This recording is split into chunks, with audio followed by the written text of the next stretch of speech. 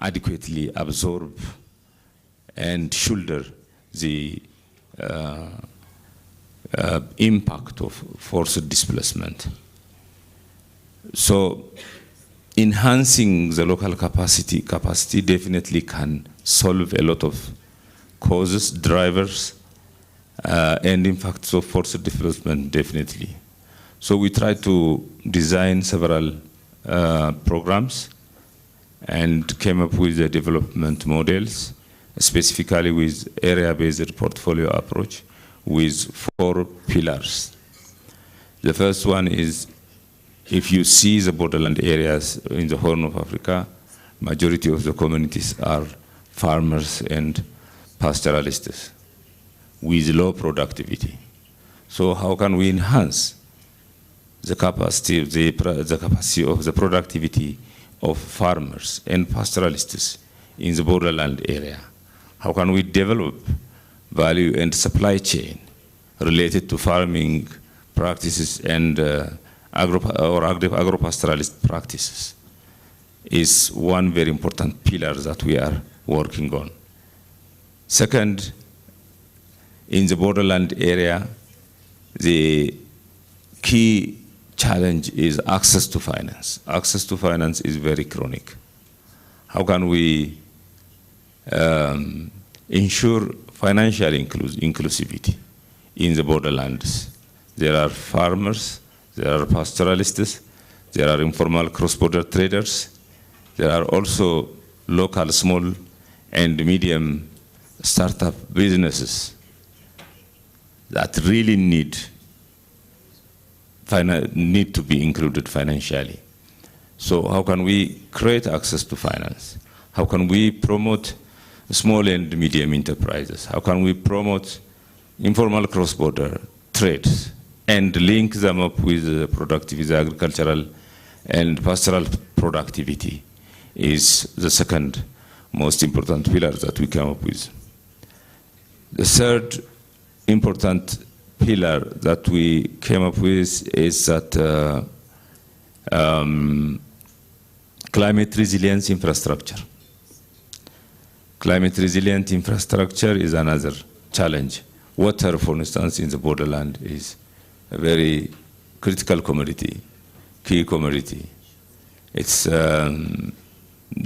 without water, the borderland community's survival is at stake. So how can, it's not the problem of water availability, it is a problem of access to water. So how can we create access to water? How can we invest small boreholes so that they can with multiple use, drinking, cattle, for the agricultural, actually small farming purpose, and so on and so forth is one area that we are targeting the small climate resilient infrastructure. If the farmers produce, definitely they need, for instance, perishable. We have seen in some of the borderlands, some of the farmers produce perishable items until it's reached to the market. They don't have a storage system. So how can we create a small storage system with appropriate solar energy system is another aspect that targeting the small climate resilient infrastructure. We can count, including the digital infrastructure to create, for instance, cross-border transactions like the mobile money systems and so on and so forth are the targets, because we have to create local capacity as a borderland area. We have to create integration, socio-economic integration across the board, so that the communities have their own network, well-established network. There are policy barriers, but how can we bridge those policy barriers through socio-economic interaction of the communities themselves is another very important aspect that we can see. The fourth pillar is social cohesion. In the borderland areas, there are the social cohesion issue, peace is very critical commodity, like I said it, for water. There is inter-clan conflict. There is serious violent conflict caused by violent extremist groups, and so on and so forth. You can count a lot of things, by the way. The drivers of conflict are many. Climate change by itself is another situation that aggravates the conflict among the communities because of resource competition and so on and so forth. So how can we create horizontal social cohesion among the clans and the communities, the different communities, and how can we, create mechanism to resolve conflicts among the communities themselves is one important aspect. Vertically also, how can we enhance the capacity of the local authorities to respond to the security demand of the communities living in the borderlands is also another very important aspect that we are working on. So with this, especially in the Igad region, we are preparing for, especially for the 2022, to invest a lot, especially in the Karamoja and Mandela Triangle, based on this four-pillar approach. Igad and UNDP jointly designed a project, and I hope in the first quarter of 2024 we will start, for instance, between Uganda and Kenya, then expand it to Ethiopia and South Sudan. On the other front, we will continue to have also on the Mandela Triangle. Thank you very much. Thank you very much, Atoje. And you still are. Listening to your 4 pillars, I can see the mirroring of the Kampala Declaration. It's just perhaps the target population is slightly different, but they look pretty similar. And I would want to shift gears slightly to perhaps another government representative, and I'll come to Dr. Limlim. Dr. Limlim, Uganda has been a champion and has always been the leading light for the region in terms of the approaches and the shift, particularly from the encampment policies to the settlement approaches. But you've also been this seat, perhaps longest amongst us. You're initially the CRRF coordinator in Uganda, director in Uganda. Then there was the Dr. Deep by the bank, and you became the director of Dr. Deep. And you are the heart of development responses. And I know that for the region right now, you cannot go into any meeting where we are talking about durable solutions without mentioning Dr. Deep. So perhaps I would want to pose a question to you, particularly for the government of Uganda, particularly when it comes to coordination. Because I've been to Uganda, we took our refugee commissioners to Uganda for a learning visit. And we took them to sub-national level, the RDCs. And the information we got at OPM Uganda is the information we got at the RDCs. So my question is, how does Uganda do the coordination? What can the other countries learn from it? And from your own experience, how does development financing contribute to the local development plans? Over to you, Dr. Lee. Thank you very much. We want to thank, on behalf of the Ugandan delegation, the invite we got from Igad to participate in this very high-level meeting and this panel, as well as many sessions. I come and I have with me a very good team. The Commissioner of Refugees Department is here. We have our team of the district that are hosting refugees, as well as some of the beneficiaries that are actually experiencing the benefits of hosting refugees on the ground, as well as other actors of the different government ministries. So as I speak, I really bring the summation, the total summation of the Uganda's experience, and I hope that this experience of Uganda would be food for the international regional bodies that are working in the refugee management area, as well as the governments around the region, and also other stakeholders that are interested in working on refugees. We come here, of course, to learn, as well as to give So I think in response, therefore, to this question, I would like to start from the fact that the Uganda's interventions around refugees, and in this particular case, the national management of refugees, coordination, development, humanitarian, is predicated on a number of factors. And I would like to speak to three of them. The first is that as a country, we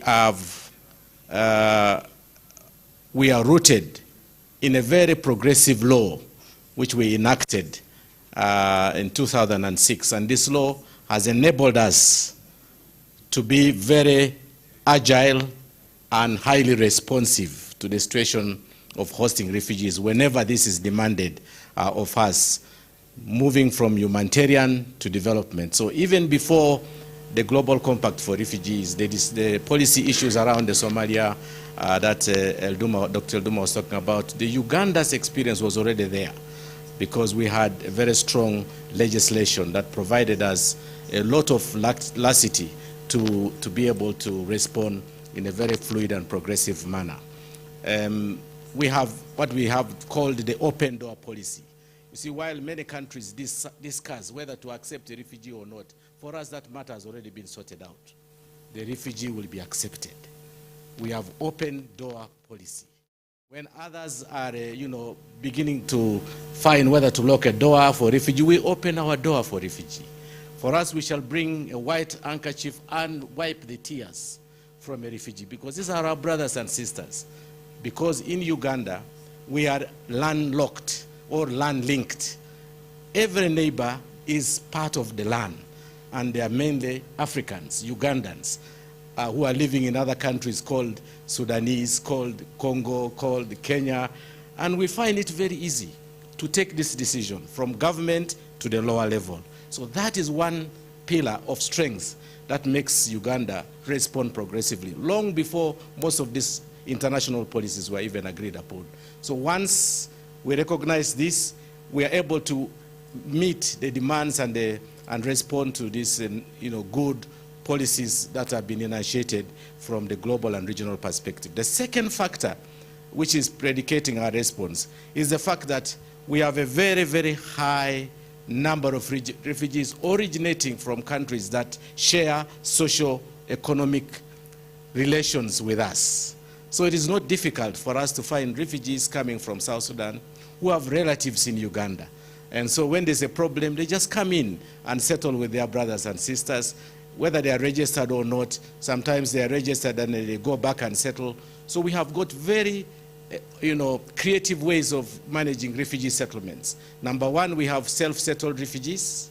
Just come in and settle, because you are running from trouble. We don't want to take, all the bureaucratic channels.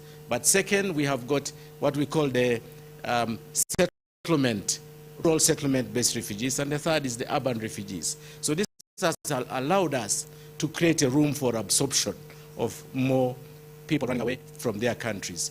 And the third factor that has enabled Uganda to live a progressive life on refugees is the fact that, the nature of refugee experience in Uganda is protracted for years, all the way from those that live for a number of months and those that live for generations.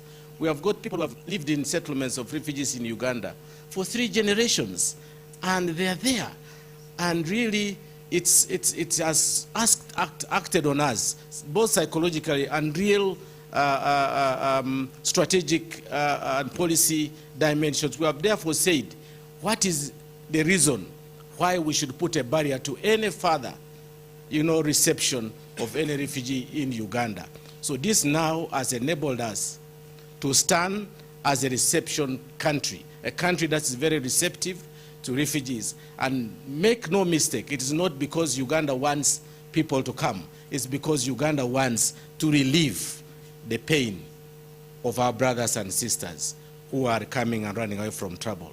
So what actions have we done before we go into the coordination? There are 3 major actions that I would like to mention here. Number one, we have created a collective, a comprehensive refugee response framework system, which our colleague from the UNDP was talking about, and I'm glad this is now the mode of coordination that we have put in. And this is high-level forum.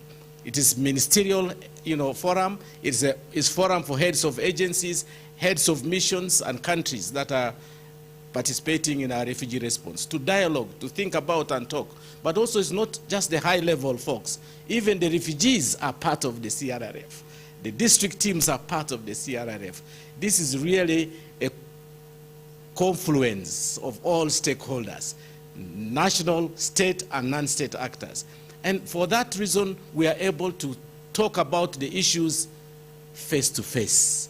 We are able to discuss the challenge of refugee hosting from the point of view of real experience, and nobody is able to hide anything. And so solutions emerge, and that's how coordination begins to become real and possible in Uganda. The second thing we have done is that we have mobilized whole of government and whole of society approach. See, in Uganda, we are now moving away from just whole of government, because we notice government is not the only actor. The major actor now is the communities of Uganda. They are contributing land. Can you imagine in Yumbe, the Bidibidi settlement is one of the biggest, and actually the refugees hosted there are even more than the local population of the district. This is an outstanding contribution of our people. It's not government land. Of course, we have places where government has given land, but in recognition of this, we now have the whole of society approach. That includes the whole of government approach. In the whole of government approach specifically, we have a coordination system of over 17 ministries and agencies of government, departments and agencies of government, all responding. Now, 17 is not a small number. It's not just health education. It's a bigger part of government. To mobilize the whole government is necessary, friends.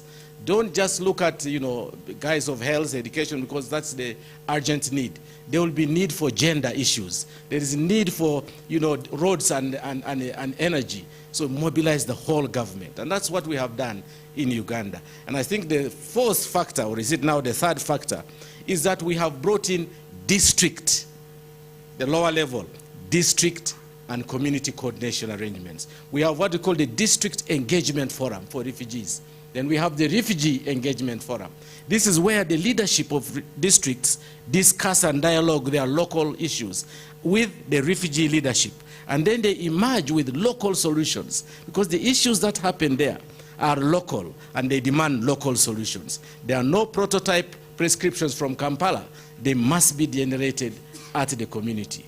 That is a very strong factor in our response. And I think in our response also, we've been able to include the refugee issues in the National Development Plan. Now we have NDP 3. Now we are developing NDP 4. And in there, we have put in chapter on national response for refugees, because it's the whole of government, whole of society approach. And we are now bringing the refugee issues in our databases, the national database. We have the Bureau of Statistics, we have the household surveys, we also include the refugee hosting communities and the refugee households to identify the factors that are driving poverty, challenge of service delivery, whether it's multi-dimensional poverty or cash economy, and so on. We must include the refugees. And in the most recent development in Uganda, we are dealing with financing arrangements, financing systems, which are enabling us to finance interventions around refugees, around households and communities that are hosting refugees. Now, the last part of responding to this is the coordination systems of Uganda. How have the financial systems enabled us to strengthen this? I will say three things.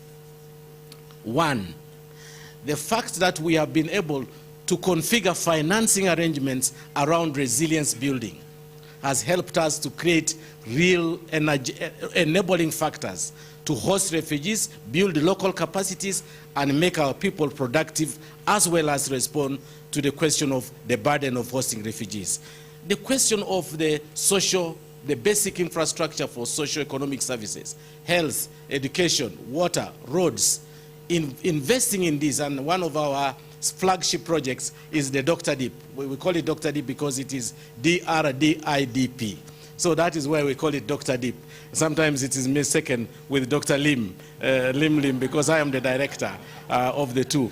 We've been able to cause strong impact, and now the ability for our people to understand that development and humanitarianism can be linked, and the two of them can be coexisting and supporting each other is very real. It's very clear, and the impact of this has been evaluated. We should be able to share with you some of the evaluations we had.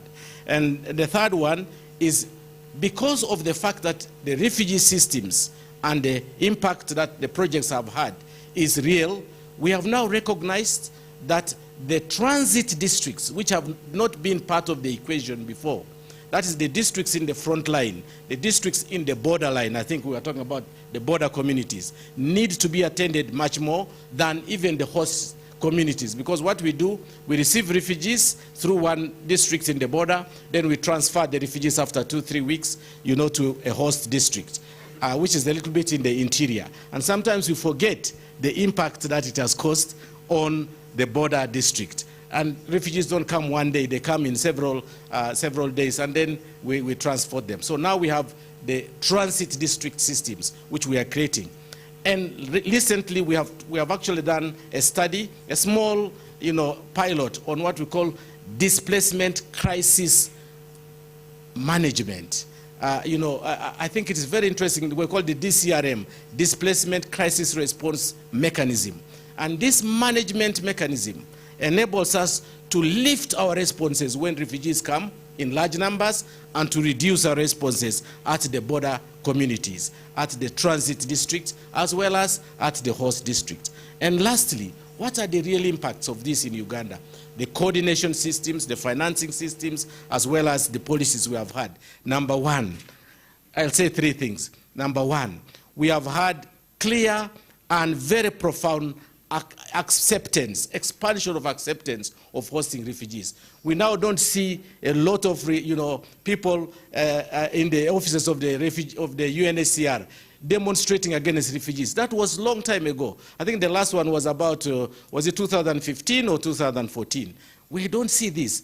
It's now clear acceptance. Acceptance at the level of cohesion. The language of the people is not the language of foreigner versus us. This is a refugee. No, we now see brother, sister, a Sudanese, a Ugandan, a Congolese, a Burundian, but brother, sister. And we share the same spaces, space of social services. Basic infrastructure. I think that has been the center of Dr. Deep in itself. And it's good that we found the doctor in Dr. Deep. At least we can always... Just a minute, I forgot one thing. I just forgot, and I think this is important. Recently, we had a challenge with the World Bank. And there was a suggestion that, we don't need to finance the Uganda's, further Ugandan response. One of the members of parliament, that's to show you that this is really, it has gone to the level of complete person-to-person and heart, issues, said that in their district, the networks, this social media, are full of people suggesting that we should pray. Everybody should pray. Go and consult God to make Uganda resolve this issue with the World Bank quickly so that our issue of supporting refugees and host communities will continue. So this is really something very good. Thank you. It's good that the bank is on the panel. I hope the prayers will be answered today. And then the last thing that I wanted to highlight is the inclusion, particularly of refugees and host communities in the local and national development plan. I think that has been one of the key anchors for Uganda. Yeah? And as we are picking the same thread, I wanted to go to the bank now. And I know the bank, perhaps for the region, initially 4 countries benefited from loans from the bank. Some of them are getting additional grants. And really, the ownership, the government ownership of Dr. Deep, and not just the government. It's a doctor, and it's not a dip. Development response to displacement impact. So this project, it's over $600 million. So it's a big commitment, and I'm very pleased to be here on stage with you, Dr. Limling. I know in Uganda, it's a really high-performing project, and we are very happy to support it. And we've seen through the project, but that number, it is clear, in a time of dwindling humanitarian assistance, this is not sustainable in the long run. And then another interesting statistics is that about 71% to 2/3 of all the external financing for refugees is for short-term, it's for humanitarian, That goes through sort of a cycle of annual funding. And I think we can all agree here, the audience here, you have a lot of experience, and there is a need for long-term, for predictability, and then that in turn is then juxtaposed to this annual cycle of unpredictability and limited funding. So I think that's something we need to really reflect on as we move forward in this space. And I think globally too, we see a world where access to financing from traditional development partners, it's becoming more and more challenging. So I think it's important that we think about the migrants' own contribution, the countries, host countries' own contributions, and we look at this in an integrated way. So that's just sort of setting the stage a little bit, but I do encourage you to look at this report if you haven't. So in terms of, from my perspective, some of the policy shifts, and I think my fellow panelists have touched on this already, but I think one really important policy shift is really to move away from the short term to the long term, to have a long-term, strategic development response. And that, I think, is on all of us to think that through. Of course, we still need humanitarian, that's not going to work, and we know that already. So how do we really promote that economic inclusion, freedom of movement? And then I wanted to pick up on your point again, Dr. Limlin. I think the whole agenda around cohesion. How do we ensure that there is good cohesion within the refugee settlements, but also between host and refugees, and having a good dialogue that really focuses on cohesion, I think will be really important. So these are some areas that I think are important. We have already started this journey, but I think we need to continue. We need to redouble our efforts. Then I wanted to also say that, of course, at the core of all of this, and I think this is where we really need to focus collectively as a globe, as the world, is to ensure that there is peace and security and prosperity in the countries. Because if we have that, we will not see the levels of displacement that we are seeing now. How can we ensure peace, security, and related to that, how can we work on meaningful regional integration? I know this is a big agenda for Igad and other organizations here too, because if there is solid regional integration, both at the social but also at the economic level, I think that will also help us tremendously long term on how we address these issues. So I think I can stop here, or I don't know if there will be another round. I wanted to share a little bit of what we've been doing, some of the lessons coming out. Perhaps I can just say a few words on what we've learned, including from Uganda. So we are focusing on long-term solution. I think that's what we will continue to do. We are focusing on integrating into government planning systems. We have, I think it's now 5 million people who are benefiting from access to services, to water, to health, education. We built over 800 schools. So that needs to continue.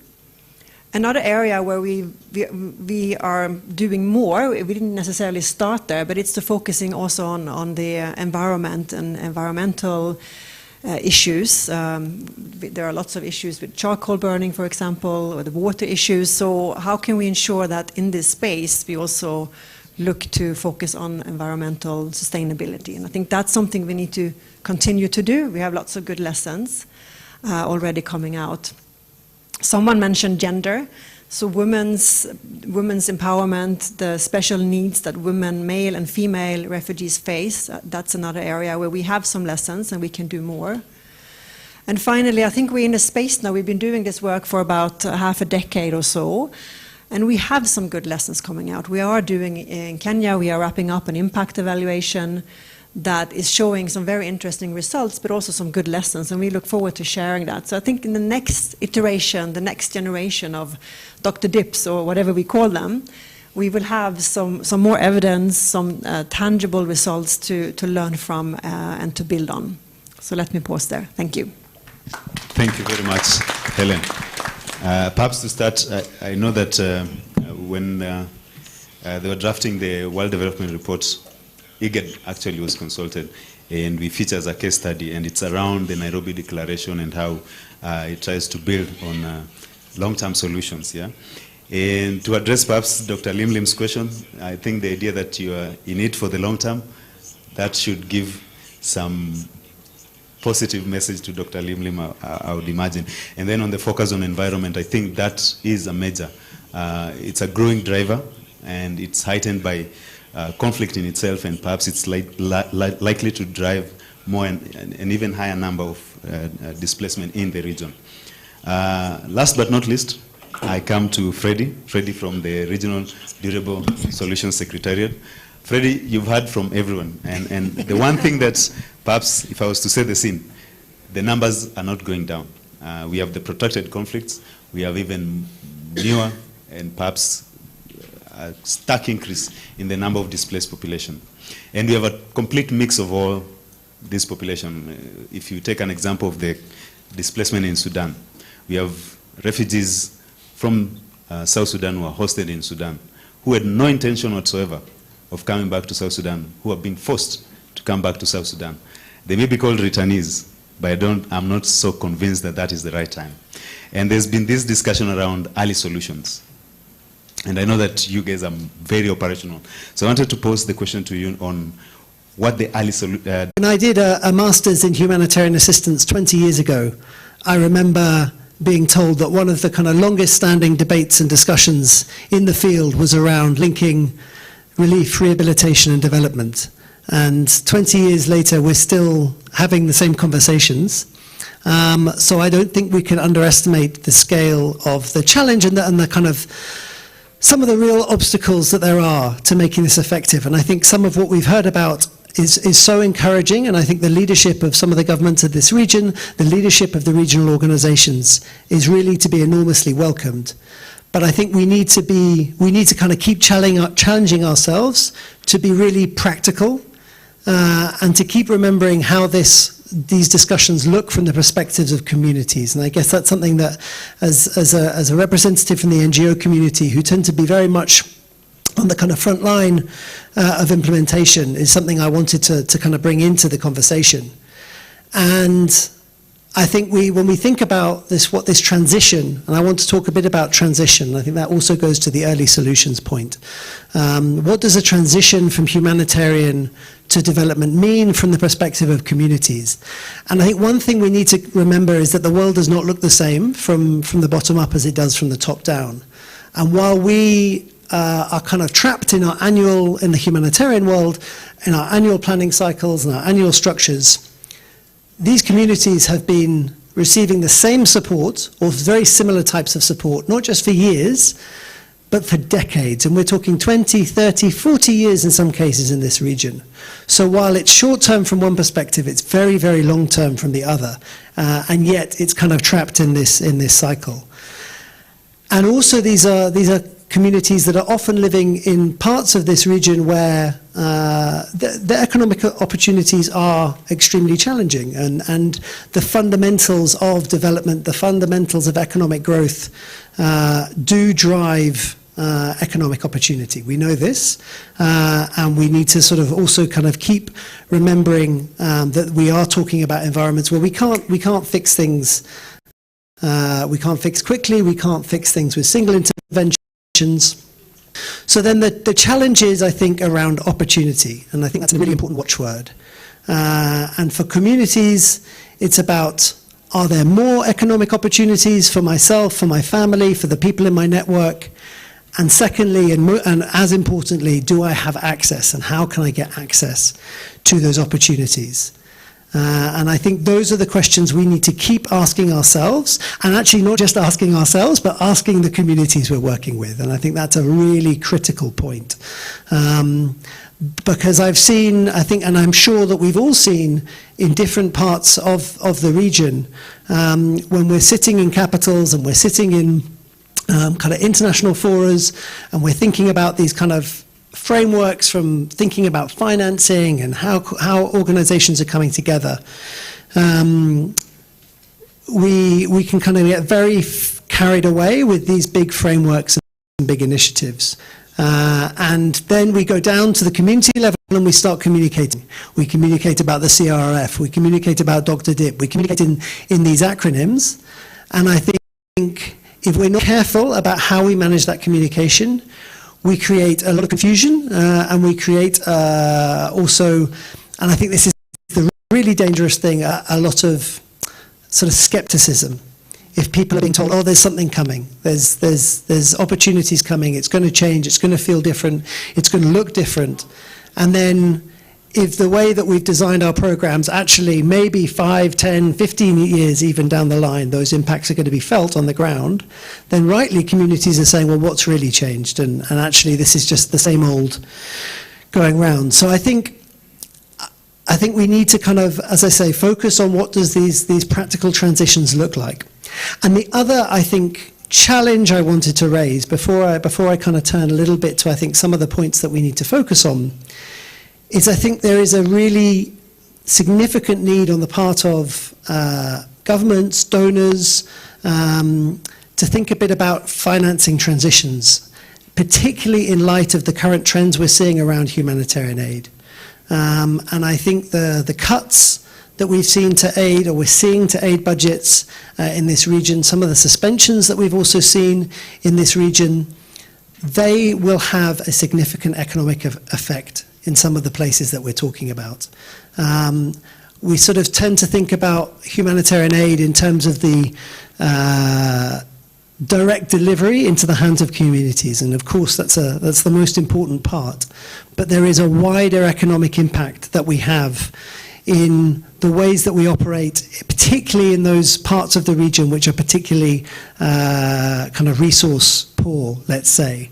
And the presence of big international agencies, the salaries that they pay, the contracts that we support in those parts of the world, which have been there for many, as I say, many years, these are significant parts of local economies. And I think at a time when some of those budgets are really dramatically dwindling, that will have an impact on economic opportunity and some of the assumptions we sometimes make around development. So I think there's a particularly stark need right now to be thinking about what does that transition look like, and how, particularly for the donors, how does that transition happen in a way that is responsible? Because otherwise I think we might see some really negative unintended consequences. So how do we be practical, and how do we focus on really making a difference, particularly in the face of ongoing displacement, ongoing crisis? And at REDS we've been talking quite a lot recently about early solutions thinking and what does that mean. And I think there's a few different elements and a few things we need to hold on to. And the first and probably most important is around the issue that I raised around accountability. And really making sure that we're listening to, engaging with the displacement affected communities to really understand their perspective on the situation they're in and what they need to be different, and also to hold us to account for the changes that we say we're making. And I think the most important kind of way of sort of ensuring that this transition is really happening is to ensure we're really robustly doing that, and that our kind of efforts to increase participation, and I think there's been huge efforts all around the region, is really continuing to challenging itself to be meaningful. And I think part of that is also asking different questions. The kind of data that we need for humanitarian programming is very different from the kind of data we need for development programming. And then I think there's a sort of third kind of data, which is a mix of the two and probably some other questions, which is about how do we, like Catherine was talking about earlier, how do we design more developmental programming options in the midst of crisis? And I think that's asking questions about what assets are people bringing with them? What networks are they part of? What opportunities do they see for themselves? How can we unlock for them and enable for them the opportunity to take advantage of those assets? Because we're not going to be bringing the kind of assets that are needed at enough scale to meet the development needs of all those populations. So I think that whole issue of kind of how we're engaging with communities, the kind of questions we're asking are really critical. And then it's some of the things, a lot of the things that I think have already been mentioned. I think timeframes is clearly crucial. The more that aid agencies and governments are able to push out their own thinking so that our kind of planning and our design frameworks better reflect the realities of the places we're in and better enable us to think about the impacts. I think that's crucial, and I think that's still an area where progress is being made, but we still can make a lot more progress. And then I think, and this is particularly for the kind of maybe the external aid actors, is to think about how we tackle the issue of fragmentation. And I think that's really challenging at a time of dwindling resources as well. And we need to be honest about the fact that when resources are in short supply, agencies, whether it's NGOs or UN agencies or local organizations, do become more competitive. There's less to go around, so it can be harder to work together. But we know that the more that we are kind of running parallel initiatives, whether that's at the project level or at the programming level, it's really hard to deliver on the aspiration that we have towards being more developmental. The only sort of long-term answer to that is government leadership, and I think we've made a huge amount of progress on government leadership in this region over the last few years, and I think Igad's played a really important role in that. And all over the region we see governments saying, no, this is our agenda, we need to drive these and we need to push this. And that needs to happen nationally, that needs to happen locally, and the external actors need to come in behind and support those processes. But we also need to be really practical on the ground around what does this look like? How do we have the kind of projects and programs that bring people together rather than kind of focus on individual kind of actions that then struggle to kind of add up to being more than the sum of its parts? I think we've seen some good practice in this region around consortia programs, longer term programming that can bring together different kinds of implementing agencies. I think we need more of that. And I think we need to be really careful about having multiple competing organizing frameworks, because that way leads to lots of bureaucracy and lots of confusion at all levels. So yeah, I think I'll stop there. I've probably said enough, but thanks again for the opportunity. Thank you very much, Freddie. Key highlights: managing transition. I think that remains a challenge, particularly in the context of different population groups and ever-increasing emergencies in the region. The issue of access and opportunities. I think particularly when we look at fragmented or in the context of declining investments or access to finance, then it becomes a big challenge. Increased participation of affected communities and accountability to the affected communities is something that even us as Igad, we are trying to learn, because initially when we started off, our key priority was engaging with member states. Looking at it is the refugees themselves are better off speaking for themselves than we assuming that we know what the solutions are. So I think meaningful refugee participation is something that we really need to mainstream into our initiatives and discussions, and it's something that we've been trying to do. We just came from our Stocktake meeting where we had a lot of inputs, including in the actual outcome document from the refugee representatives themselves. So I feel that engagement and the conversation between governments and the affected community is something that we need to perhaps mainstream and build upon. In the interest of time, I would perhaps not want to go back to another round of questions, but perhaps open it to the plenary. For those who have questions, perhaps I would limit it to 3 or 4 for this particular session. I can already preempt that there will be a question from some governments, particularly on issues of access to finance, but I already see the delegation from Djibouti. Director of ONAS, Hassan, I can bring the mic to you. This will be in French, so you can prepare. Bonjour tout le monde, je m'appelle Hussein Hassan Darar, je suis le secrétaire exécutif de l'ONAS.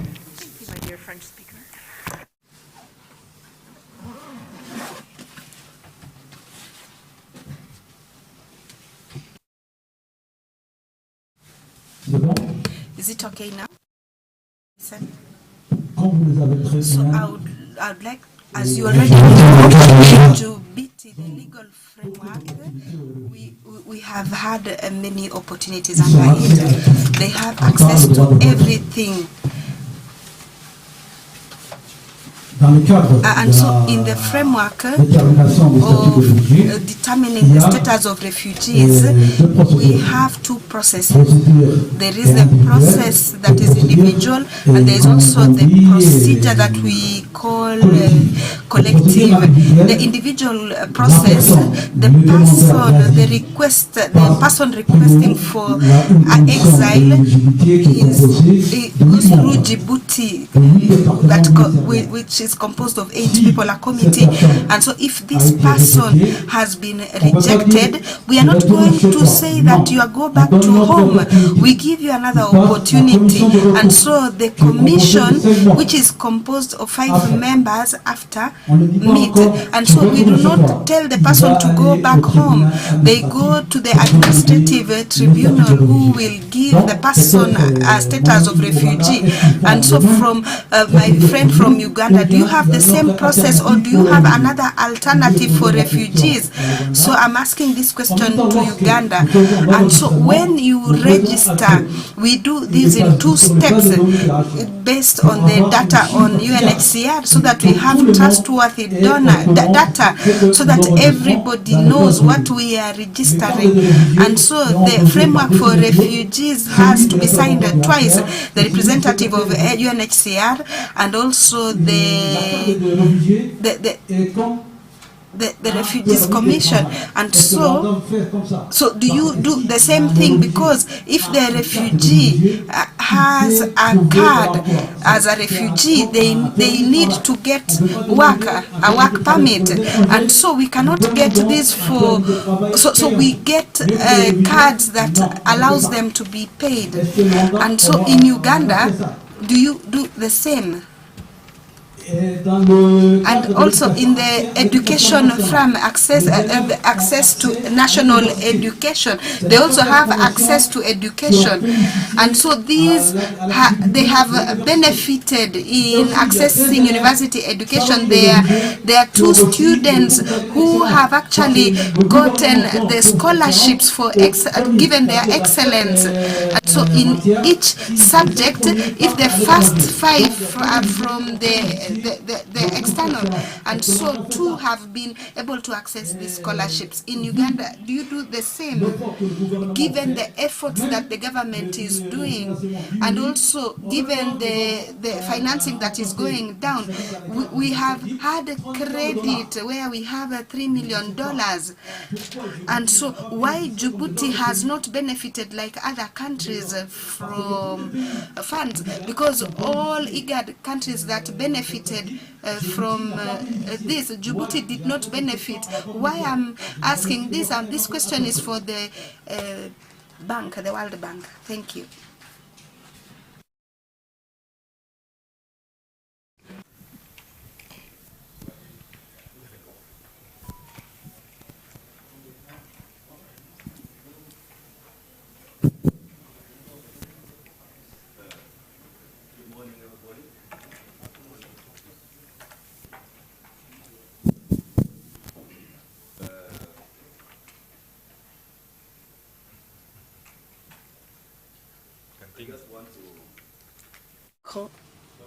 Micro ne marche pas. Sudan and South Sudan, who did not actually plan to come back to South Sudan, but they were forced out of their camps. Now, the government of South Sudan has tried to airlift some of these returnees to their areas. Of course, rank, or say the Upper Nile area has a very, very poor road network. You can't travel anywhere to Equatoria or to areas of Bahr el-Ghazal from rank. And to make it worse, these people fled during the rainy season until now. Now, for the people who have been assisting, the government transported them to their areas, but they are finding it very, very, very difficult to cope with the life and resettle in their homes. So how do we follow it up if we are talking about development and assisting refugees to resettle well? Of course, these people did not plan to come to South Sudan. They were forced out of their homes. So what we are talking about and the reality on the ground, they are not the same. Now we are facing humanitarian catastrophe in the area of Reng. Thank you very much. Very much. Perhaps I'll take one final question, and then we'll come back to the panelists to respond. I see Sanya, and if time allows, I'll come to you, John Darby. Mayor. Thank you very much. I just want to thank everybody who has presented there, but my question goes to Reds. I am very impressed with what you said about the kind of data that we need. I think if we are going to go by the transition, we need to focus on the data. Now the question I want to ask you is, before you say this, were you planning to use the humanitarian data in order to influence the development response data? Because my understanding is, if we get it wrong now, most likely we may not have the right answer the community are going to ask us. So the starting point is very, very important if we are going to go the shift. So, but I think data should be the focus where everybody will be able to be, contribute, and then we can have the same direction. The second question and last one is on the issue of the border communities. I think we have missed this somehow. In most cases, border towns that are like transits are not being considered for this kind of humanitarian assistance. When refugees arrive in the border point, they are taken to Bidi, to Reno camp, But the border towns where these transit camps remain the same. But I think the imagination there is like the humanitarian, agency think when they shift all the refugees or displaced persons, they think some of them don't remain there. Especially those ones who are pastorals remain in the transit because they cannot move their animals. And I think that's why it's very, very important for us to have data. And I think in the upcoming shift, we need to focus more on the border towns. I happen to come from there, but my session is tomorrow. I'll give my insight tomorrow about it. So for now, I want to leave like this. I'll talk more about the border issue tomorrow. Thank you very much. Your Lordship, Mayor of Koboko, Wilson Sanya. I see the questions keep going up, and I don't want to really kill the discussion. Perhaps if you can summarize them, very brief and to the point, then we can go.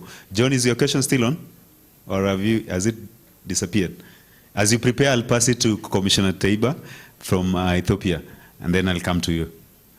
The hands keep going up. Thank you, Charles. I have only one question regarding the conflict that has been happened in Lasanod, Somalia, and Sudan. Ethiopia also receiving many numbers of refugees. I'm asking if there is a way to intervene with a kind of development initiative. My question is going to Redas and the World Bank. Thank you.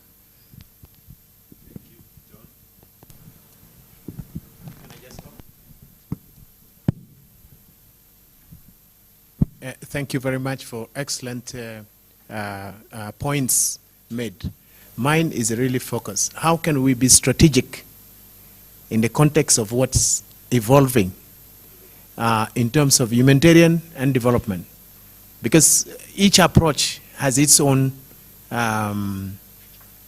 challenges, each approach has its own mechanism, but again, really, how can we be strategic is a question posed to all of us. I know the long-term multi-year planning and associated are all associated with development. But when you have emergencies, how do we handle that in the transition? This is how can we be strategic? Because being strategic is when we can be able to solve these issues and put things in context using those frameworks that we're developing. Simon, just behind you. And then I'll come to Commission. Thank you for your presentations. And my concern is to Uganda. I had the chance to visit Uganda, even the refugee camp settlements. There is a good practice and trends. My concern is one of the good performance in Uganda and related to refugee education is integrated or inclusion of within the national development plan. Of course, in Ethiopia, there is inclusion of planning with the sector plan, the national plan already. But in Uganda, is there any committed government budget for refugee? In different sectors, for instance, in education, for health sector, is there any committed budget from the government side? In Ethiopia, it depends on, even if it is included in the sector plan, it depends on the donors and the NGOs. This is mine. Thank you. Thank you. And finally, to Commissioner Musa Ali from Sudan.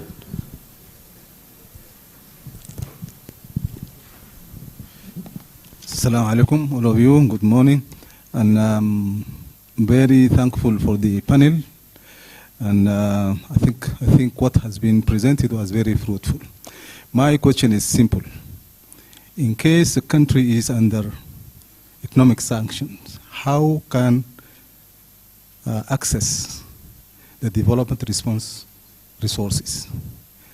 And my question is for all of you. It's not because Sudan is an example. World Bank was planning to fund a project in White Nile, but then there was a decision of sanction against the existing government, and that project was lifted. And the White Nile project was for refugees, South Sudanese refugees, over 300,000 refugees. So if this had been the case, if you are talking about this development response for forced displacement, how can we do under sanctions? So that is a very simple question, and I'm definitely sure we will get very simple answers also. So.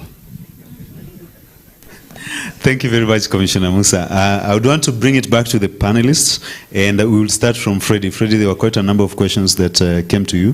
One is how to be strategic on humanitarian versus development, the phase, and how to manage the transition itself. Data, humanitarian versus development data. I'm trying to look through my notes. I'm sure you have captured perhaps more of it. So perhaps if you can start by responding to that. Thank you very much. I'll avoid the very simple question from our colleague for Sudan, which I don't think was for me. No, thanks for the questions, and I'll try to bring them together, I think, because yeah, they all sort of relate to each other to some degree. So I think there was a question around kind of specifically the Lasanud situation, and I'd link that with this question around how do we be strategic. Because maybe it's an opportunity to think about what does that look like, because I completely agree with you. And I think, again, we need to be very practical. We need to think about what does that process, how could that process develop? And I think first it's about having the right people in the room, making the strategic decisions around the kind of design of responses, the design of interventions, and that not becoming too large, because 200 people can't do that, and yet you do need to think about representation of quite a range of different people in order to do that. The national government needs to be there, setting the agenda, setting the policy frameworks. I think local authorities are key. I think for the Lasanud question specifically, I think there's a really interesting question around, in the face of that specific displacement, how to take advantage of the lessons that have been learnt in Somali region over the past 5 or 6 years in the kind of evolution of the refugee response around Jijiga and Fafan zone, around Melkadida and Doloado. There's been a lot of kind of interesting and innovative practice. And these are different Somali communities or Somali-speaking communities, let's say, but we know that these are highly networked populations as well. So how can the populations that are facing this new challenge be supported in a way that takes advantage of some of that existing work? So how to bring in not just the local authorities from the particular places where that displacement is, but also the decision makers from Jijiga, some of the people who've been shaping the response. And I think we need those people in the room who actually have been at the front line of design, not just at that kind of policy level. Also, and going back to my kind of earlier comments, how do we involve the communities in that process? And I think that's challenging, particularly if we're talking about people with different nationalities, different backgrounds in areas where there are sometimes security concerns. But I think we need to really challenge ourselves on how we do that to then enable a kind of collective view to emerge around what is the nature of this displacement, what are the timeframes we're talking about. Can we start to segment it? I often think I often use the metaphor from the kind of medical world of triage. Can we start to sort of segment our populations or think about different kinds of groups that are going to need very different kinds of responses? Because there are some people for whom actually there isn't a dire immediate humanitarian need, and there are others who really are extremely vulnerable for a range of specific reasons. So can we, and then that goes to the question around data, I think. Because I think you asked a question around whether we use the humanitarian data to inform the development responses, and to some degree, yes, but I think I go back to the point I made earlier. I think we need to be asking different questions. Humanitarian data tends to focus on demographic data and on need, on basic needs. And those are important, but they are very far from the whole picture, and we need to see people as kind of more whole human selves and understand their particular sources of resilience, sources of vulnerability, their plans for the future. I've long felt that the way that we do intention kind of surveys and data is a bit too simplistic. I think we need to think about the process around how we design and develop this data. And somehow I think out of that process can emerge the kind of more strategic response that we probably need. So that's a sort of very rapid response to quite a complex set of questions, but hopefully useful. I look forward to discussing further. Catherine, perhaps you could touch on a few issues. Djibouti around the RSD procedure and the appeal itself. I think it was to Uganda, but you could also respond to that. I don't know how you operate in the context where there is sanction like Sudan. If you can be able to respond in simple terms to the question by the Commissioner, that would be welcome. And then, yeah. Any other question that you may Okay, have? thank you. Actually, the RSD one is a bit hard for me, so maybe I will defer that one. But I actually wanted to pick up just slightly on the data question and then move from there, because it has been such an area of focus for us as well, and particularly in the context of the Global Refugee Forum, which is coming up. We do have an emphasis actually on data and statistical inclusion. So I agree entirely with Freddie. We move beyond the humanitarian data to look at more in-depth socioeconomic profiling of displaced people, but ultimately the goal is, I think, as Dr. Lim said, to have displaced populations included in national data collection around poverty, around job creation, around access to services. With the specific question on Sudan, I think all I can say is that we are advocates for development investments where possible in Sudan. So if institutions have sanctions or inability to fund the federal or national governments directly, we encourage them to look at other actors through whom they might be able to channel their funding, but also making it clear that we do have local government counterparts in the White Nile specifically, and in other regions of the country where we feel that we can work with the that are there, and we have many partners as well. So I think there are hurdles that have to be overcome, but the fact is that there are parts of the country that are stable enough, and in fact those investments are needed, so that we're not just continuing with this humanitarian response because of the wider conflict.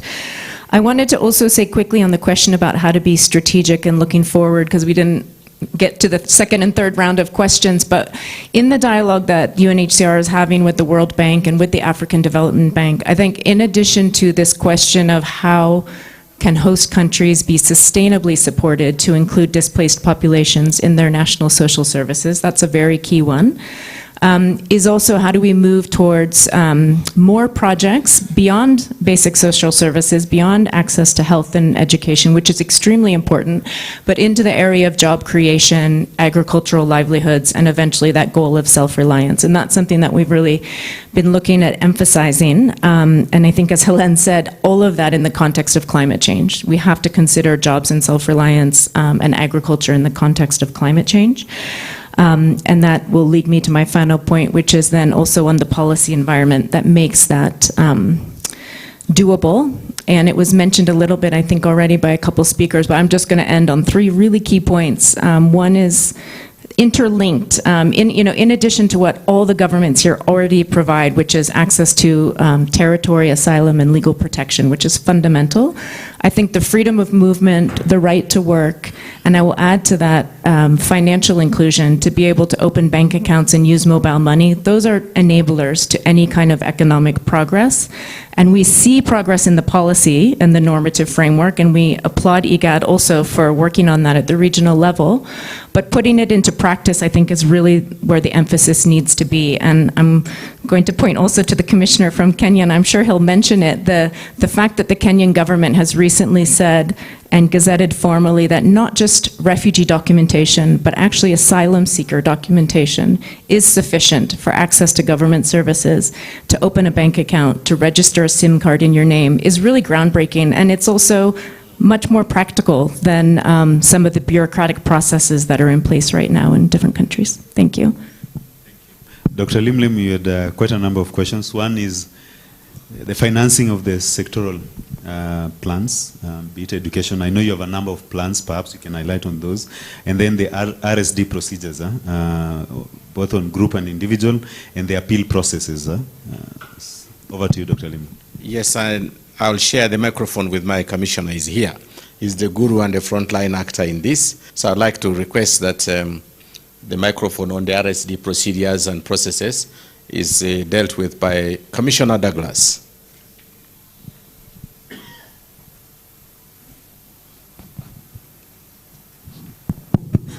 Thank you, Doctor. Thank you, Charles. Good morning, all of you. I think in Uganda we have two systems of grant of asylum and prima facie groups, mainly people running away from conflict, including the recent one where we have trickles but increasing from the Sudan situation. And so we are granting prima facie to most of the groups. And then individual status determination from people who are fleeing individual persecution from afar and near, not necessarily from conflict zones. So our process is a little bit easier for mass influx situations, but also we have a very robust functional asylum system with individual applications from the first instance to the appeal tribunals, all looking at these applications. And if you have refugee ID, the law gives the refugees the right to work and access to employment and engage in gainful employment by themselves. Possibly I'll be talking more to this later, but refugee IDs are sufficient. And where we have formal employment for refugees, refugees have free work permits. They just need to document with the relevant immigration office, but they don't have to pay. So we have a free work permit regime for refugees. And I think on the question of whether we have specific budgets for education for refugees or sector response plans, refugees have access to education, first and foremost. Although government may not be having specific budgets put aside for refugees, there are indirect costs which come with that access of refugee education. For example, capitation grants to schools which may be hosting refugees and nationals.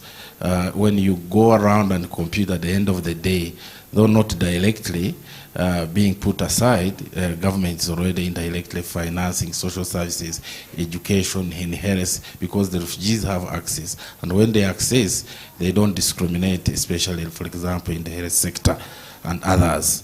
So you find that government is indirectly financing the refugee operation in Uganda. And there was a question of, for now I think I'll stop there, and then Doctor can supplement. Thank you. Thank you, Commissioner. Just to say two things. One, I've reduced from 3. It's now 2. One of them is that by integrating refugee planning around refugees into our development plans, we notice that the Ugandan government and Ugandan system is progressively embracing bigger responsibility, both professionally, technically, but also financially. And we now have the Ministry of Finance is developing the transition agenda. This is how we would like to transit investments and humanitarian to development. And that would require government and more resources. We have also developed a software tool for coordinating aid around the refugee management, so that we can compute what is coming from outside, but also what we are doing and how we are going to take up that responsibility progressively. And lastly, the question of scholarships, the colleague from Djibouti was talking about. In terms of education for Uganda, really we have a pathway. We have a very clear pathway for all Ugandans, but also registered refugees, to benefit from our education systems, not just the formal education, but also the vocational education. And we train them both within the settlements and elsewhere. When we do, in the morning they learn the formal, mathematics and English. Then we also in the afternoon train them on the vocational, mechanics and tailoring and many others, so they can become useful citizens while they are in refuge in Uganda, but also when they go into their country. And we have seen, I think most recently, over 800 refugees who had been trained within our settlements have gone back to the southern Sudan. And the information we have is that they are able to apply the tools of trade that they have been trained. So the training in Uganda is really integrated rather than a focused program for refugees set aside from the national. Thank you.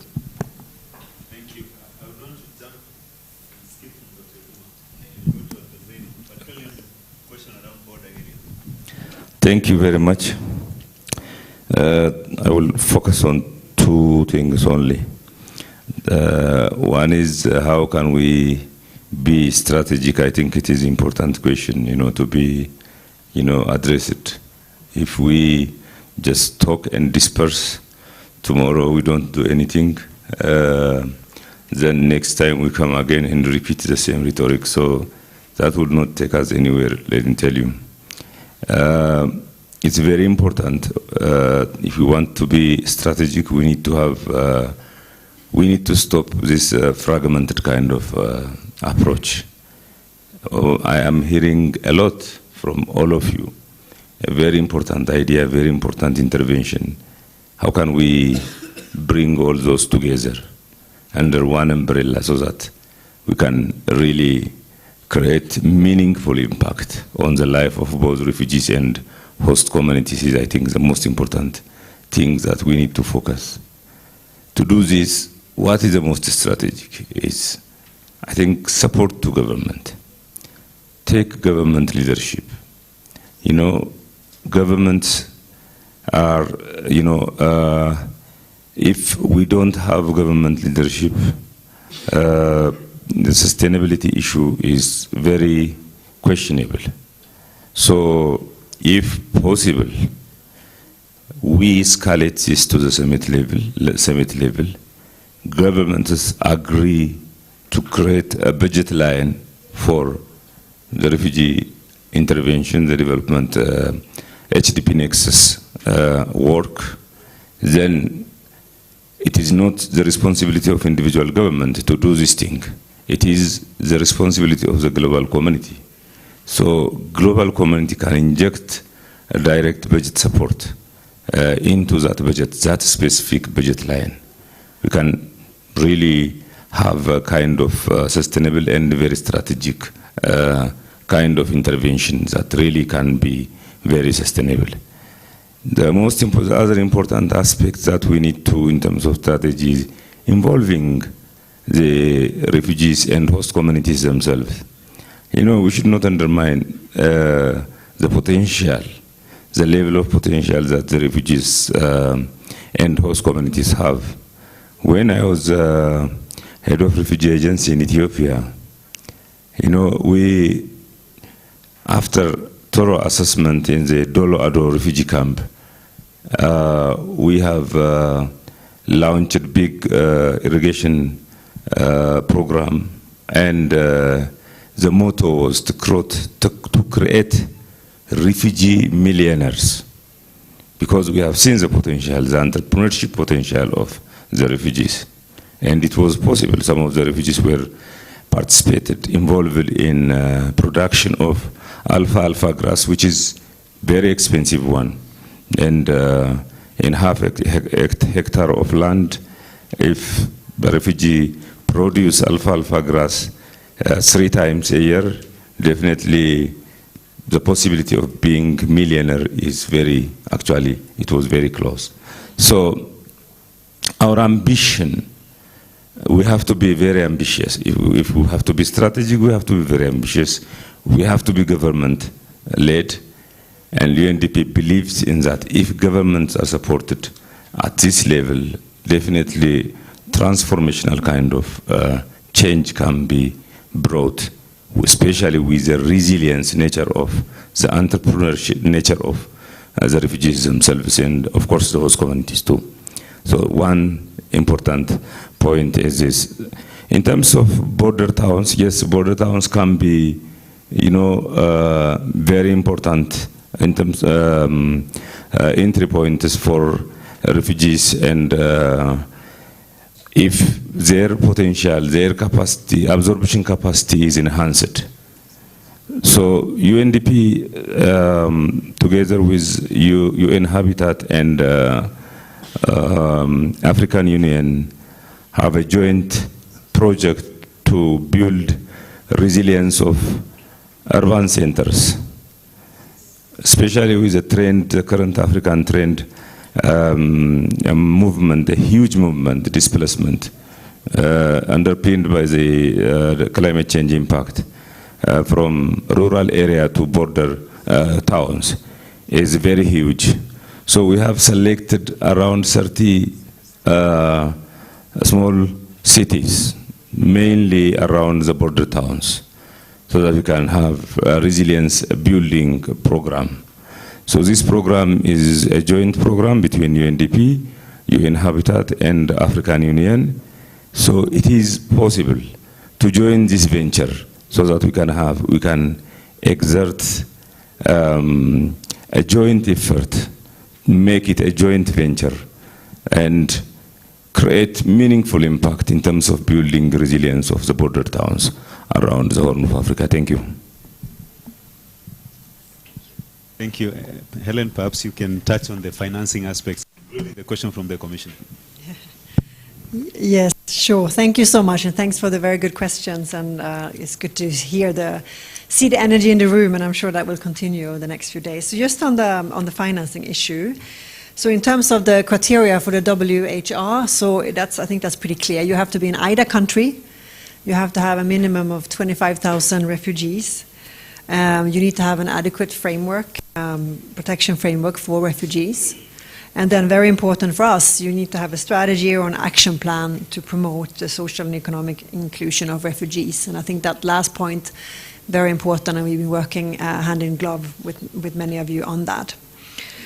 So that's clear, and through that window we have been able to, as I said, provide $6 billion globally, and in this region 600 million. Now, in terms of Djibouti specifically, so and my colleague Matt works on Djibouti. He can expand more. Maybe during the break you can chat to him. But Djibouti has actually benefited from the WHR. Djibouti is not part of Dr. DIP, but the funding through WHR doesn't only go through Dr. DIP. It also goes through our other investments, and that's what happened in Djibouti, including in urban development, for areas with high numbers of forced displacement. And in other countries too, including in Kenya, the WHR window we have worked through our urban colleagues. Same in Uganda, we're working with education colleagues. So it doesn't have to be a separate project to be part of WHR. It can also be sort of mainstream through other work. So I just wanted to clarify that. Quickly on borderlands, this is also an area that is very much of interest to the World Bank. We've been doing quite a bit of analytical work on borderlands, and we have had many discussions with Igad and Igad countries on how we take this agenda forward. And there seems to be a bit more impetus into this now, so hopefully we can also join up with others in that area. I wanted to respond to our colleague from Sudan as well. And I think, yes, we were ready to go in Sudan. Actually, the former president of the World Bank came to Sudan. We had a brand new office in Sudan. Our management team was based in Sudan. We were all ready to go. But for the World Bank, we work directly with government. So if you take a credit or a grant from the World Bank, the implementing agency is the government. And currently, there is no government in place in Sudan. So who would sign it? It doesn't work at the moment, which is very, very unfortunate. And we would like to be involved. But that said, we are actually currently working on a project in Sudan. It's not going to be funded through IDA because we cannot do that at the moment. We would love to, but we cannot. The authorizing environment and the conditions on the ground are not in place for that. But we are working on a trust-funded project. And actually today we're going to have another discussion internally, but this is moving forward. It's $150 million, I believe. So it's a big trust-funded project. It will not be implemented by the government. So this is not the way we do work usually. It will be implemented by UN agencies. It has a component on access to service, which we think is very important, focusing on internally displaced populations. It also has a component on livelihood, which we also believe is very important. And hopefully, with time and during the duration of this project, the situation in Sudan will change, and we will be able to transition back to having this be implemented by government. That's the hope. That is how the project is designed. So hopefully we will see that. And I'm happy to share more with you on that. Now, as I have the mic, I just wanted to echo what Catherine was saying in terms of sort of looking at the next generation, the way we see it. Here we are really looking for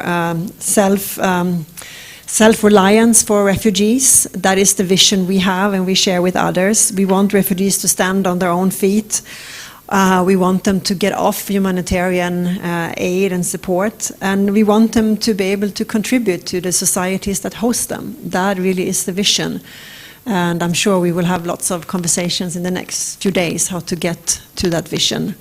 And of course, that vision is underpinned by peace and prosperity in the countries. That is the most important thing, at least from my perspective. Thank you. Thank you very much, Helen. Perhaps back to my colleague Elduma to just wrap it up in terms of the landscape now as a region, particularly on expanding the support base. If you can wrap it in 1 minute. Thank you so much. I think 1 minute is too much. Huh? Just maybe reflecting. First, we are working with the bank, the FCV, I think, department, try to get more data and statistical and to have costing for for hosting. And I think that will help into the maybe the future financing for development into the region. Unfortunately, the OECD, they launched a report last week for the data on 20 and 2021, and the trend is declining.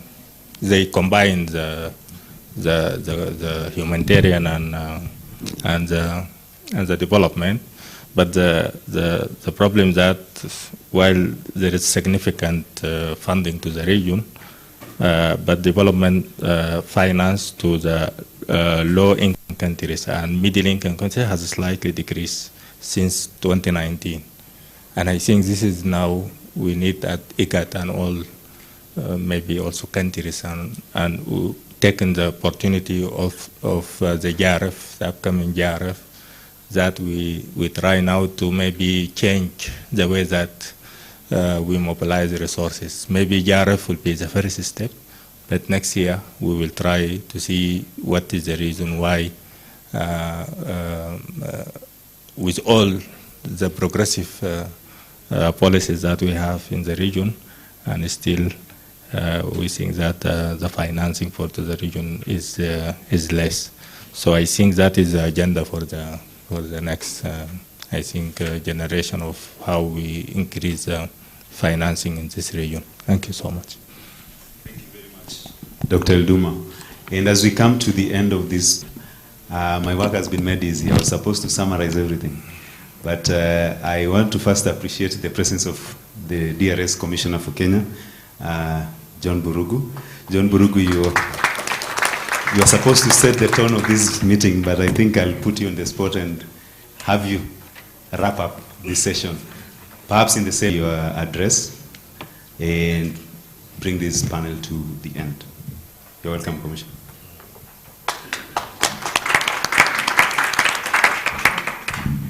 Thank you. I don't know how to to bring back what should have started there. Apologies, everyone, for coming late. I was caught up in another meeting in the morning.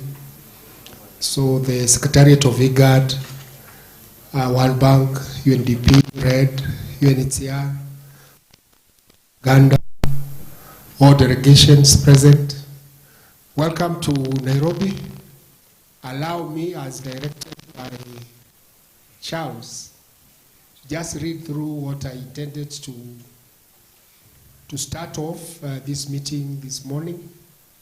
And once more, I'm very sorry because I think some of the items that may have been useful in the discussions. But nevertheless, you'll still take note of them as we still have a day tomorrow, again in the afternoon, that we can still be able to engage. So, all protocols observed, distinguished guests, ladies and gentlemen. I think it is afternoon.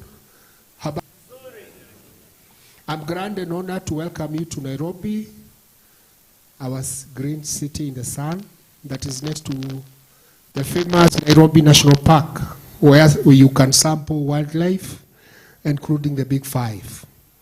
On the other side is a canopy of indigenous forest that serves as the lungs that purify the air of the city. The Development Response to Displacement Impact Project, Dr. DEEP, is a regional project partnership between the World Bank, Igad Secretariat, and targeted Igad member states. The project development objective of Dr. DEEP is to improve access to basic social services, expand economic opportunities, and enhance sustainable environmental management for refugees and hosting communities in Djibouti, Ethiopia, Kenya, and Uganda. In view of the above, Kenya has hosted refugees and asylum seekers for decades. The country remains the 5th refugee hosting country in Africa and 13th globally. Currently, we have over 700,000 refugees. The role of Igad in the Dr. DEEP is focused on 4 interrelated areas, as stipulated in the Igad regional strategy on focused displacement and mixed migration. The roles include strengthening coordination and partnerships, facilitating policy dialogues on the development approach to displacement in the Horn of Africa, fostering research, knowledge generation and learning, and technical assistance through comparative analysis for identical needs across project countries. Kenya, in line with project objectives, is in the process of implementing some of the key areas that the project carries in the objectives, with a comprehensive, durable solutions as a priority area, together with responsibility sharing and resource mobilization. Kenya is in the process of developing what we call a Shirika Plan, which is a government development plan that aims at enhancing and scaling up the socio-economic inclusion of refugees and integrating refugees and host communities through integrated settlements to build resilience of hosts and refugees and enhance self-reliance. Building on the progress made so far, the government of Kenya is shifting its approach to refugee management. It has stated its intention to transition the camps to integrated settlements under a multi-year, multi-sectoral, and multi-agency approach that anyone behind.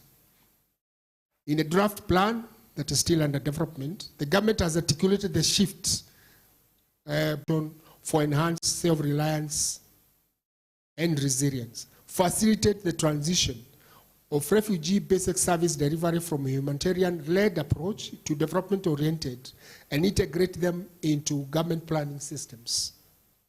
The government, in line with the Global Compact on Refugees and its comprehensive refugee response framework, in collaboration with its partners, has taken concrete steps through a number of initiatives to improve the conditions of refugee and host communities. In the spirit of promoting and protecting the rights of refugees and host communities, the government of Kenya enacted the Refugee Act number 10 of 2021. I have heard that Uganda still is on 2006. We had the 2006 Act and we repealed it because 2021 is more progressive, more integrative in terms of recognition of rights of the refugees and also the inclusion, socio-economic inclusion. Further, the government is in the process of enacting policies that will progressively improve inclusion of refugees, including onboarding refugee data into the National Master Database Register, what we call IPRS, providing access to employment, public and private services, and other empowerment pathways. Kenya is also in the process of publishing the refugee regulations, which will see a more progressive socio-economic inclusion and, of the hosts and the refugees. Enhanced service delivery through interlinking refugee data with government systems. Here we are talking about placing them in the Kenya National Bureau of Statistics for population census, planning, and all other integrative services within government. The Refugee Act of 2021 provides a better legal framework for the reception, recognition, documentation, protection, respect for human rights and solutions for refugees. The Act, which came into force in February 2022, provides new additional opportunities, rights and protection of refugee solutions in Kenya. In addition to recognizing the contributions made by refugees to Kenya's development, the Act provides refugees with access to documentation to facilitate access to services and employment opportunity. The government of Kenya recently, under Gazette Notice 143 of 19th September 2023, gazetted the identification documents for refugees. The documents are this is quite progressive as it allows them to open accounts with financial institutions and have telecommunication lines, including operating M-Pesa and other online money transactions and businesses. And we are currently developing the regulation, that there is a mix-up there. Let me repeat that this is quite progressive, the gazettement of identification documentation for refugees, as it allows them to open accounts with banks, with the financial institutions, and have telecommunication lines, operate M-Pesa, which is our money transaction platform, as well as other online money transactions.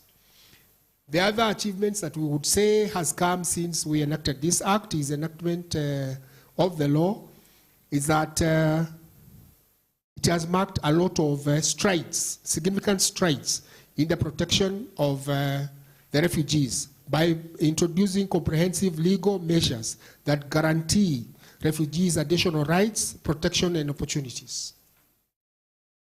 Gazettement of the identification documents, as I have mentioned. There is an integration of the county, at the county level, county CIDPs, county integrated development plans that have happened in Garissa, Turkana, as well as Nairobi. We also have KISDEP 1, now we have KISDEP 2, that is Caribbean Socio-Economic Development Program 1, and now we are on Program 2, and we also have Garissa Integrated Socio-Economic Development Program 1 that is now launched and running. Education is a key area where Kenya can show best practice achievements. Draft education and training policy on the inclusion of refugees in the Kenya Education Management Integrated System, KEMIS, and corresponding costed multi-year implementation plan where they are integrated and catered for under the 2023-2027 plan. The inclusion of refugee in national education plan. Refugees have also been included in education sector plan, strategic sector plan, as well as the joint education sector review. And we also have the response plan as well as in GPE, World Bank projects such as the special equipment and also KIPIL.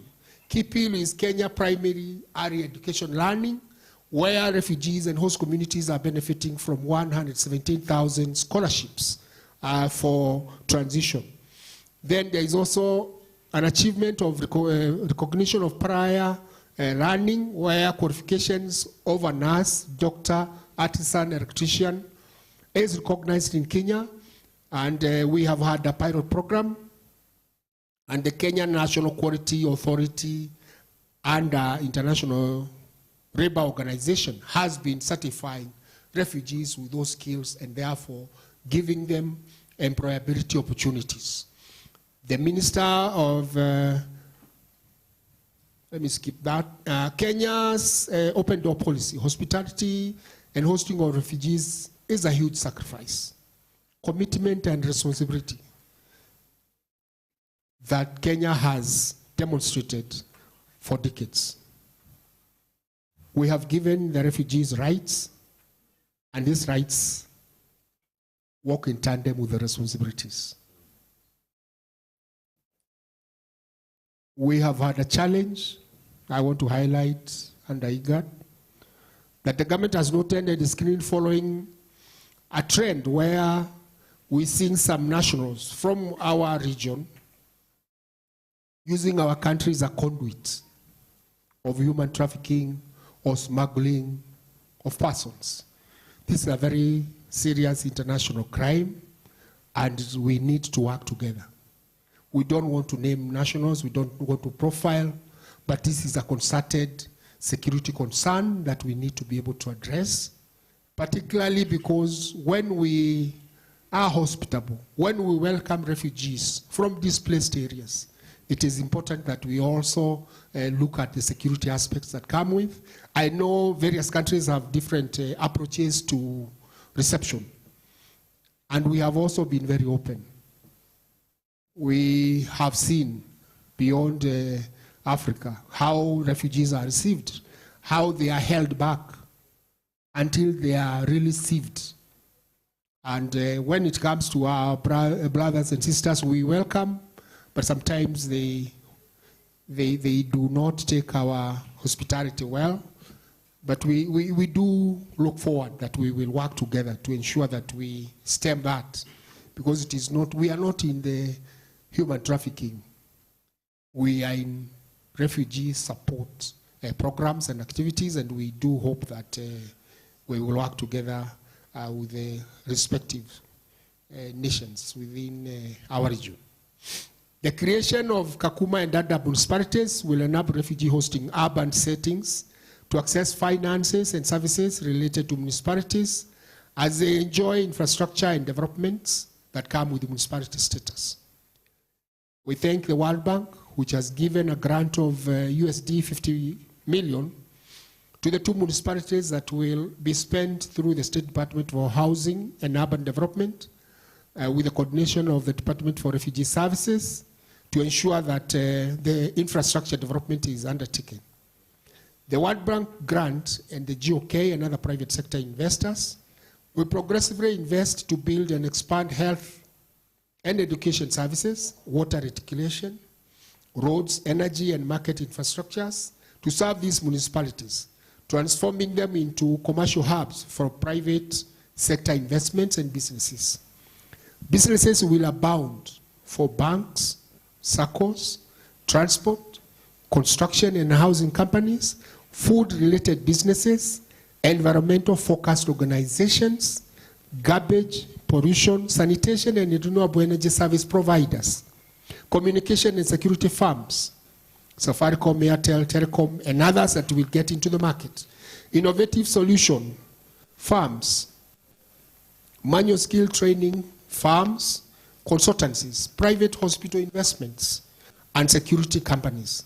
Manufacturing, repairs, and fabrication investments will also find space in the new business hubs and commercial frontiers. I can confirm that World Bank, IFC, ADB, Central Bank of Kenya, and other financial institutions have real and growing interest in these new municipalities.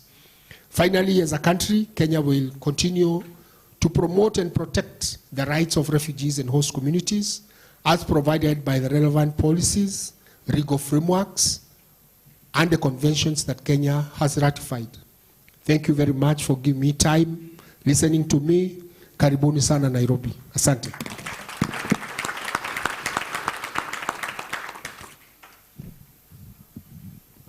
Asante sana, Bwana Commissioner.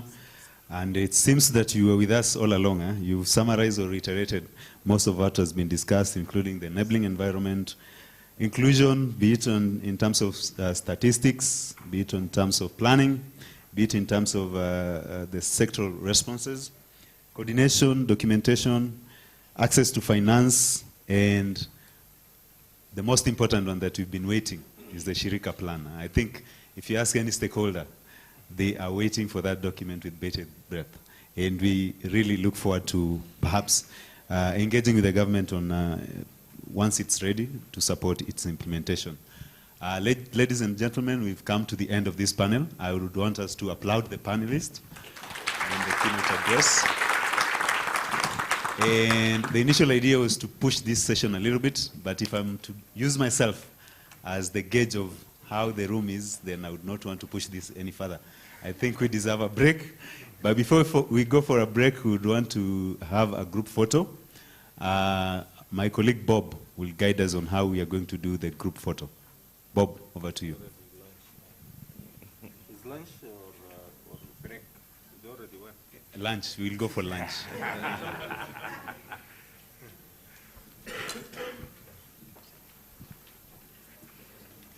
Thank you so much, Charles. I think we put our hands together also for Charles for leading us in this session. Thank you. We have this also being broadcast live, and so for some of us who have our colleagues who want to join into the conversation, we have both Zoom for those who want to engage, and also on YouTube, Igad Health and Social Development YouTube channel. It's being broadcast live, so you can send the links or you can notify the teams to join. Since the numbers are huge, I would request that we can have our government delegations, the head of delegations. I ask Simon to come and help. They will put for them some chairs.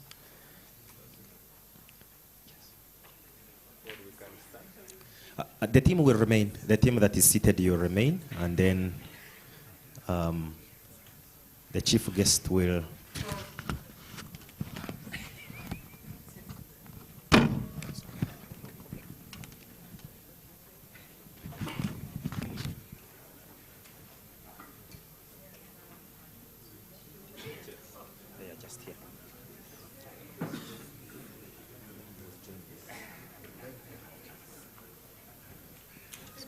chairs here.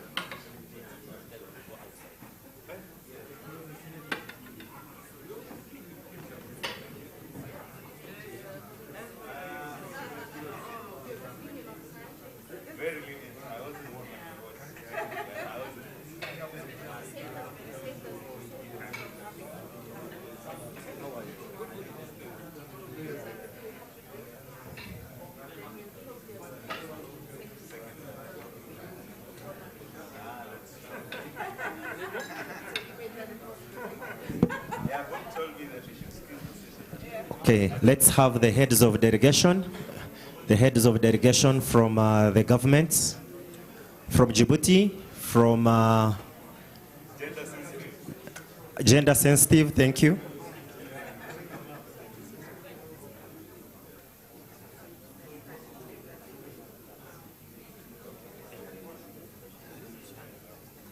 Okay, let's have Somalia, Sudan, South Sudan. Okay, thank you. So we'll have this photo and then GIZ, EU, I've seen our colleague from EU.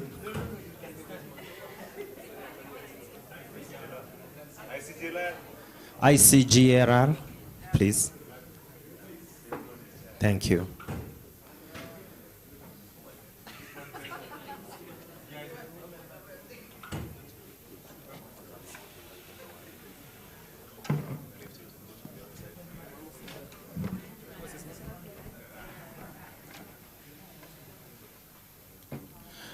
All right.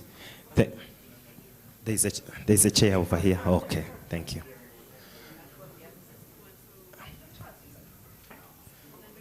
Thank you, Ninai. We'll take one last one and then we will invite everyone else. Yes.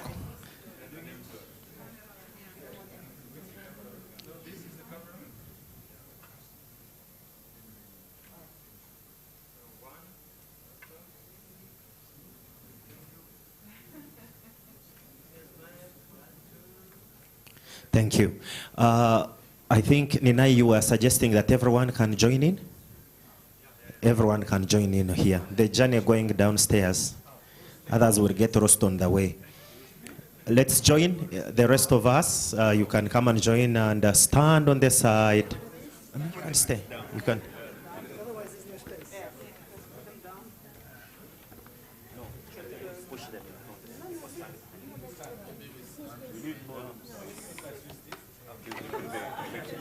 Simon?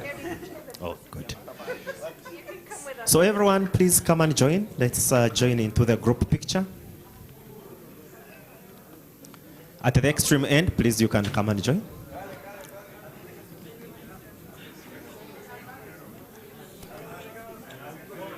Our team from Honors, Djibouti.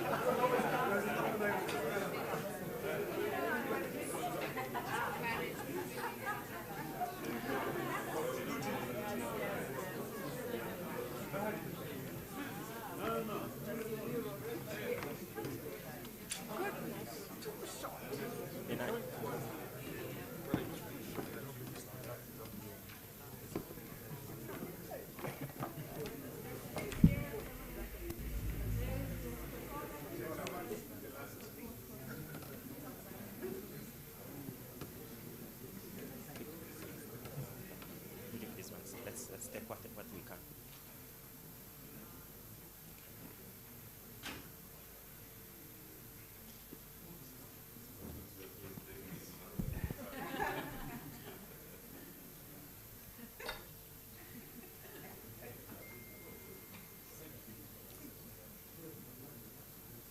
Okay, this is gone. 3 shots and we are done. So we are taking 1, 2, give me a smile. Okay, last one. 2, give me a smile. Thank you so much. We are headed for our lunch and we'll use 1 hour. So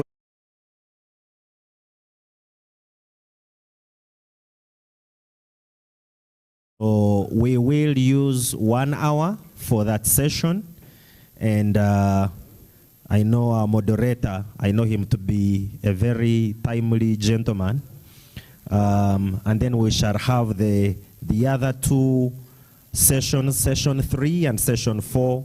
We will also try as much as possible to utilize 1 hour for the sessions. And so for our presenters for this first session, each will use about 10 minutes, and then we shall have about 20 minutes to do the plenary and the discussions.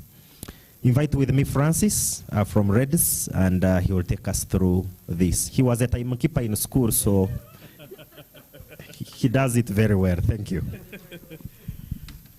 Thank you so much, Uncle Bob. Good afternoon. For this session, I just want to give you a heads up. Please confirm that you have this headset with you or in front of you, because we're going to have one of our panelists as a French speaker. So please confirm that you have this. Anyone who doesn't have it, please signal to the team. Okay, so we have that table. Right, so someone is attending to you shortly. Bob? Okay, great. So this session, I'm going to pick up exactly where we left off right before lunch. Freddie from the panel said that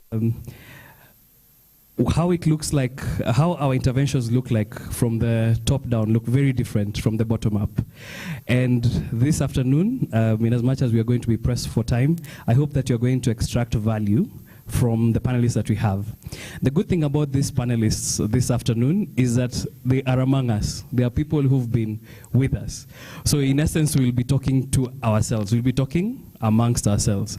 So it's not going to be an external voice. It's not going to be external people who maybe do not know what has been going around, especially in such forums that have been coordinated by Igad.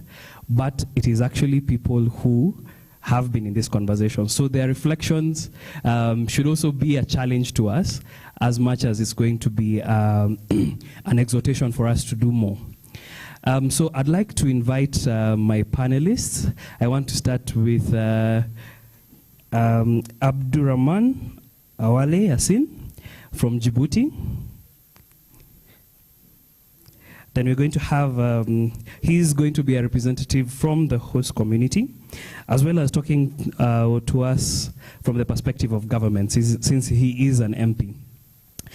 The second person I'm going to call up is John Darby, a stranger to us.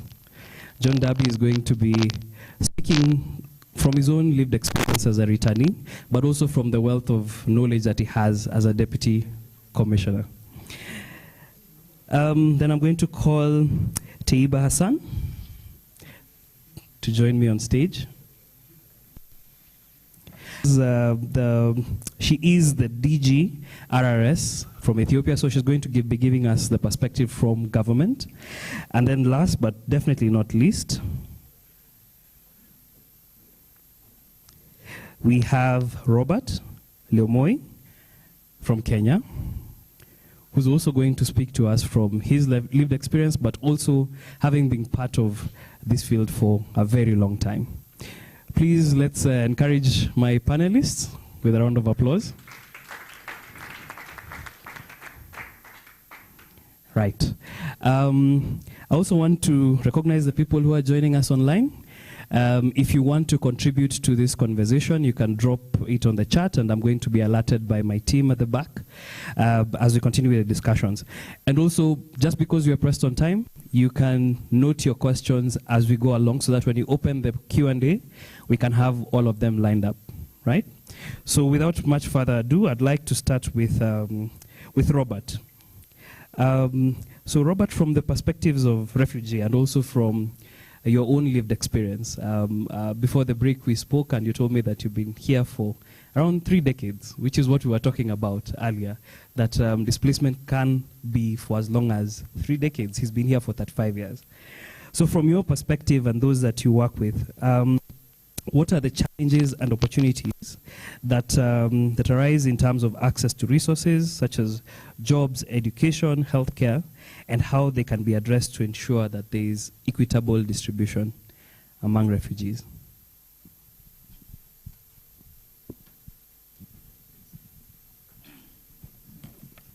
Thank you, moderator. Good afternoon, ladies and gentlemen.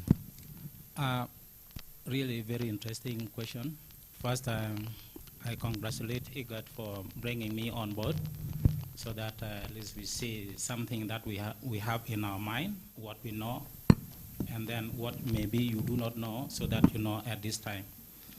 Well, when we talk of the challenges in the refugee context, there are various challenges that even you yourself you know, but you tend to ignore them. Number one, I put in the issue of the policy. The first challenge is the policy that the government always creates in the absence of the refugees. So in that absence, they do say what they feel it implement. Basic ground.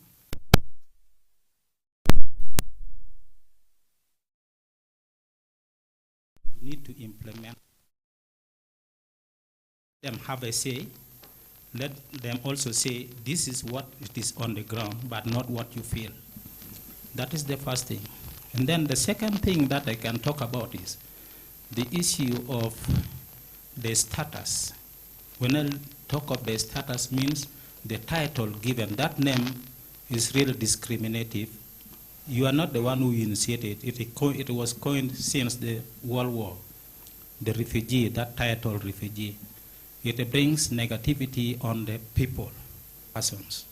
Suppose, I understand now UNHCR is trying to coin a different names, but it is very hard for the people to pronounce it. When we talk of, that is a sentence. Why don't we look for another word, which is one word like a refugee that can fit, so that it should not influence the mind of people in a negative way. Well, also you asked me about the issue of employment. That employment also still rings back to the issue of policy, not only here in Kenya. You Igad member states, you can agree with me. When we were there in Addis Ababa last week, you also consented, you agreed that those kind of things are there. Some member states to say they are giving the job employment. Some also say some say, oh, we still try to coin the costed plan, and those things are there. So what if all of you come together unanimously and say, this is the step forward? The major thing which is coming there is, moderator, the issue now is, we shall do, we are put in place. This word, we shall do and we are put in place, is the biggest challenge. I'm not hearing any one of you, maybe only the government of Kenya, of Uganda, saying we have been doing and we are doing. But many member states are saying we are going to, we will do. So this we will do will not help the refugees. You are making work, and these frameworks are still in theory. We don't need the work of theory, put it in practice, so that everything comes to existing. And you see how the refugee moves. So what I also want to put across is the refugees themselves, they are learned. Some of them left their home when they have good knowledge. They have the potential for the country development. But you find a country can lock them in an open imprisonment. Let me use that word, sorry for saying it.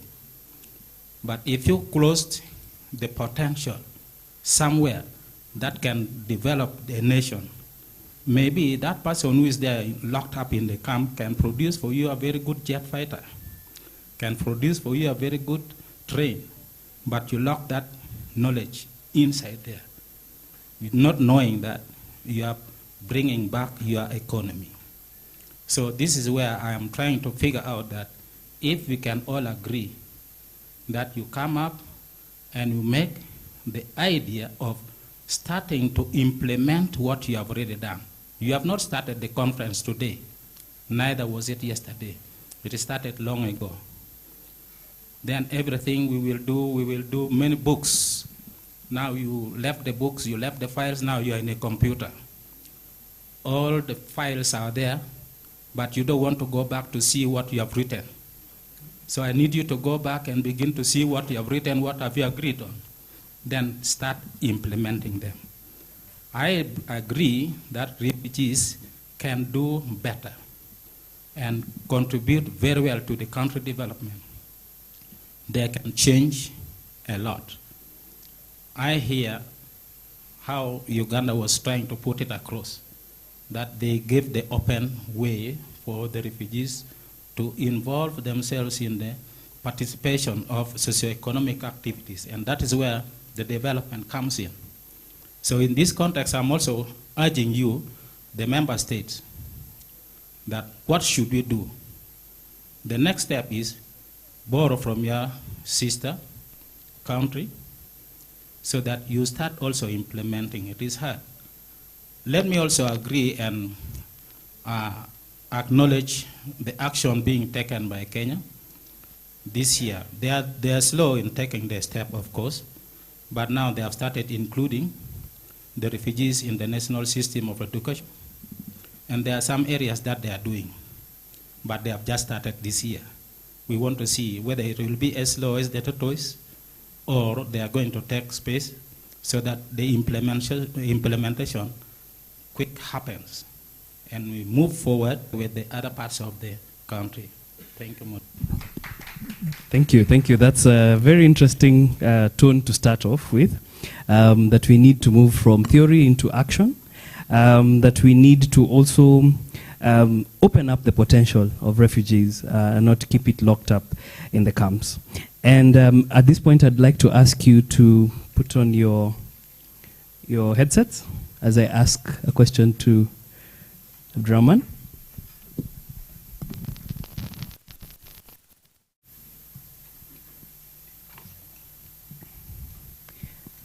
Right, so just to remind you that channel 1 is English, channel 2 is French. Okay, great. Abdurrahman, moving back to you, we have heard from the refugee, and now we want to hear from the host community. How do you reconcile the fact that, yes, you have brought in refugees to your community, but then they have these challenges within a context that also has more challenges?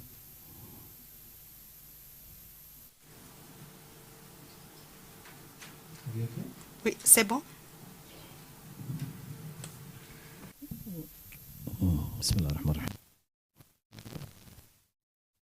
Everyone.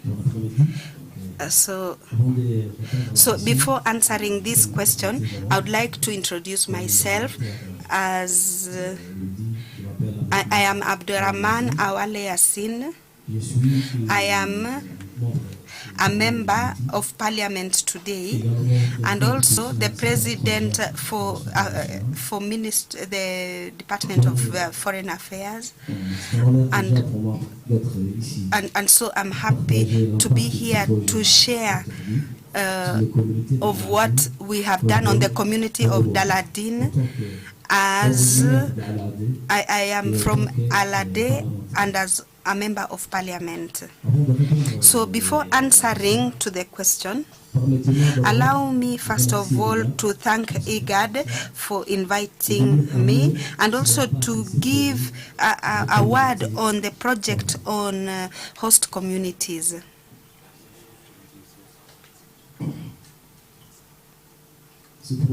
So this project has had a real impact on the community because the villages and towns have gotten electricity, and so they have gotten socio-economic infrastructure. And personally, as I have said, I am from Al-Hade, and in school, through primary school, my family had a constraint, and so they sent me to high school.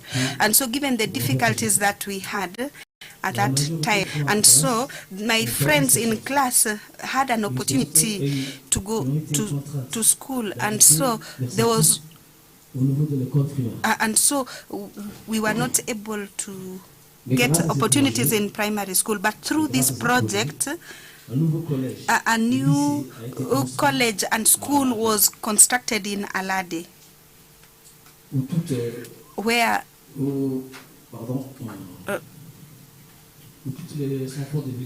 the children of Alade were able now to go to school there.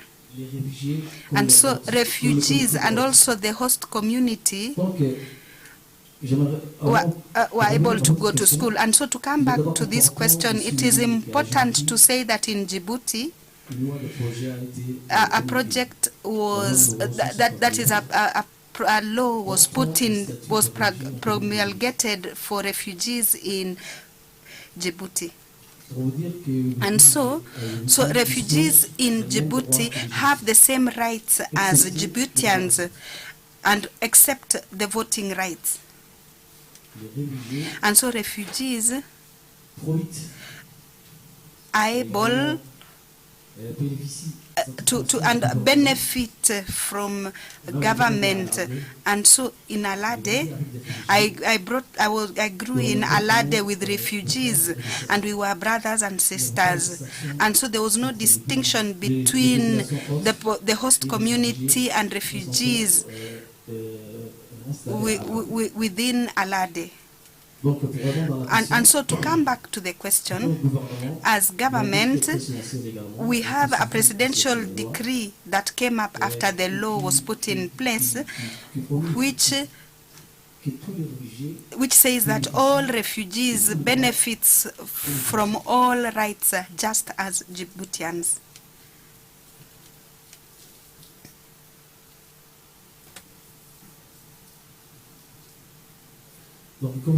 And so, as I was saying, the local community, as I have just said,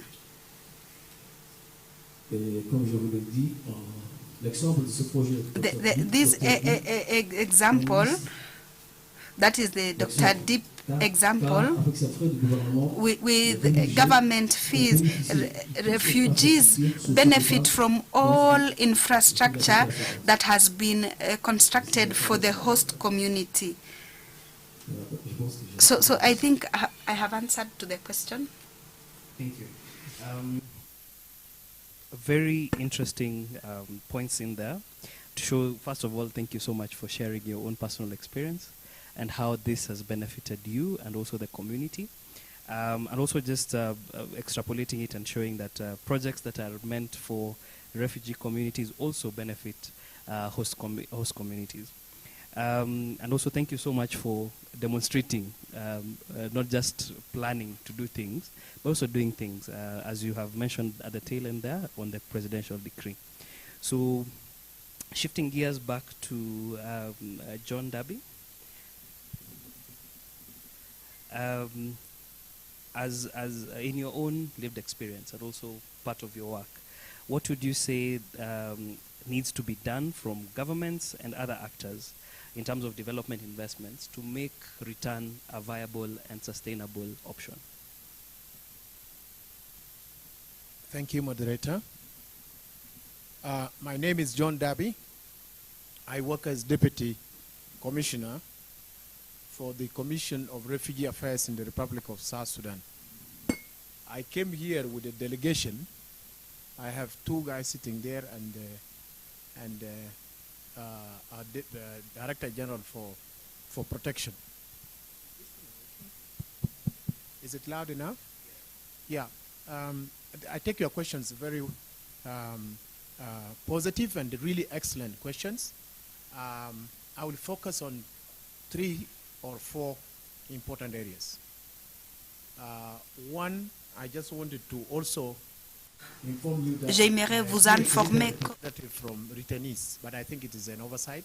So it is Deputy Commissioner for the Commission of Refugee Affairs. But what I'm presenting on the topic mainly focuses on returnees.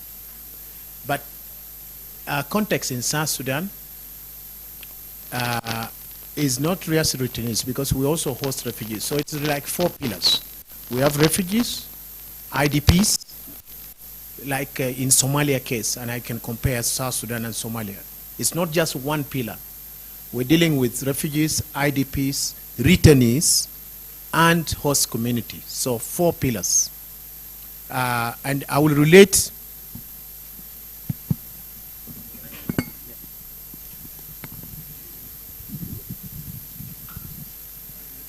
I'll focus on, first of all, in this region, the Igad region, things are evolving every day. Climate change, the whole issue of conflicts, and how to manage the displacement issue. How to manage the displacement issue. Those who are returning home, those who have also seek refuge, and those who displaced within, how to manage them. Now, if you go back a little bit, the traditional approach to management of displacement was different from today.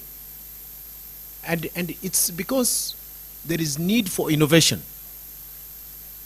And the need for innovation comes with the whole concept of durable solution. That's the need for innovation. And before I ask the issue of how can we be strategic, because if we are not strategic, then we keep on and on and on looking for funds, looking for ways on how to support the refugees or the returnees or the displaced population. Right now, as we talk, the issue of funding is a challenge for Africa, not only the region. Worldwide, there are a lot of other events that has taken over the opportunity. And also the whole issue about dependency syndrome. So we as a region need to come up with innovative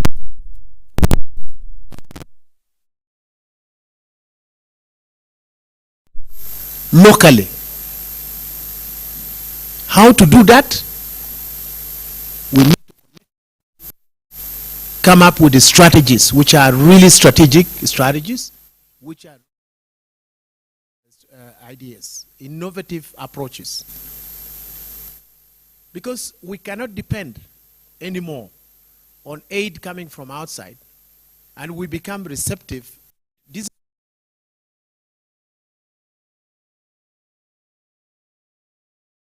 is right now the humanitarian funding has gone down, and I think also the development funding is going down. When we talk about humanitarian, what is in the back of our mind? It's really, traditionally you go to the local community, you talk about humanitarian, it's about food aid. This is way gone. We have land, we have everything. Why do we have to depend on food aid from outside? Let's come with a strategy, and that's why we develop what you call the durable solution for Sudan and South Sudan. To ensure that the 7 million people who are displaced from develop their livelihoods through any other strategic approach that exists in the community. And for our case in this, we have come up as a government with a whole of government approach, which actually links to the whole of society approach. at the local level. And the South Sudan durable solution really now is what we would like to promote. We would like to engage partners, donors, to help us implement the strategy. Because this is for me the hope for addressing the returnees. Because right now the returnees have come back about 800,000 people. Some came spontaneously, some came forcibly, whatever you name it. But these are returnees anyway. They are back home now. They have to start rebuilding their lives. They have to settle. So the government has come up with this strategy, and this strategy is what links up with actually our peace agreement, which in chapter 3 of the peace agreement talks about humanitarian and development nexus, which actually embraces peace process. So that when these people come back, the whole activity is focused on building peace within the area, and peace is the result, is the answer. As I talk here today, we have over 400,000 also who have just returned recently from Sudan, because we had our refugees, and again, thanks to all the Igad members who are hosting our refugees, including ourselves. Most of us who are here today were refugees ourselves in many of these countries, and we got educated through those, and now we give you back the word of thanks, and then we want to make sure our people who are we have a stable areas for them to stay. Now, in the development context, the World Bank came up with this strategy of window for host communities and refugees. Now, this window is a development approach where there is a long-term development plans for others, education, but I think the best also around that is once the government, because it's going through the government system, once the whole government approach is engaged, then you're most likely to receive support from the government, and then to build on ownership. Because sometimes when projects are not using the strategic approach of the government and the local host communities, it can become white elephant projects. It can become projects which the refugees will not engage in it, because really even the returnees will not engage in it. This is one thing I really fear can be an issue, can be a challenge if our international community partners do not engage in the strategies like using the government approach or using the community approach. So we involve the communities. I remember when we were doing, and this is coming to the last, when we were doing the durable solution, one of the approach to gather information was to conduct assessment at the village level. And to conduct the assessment not only among the refugees or returnees, but you also categorize women, children, elderly people, and so on. We were able to find out some of the people we met and interviewed them. You find a woman with 4 kids. She says to you, look, for me, it's not food as a priority. Although this woman maybe has spent 2-3 days, has not even eaten anything. She will tell you education is a priority for my 2 kids or my 3-4 kids. Whereas for us, if we sit at the back of our computers, we design, we say, no, okay, in the humanitarian context, let's approach them with food. So it's good to incorporate the ideas that come from the local people into the strategies that we are developing. And that's what we've done for South Sudan strategy. Finally, I would like to leave you with a message. At the community level, what happens is some communities, as we talk, are really communities who are prone to challenges, which includes challenges around being able to correctly participate in effective projects results. But there are some communities, and again, this is the thing of definitions. we may use the word very correctly, durable solution strategies, we may use resilience building, we may use all these things. But if we can find a solution which actually addresses the needs of the individual communities, then then 2 years down the road, like I think I've heard about the Uganda experience, 2 years down the road, then you don't need to come back again to these people, because for them sky is the limit. They will do it on their own. So let's encourage the way to build the resilience of the communities based on their local contexts. If they were fishing communities, let's build them around fishing to make. If they were livestock, let's build them around the livestock context, and so on and so on. Agriculture, let's build them around agriculture, because this is also area-based approach. Thank you so much. Thank you so much. Thank you so much. So many useful nuggets there on how to make return viable and sustainable. And I think how you have ended it summarizes everything that you've talked about. Let's build a resilience of communities based on their local context. Finally, before I move to my last panelist, I just want to see by a show of hands if we have some ready questions for the panelists. Any ready questions? They probably didn't understand us well. This is the challenge of doing this after lunch. Or they've understood well. Or you've understood well. Okay, great. So as I move to my last panel again, just in the interest of time, after she has done her response, I'll open it up for Q&A, and you can line up your questions. Teiba Hassan, the Director General, RRS Ethiopia. So we've had so far from the refugee communities, we've had from host communities, we've had from Aritani, and it's only fair that we hear now from government, because in the earlier panel we said that responsibility, if we are to do this sustainably, it has to rest on government. So perhaps you can share what the Ethiopian context is and what the experience has been so far, because, and I'm sure you'll speak more into this, that you have a new approach which integrates the communities. So perhaps you can share that, and maybe it can be a learning for everyone in the room. Thank you. Thank you, Charles. Thank you, Charles, for inviting me. Good afternoon, everyone. Endeet sanabatachu. Karibu sana. Salam alaikum wa rahmatullahi wa barakatuh. And what's left? Bonjour. So my name is Teiba Hassan. Karibu sana. My name is Teiba Hassan from Ethiopia. I'm from Refugee and Returning Service, Director General. I am really happy that we are here to share you our experience from perspectives of refugee, host community, and government. I understand that this meeting is a good experience to learn, to share experience for all of us. And I hope all of us have best experience, not only Ethiopia.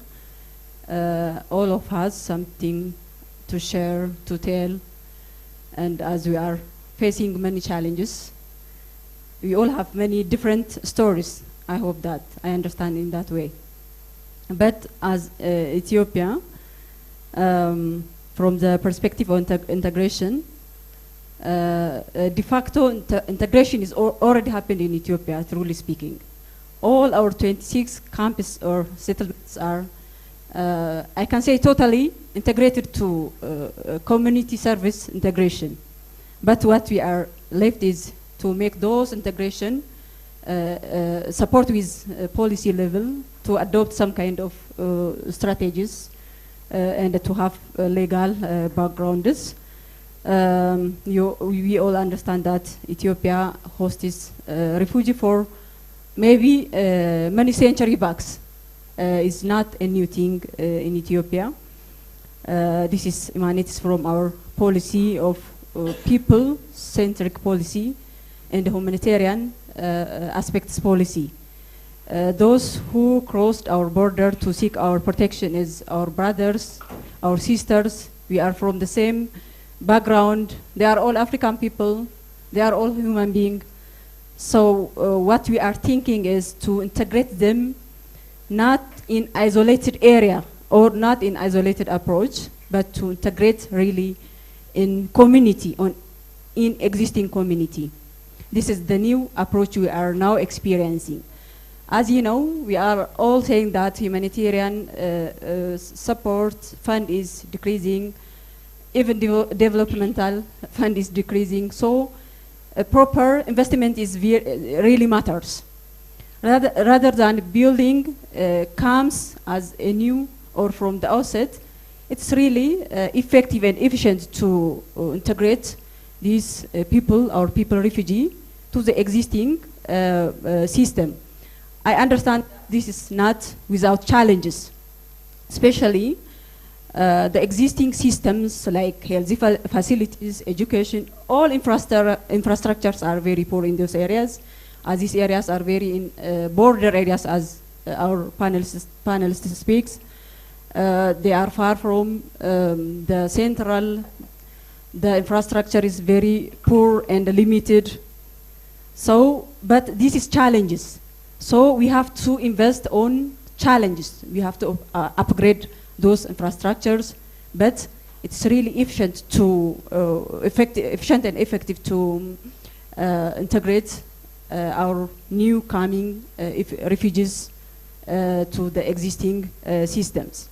The government demonstrates its commitment to integrate refugees who have been living in the country for the long period of time, the protracted refugees, and this is happened by transforming some of the camps or settlements to urban settlements.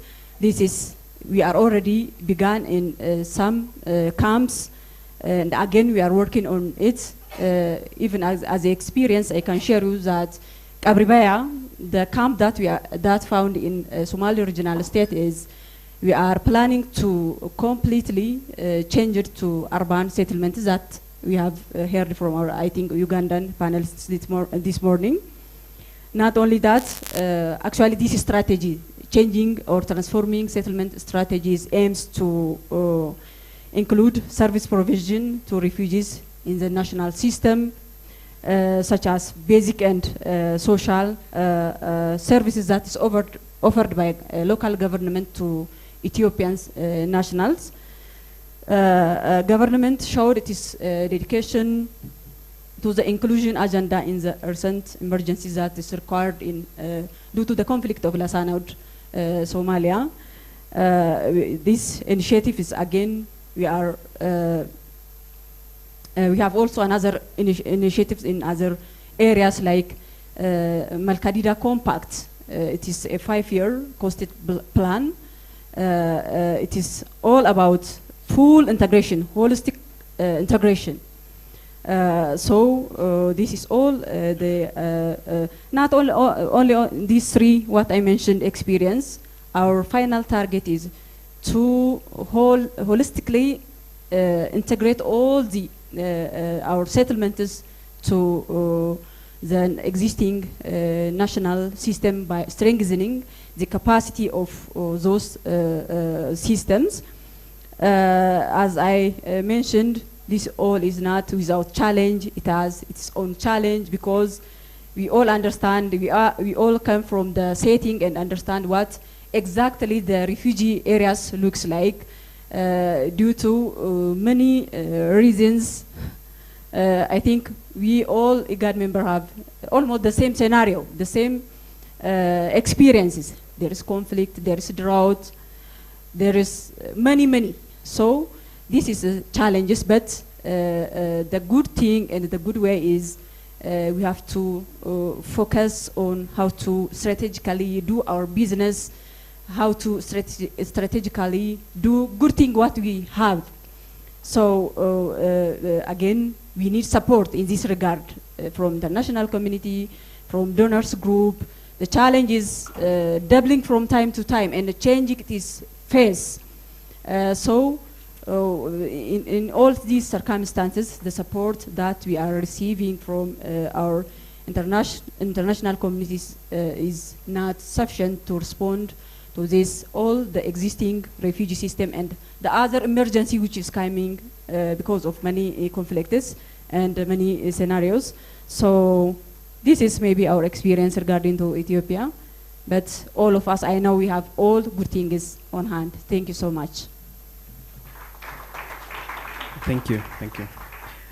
Just again, a spot check in the room. Any question? Aha, the good mayor has opened the floor. Any other question? I'm just taking one round. Oh, okay.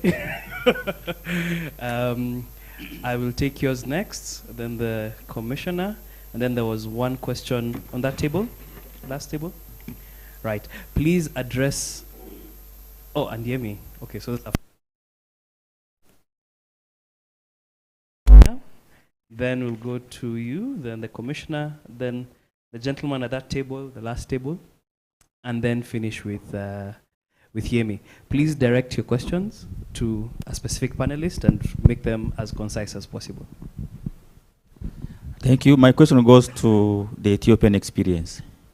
I want to thank you for your insights. Mine is a take home. I would like to take home the experience that you have just shared, that we need to transform all our settlements into a government entity. And I think I buy it 100% because that is one way we can sustain some of the development projects that we put there. Because I imagine, and I think that's now the base of my question, when you take it over, do you now take those schools, health centers to be part of the government system? What about those refugees who are already working in those schools, like teachers, health workers? Do you put them in the government system? Probably that's the part that I need. Because it's very easy for you to take the schools, you fund them and add more toilets, more books. What about the teachers, the health workers, the librarians, the pharmacists, the clinical officers? Do you take them in the system and begin paying using the government payroll? Thank you. We go to you.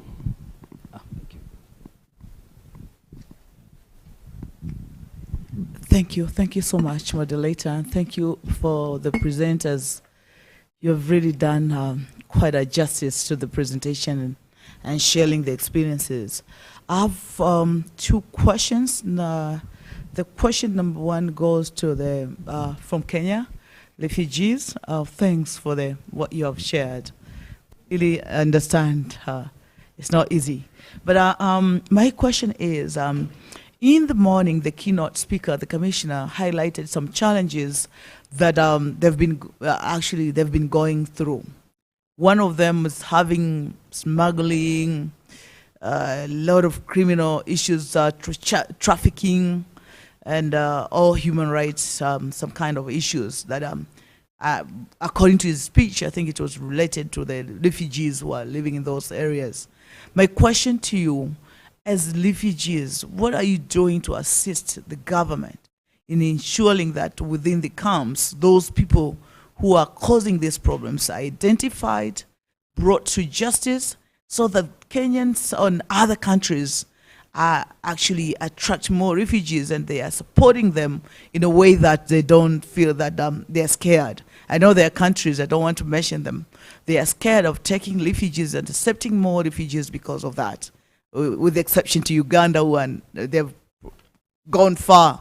But I know there are countries that they are really scared for that because they have faced those kind of challenges. So as you as in refugees, what are you doing? The second question is for the MP.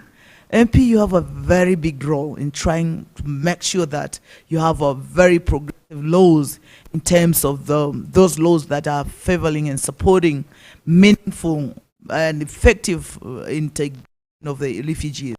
Just want to know in your experience, what have you done as a parliamentarians in enacting the laws that are supporting refugees in a way that the refugees are feeling that they are well accepted and well taken care of?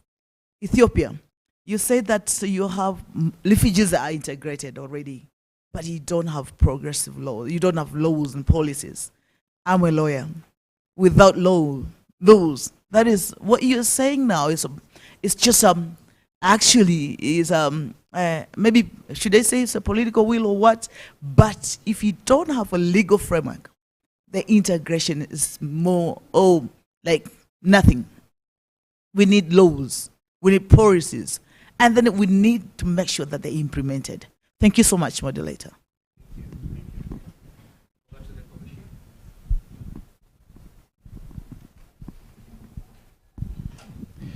Okay, thank you. Mine are two comments, and I will also want the panelists also to comment on my comments later. So one is that the refugees are, to me, they are urban refugees. They are in camp refugees. They are refugees in settlements. These are two to three different, you can say, approaches. So we need, and the need, when we talk about them, the intervention should be different. So it seems sometimes when we talk as if you are putting all of them in one box. And I don't know, and I see it as dangerous to put them all in one box and dealing with them similarly. That is, it is dangerous, and it is not pro-refugees. So this is my comment, and maybe whoever sees that can comment from the panelists is welcome, or she's welcome. Only she is one, but anyway, all of you are welcome for this. The second comment is we have also to differentiate. When you talk of integration, inclusion, and the rest of these related integration, inclusion words, terminologies and jargon, to refugees as temporary solutions, because you want to make the life of refugees, as still they are in the status of refugees, the life of the refugees be easy and normal within the host country.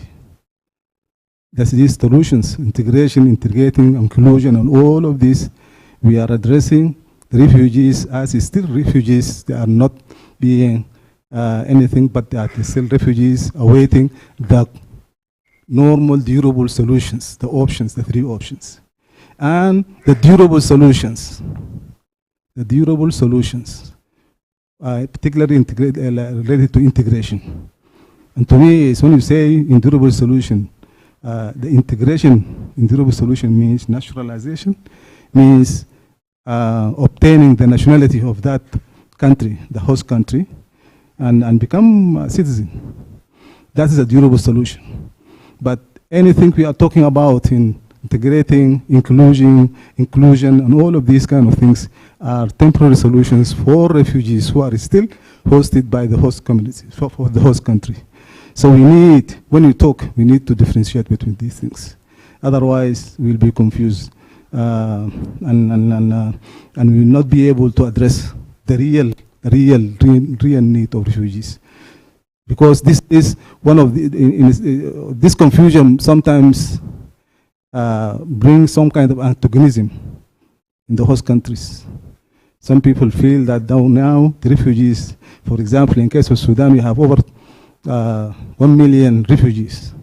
If you are talking about integration without differentiation between integration means helping the refugees who are still refugees, and integration with normalization and giving citizenship, then the problem arises here. Politicians will say, oh, how we can integrate all of this into our 1 million additional. No, this is not possible, and then you will find yourself under fire. So we need to talk in a meaningful manner to differentiate between we are temporary solutions for refugees who are still refugees and to make their life normal and live there easily. And once the durable solution option is open, then they go for the durable solutions.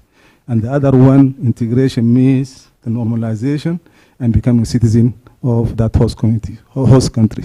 Sorry, maybe I talk too much, but I apologize for that. Thank you very much. Thank you. So we can take that question from that table. I'll request you to pick your headsets.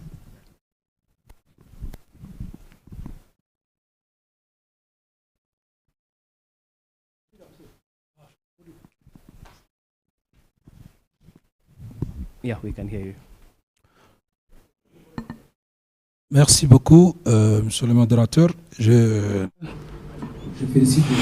Congratulations to the panelists for their presentations. I would simply like to contribute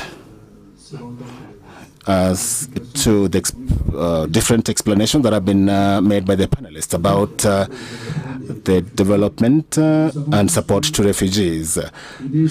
And of course, we try to help refugees to find, these sustainable solutions. Of course, we have different and many efforts from different partners that are helping to help. This means partners for humanitarian development projects and programming.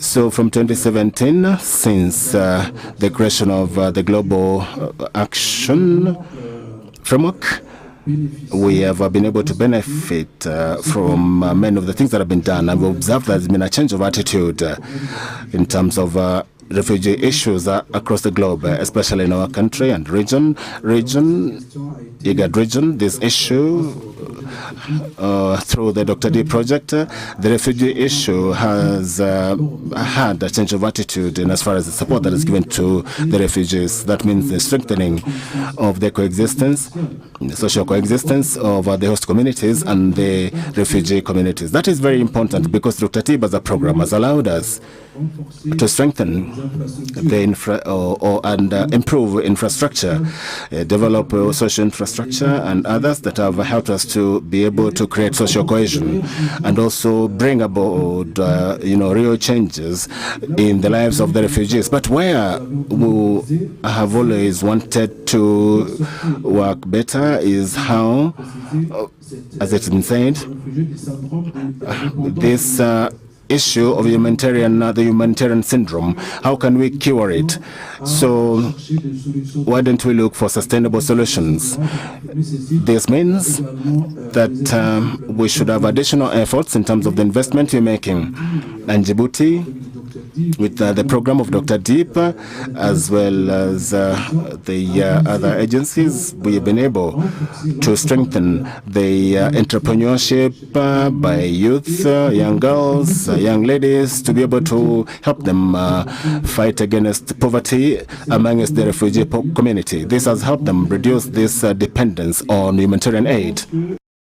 I believe that what has been said by Ethiopia is very important because these areas that have been affected by refugee settlements do not have the additional help to support the host communities to host these refugees, and that is where we have conflicts. I believe that we should think together and collectively to ensure that all these refugees will receive, of course, are coming from landlocked countries. They are brothers and sisters, and of course they are only looking for security. They are running away from persecution and conflicts. So we have opened our borders and doors to these refugees, and of course we have this legal framework that has been in place since 2017 that has been favorable to the protection of refugees. So in Djibouti, as you can see, this legal framework in Djibouti has assisted from 2017 to really work around refugee protection and the socio-economic integration of refugees. We have had laws that have favored their socio-economic integration, and this has helped them to have a legal status, but also helped them to live in a dignified manner and help them to get economic opportunities.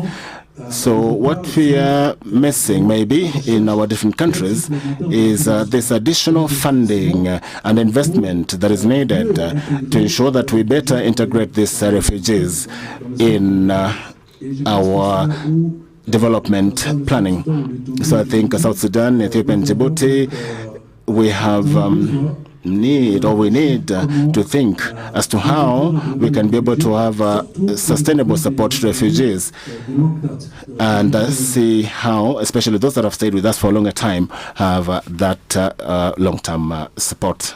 Thank you. Thank you so much for that contribution. I think we should have added another seat for you at the top here. Over to Yemi. Au podium, donc, pour vraiment...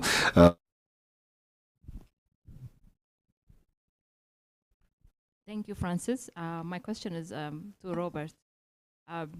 When you talked about the lots of promises, I mean, you sounded very frustrated. So if I were to ask you, like, what in terms of the implementation gaps that you talked about, what would you want to see change? Like, if you were to be asked 3 changes that you wanted to see, what would be those 3 priority changes that you actually want to see? Given that, particularly, you also talked about the protracted nature of displacement. So that's my question. Thank you. And maybe just a comment for... Go ahead. Actually, this one is for Wazirut Eba. When you mentioned about the Malkadida, the Kabria settlement, I think that which is very interesting because that's also something that we also see in the case of Kenya, particularly in Kakuma and Kalobe. I don't know how familiar you are, but where we have similar process are happening.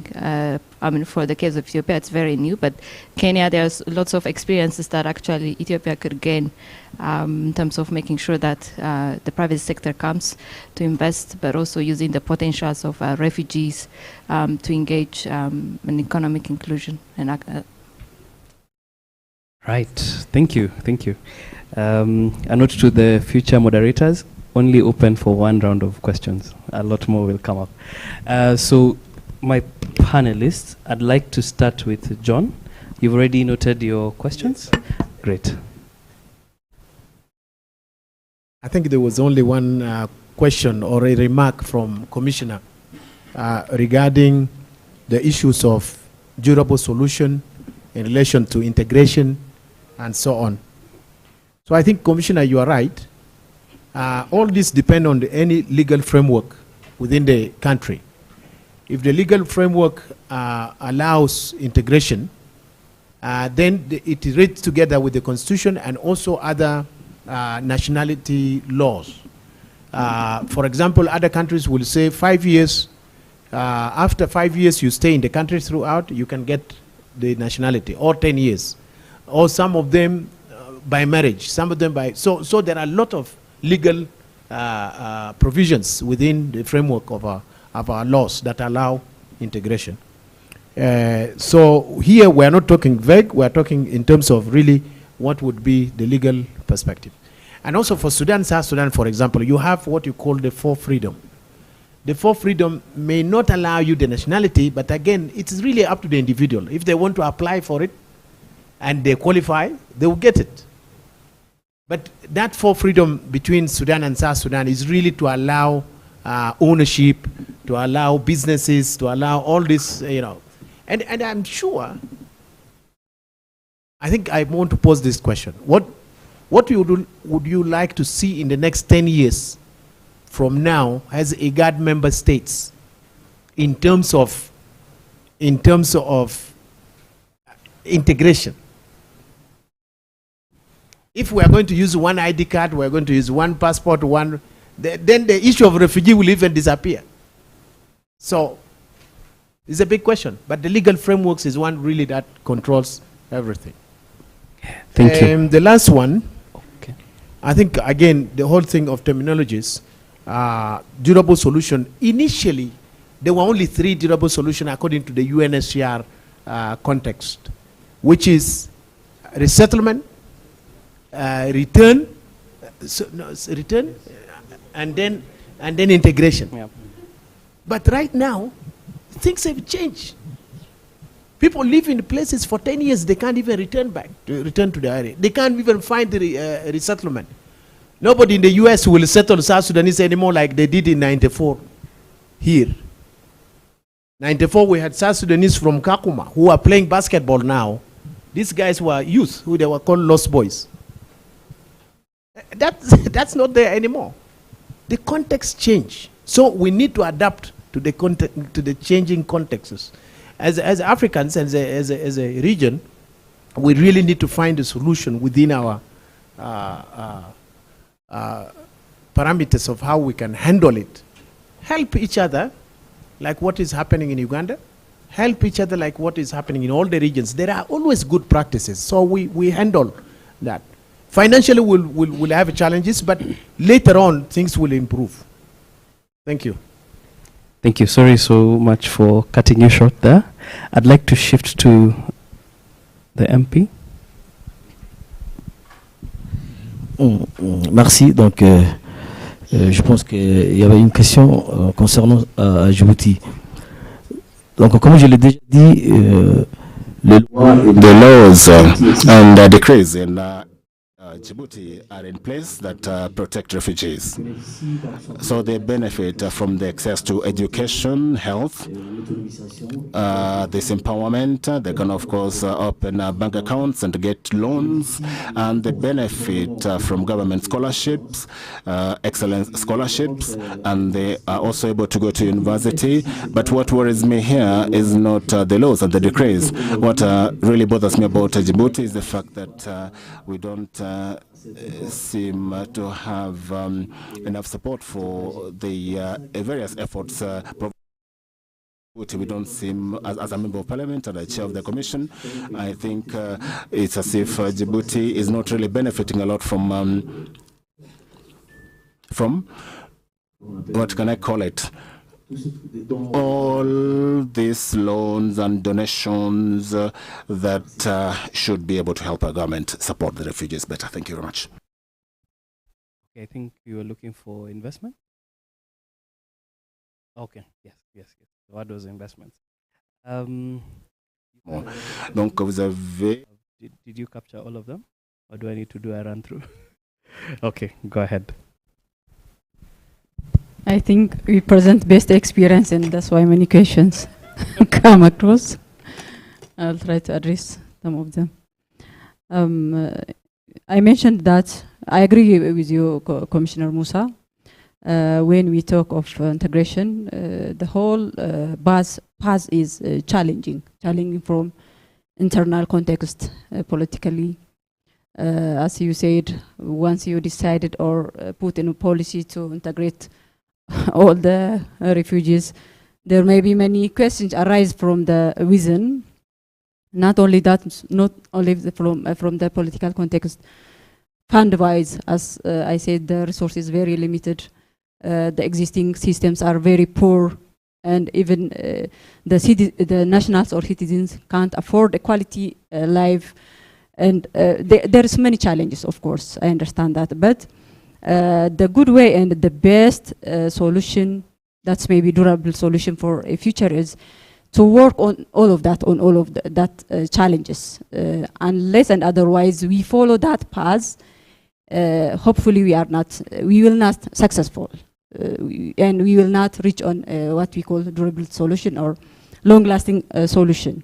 The best solution, from my perspective, the best solution and the durable solution for all Africans, or maybe Igad member states, is to maintain peace within our country. That's the long-lasting solution for all of us. Once we couldn't do that, we have to work on other challenges to be successful.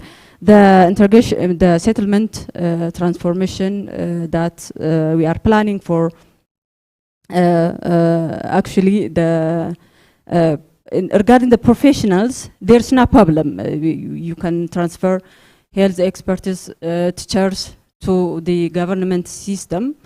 But the problem is the modality is different, as we all know. Maybe the payment, the administrative issues is a little bit different from the government part. So it needs some kind of technicality to work on those areas and to adjust the gaps. But as a pilot, we are starting. We'll learn the challenges and we'll maybe come up with a different solution. Regarding the legal framework my sister raised, I know law is what it is, not what it has to be. I understand in that way. We have progressive policy, progressive legal environment, which is modifying from time to time. And even recently, before 5 years, we have a proclamation that allows refugees the right to work, the right to live out of camp, and the right to education, health.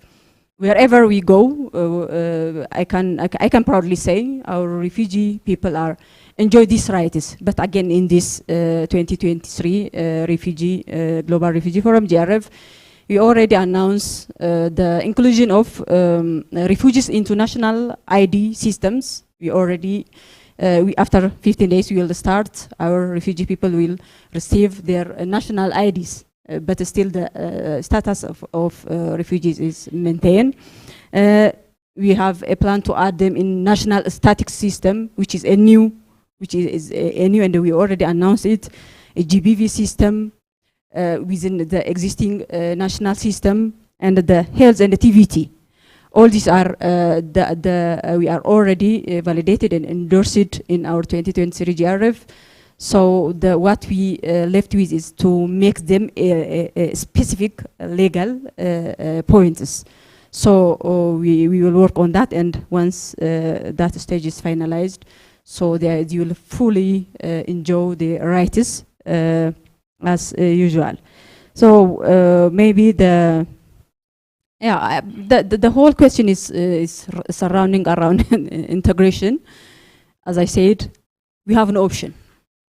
We have no option. We have to do this. We have to integrate because of the resources getting crippling from time to time, and the scenario is also changing from humanitarian assistance to development.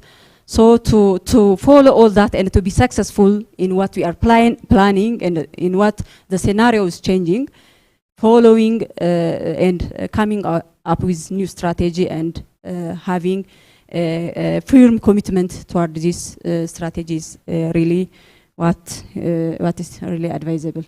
Thank you. Thank you very much. And last but not least, Robert. Right, thank you.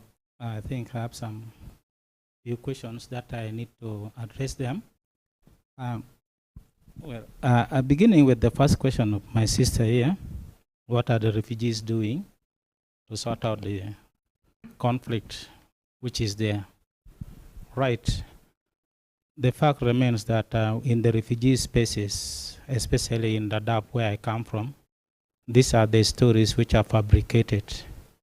There is a lot of peace and there is no conflict there.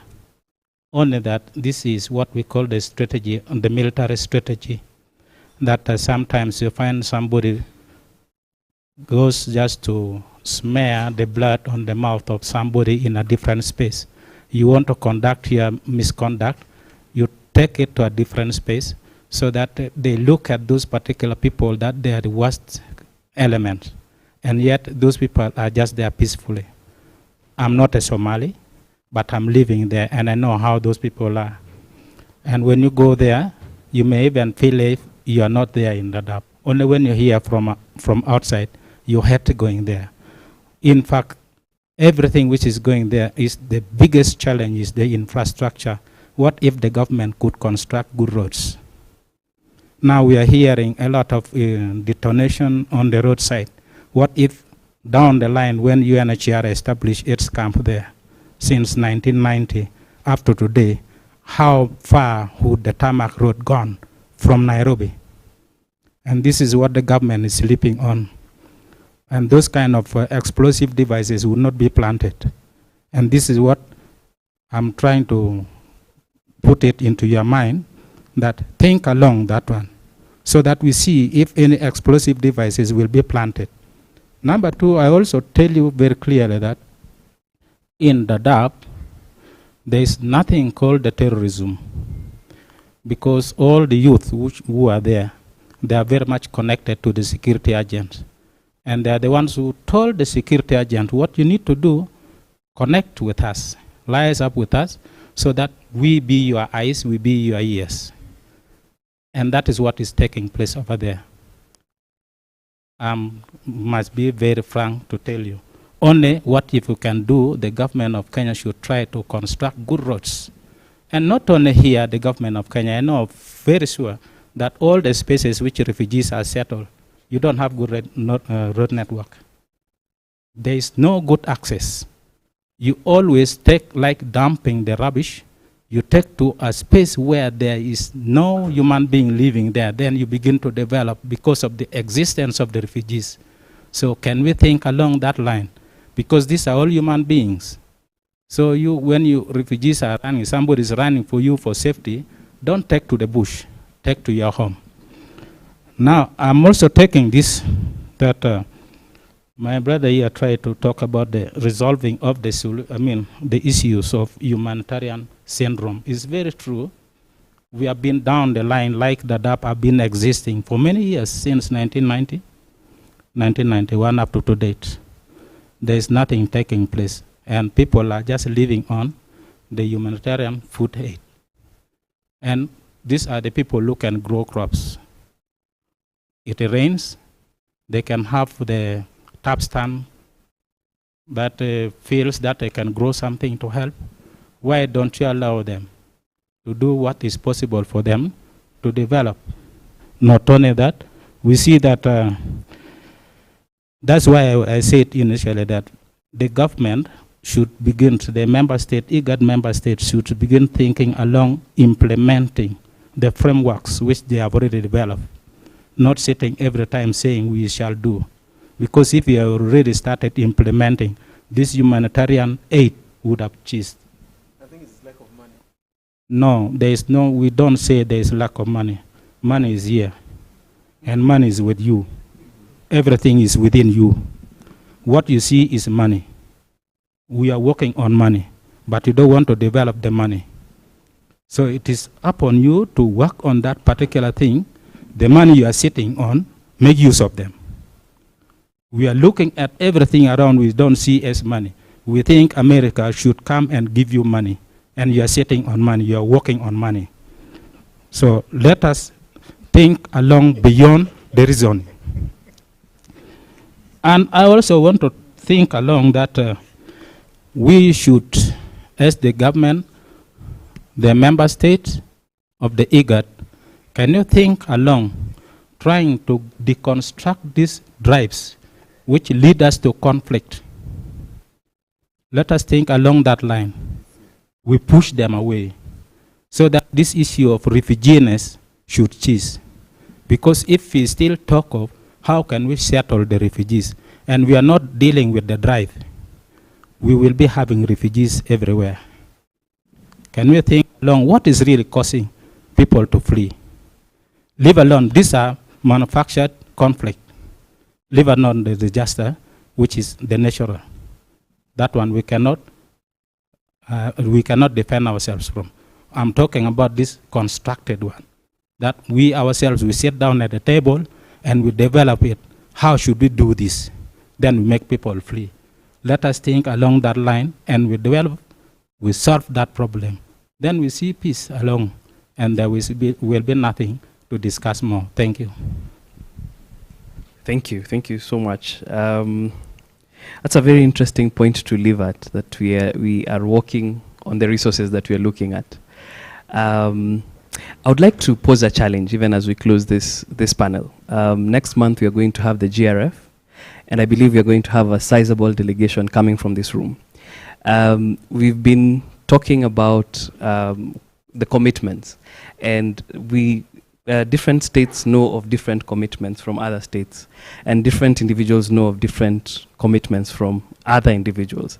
But this will be a platform which is going to actually put everything up on stage, and it's going to be, the commitments are going to be something that everyone is going to be privy to. So I'd like to pose a challenge to us that, fine, we have done what we can till now, but we're going to have a fresh set of commitments, some renewed, some fresh, next month. And it is upon us in this room, if we are truly, truly, truly listening to the communities on the ground, to actually follow through these commitments and hold to account the governments that are going to make these commitments. So we should make that pledge jointly, that we are going to hold each other to account to the pledges that we make, so that the next time we have a reflection dialogue like this, we can have a reflection of where we've come from until this point and what more needs to be done. So at this point, I'd like to thank my panelists and join me in giving them a round of applause as they exit the stage. And I'd like to invite Charles or Bob for the next panel. Thank you so much. Thank you, Francis. And let's give another big round of applause to this panel. So many takeaways and so many intriguing conversations coming our way. Ladies and gentlemen, we will take one short health break. We'll just take one short health break and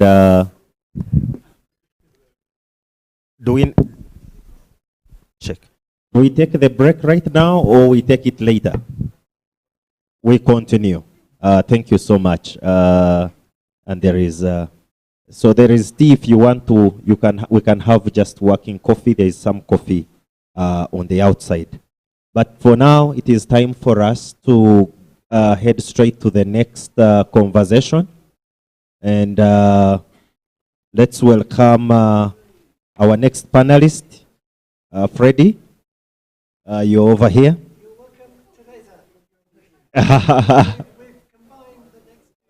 Yes.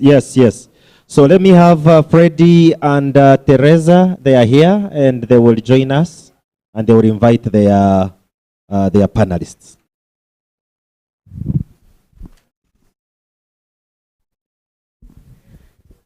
Freddie, we've both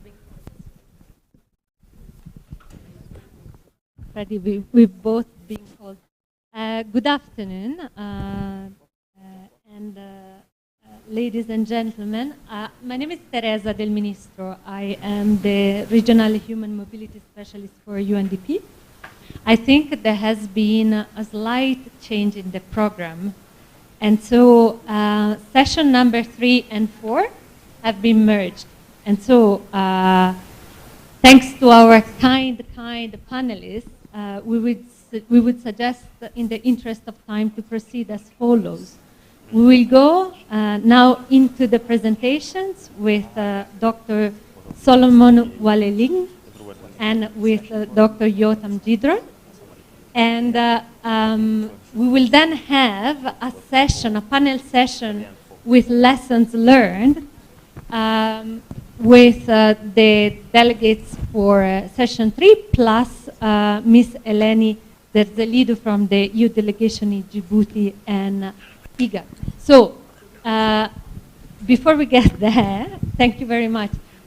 Do you need any technical assistance for the presentation?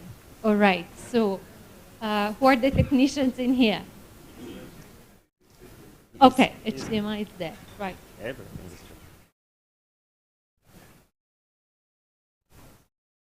you so much, Dr. Solomon.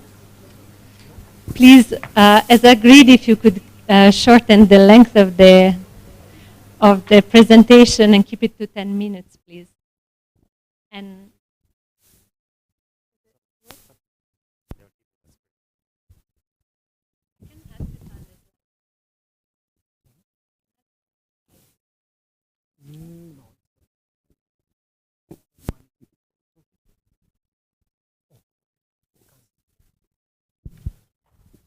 okay, thank you, Teresa. It's great to be here.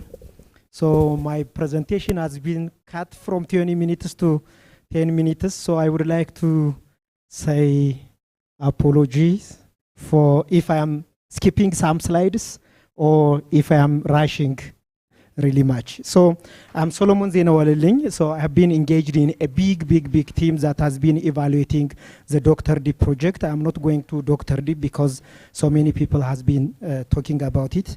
So this is an evaluation of the Dr. Deep project in Ethiopia and Kenya, and also in Uganda. The Uganda one had been done by the Makerere team researchers from Makerere, but the Ethiopia and the Kenya Dr. Deep has been evaluated by the impact evaluation team at the bank. So the motivation for this work has been that most refugees has been hosted by low and middle income countries. Even worse, within low and income countries, they have been hosted in lagging regions. These regions has been characterized by already fragile livelihoods or traditional livelihoods, and also they have been characterized by low living standard and poor infrastructural development. So for these regions, refugees' arrival mean that it creates, a space where competition becomes intense to access public infrastructures and services and the fragile livelihood opportunities that were there. So the literature that investigated the impact of refugees' presence in host communities come up with two major results. One is that the overall effect of refugee presence is positive, but there has been always positively affected and negatively affected or adversely affected parts of the community or segments of the community. So interventions like Dr. Deep and some other interventions that targets the host communities and also refugee communities are needed, not only to reduce or mitigate the pressure on public infrastructures and services, not only also to support the diversely affected parts of the community, but also to promote the positive effects or the positively affected parts of the community. So the Dr. Deep project, I think we have been talking about it. It has the PDO of providing basic social services, expand livelihood opportunities, and improve also environmental management in the host communities. It has been implemented in Kenya, Uganda, Djibouti, and Ethiopia. And it has an approach of community-driven development. And it had 5 components, including monitoring and evaluation and regional support for Igad, on top of provision of social and economic services, sustainable environmental management, and livelihood programs. So this was what Dr. Deep was, but I think it has been raised by the panelists, so I don't want to go deep into that. So when we start the evaluation, we had an evaluation objective that assess the impact of Dr. Deep on social, economic, and livelihood outcomes. And we retrieved 2 research questions from that. The first question was whether Dr. Deep improved access to social and economic infrastructures. The second evaluation question we come up with was, does Dr. Deep improve livelihood, social and economic outcomes beyond access to social and economic infrastructures, including social cohesion? That's one part of the intervention by Dr. Deep. The data, we had a mixed data, qualitative, both qualitative and quantitative, from Kenya, from Ethiopia, and also from Uganda. In order to, we had a number of outcome variables of interest. These outcomes differs from country to country, but we have most of these outcome variables of interest from all the three countries. The first is access to basic infrastructure, social and economic infrastructures. The second is the satisfaction on services provided by those social and economic infrastructures. We had outcome variables of interest on livelihood and also welfare outcomes. And we had also variables or outcome variables of interest, perceptions on attitudes towards refugees by the hosts. So in order to evaluate the impact, we had intervention, we had intervention and non-intervention communities. And we had data before and after the intervention so that we can compare, the outcomes, over time between the intervention and the non-intervention communities. Then we use a DID approach. I think some of you might be familiar with that. We compare the outcomes between the intervention and the non-intervention communities over time in Kenya and Tanzania. In Uganda, we had intervention and non-intervention parishes, and we solely rely on the qualitative data for Uganda because it was done by the Makarare team, and we couldn't really retrieve the data, understand the data in a very short period of time. So the results show that I first present the results from Kenya. In relation to access to roads, we see that in Kenya, Dr. Deep had a positive effect on access to roads. Distance to roads, always the roads measured in kilometers and minutes, has declined in the intervention areas compared to non-intervention areas. And when you take this to Ethiopia, we see that the distance to roads measured in kilometers has declined in seasonal roads, distance to seasonal roads, but we see that the distance to always the roads has increased. I will come back to this later in the discussion. It might be weird, but we'll talk about that later. And effect on to health facilities, we see that there is high presence of dispensaries and also health centers in the intervention areas in Kenya compared to non-intervention areas. But when you go to high-level, health facilities, hospitals, we see that the presence of health facilities in the non-intervention areas was higher compared to the intervention areas. We'll come back to that if time allows to that. We have explanation for that as well. When it comes to Ethiopia, we see that distance to health facilities has declined because of the intervention. Intervention areas observed higher reduction in distance to services, to health facilities compared to the non-intervention areas. In terms of educational facilities, we see that Kenyan Dr. Deep intervention areas reported higher presence of educational facilities, and we see also in Ethiopia the distance to primary schools has declined because of in the intervention areas compared to the non-intervention areas. But we didn't see that impact in the upper primary school. We didn't see that impact in the secondary school and primary school as well. We only see it in the first cycle or in the lower primary school. Effect on water, access to water services, we see also a reduction in distance to water points in Kenya in relation to water for domestic use and also in relation to water for livestock use. And in Kenya, again, we checked that if the access to water is unimproved and clean water, we see that most of the respondents in the intervention area reported that they have access to clean and improved water compared to the non-intervention areas over time. The other we see is that satisfaction on infrastructures provided by the services provided by the infrastructures. We see that there is a higher satisfaction in the intervention areas for health centers and water in Kenya, but we don't see that in education, road, and dispensaries in Kenya. But when you see this in Ethiopia, there is a higher satisfaction in intervention areas to educational services, veterinary services, and road services in Ethiopia compared to the non-intervention areas. In terms of livestock outcomes, related outcomes, in Kenya we see that people owned more livestock and also they sell more livestock products in the intervention areas compared to non-intervention areas. When we come to Ethiopia, we didn't see that effect. We didn't see any difference between the intervention and the non-intervention areas. In terms of welfare outcomes, we have these results for Ethiopia. We see that we didn't see an effect on asset index, which is a combined of all assets, but we see an increase in food expenditure, food and non-food expenditure in Kenya in the intervention areas compared to non-intervention areas.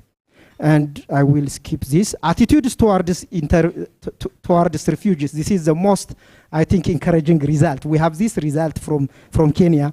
We see that people in the intervention areas think that refugees are good. They are more likely to think that refugees are good, and they are less likely to think that refugees are bad.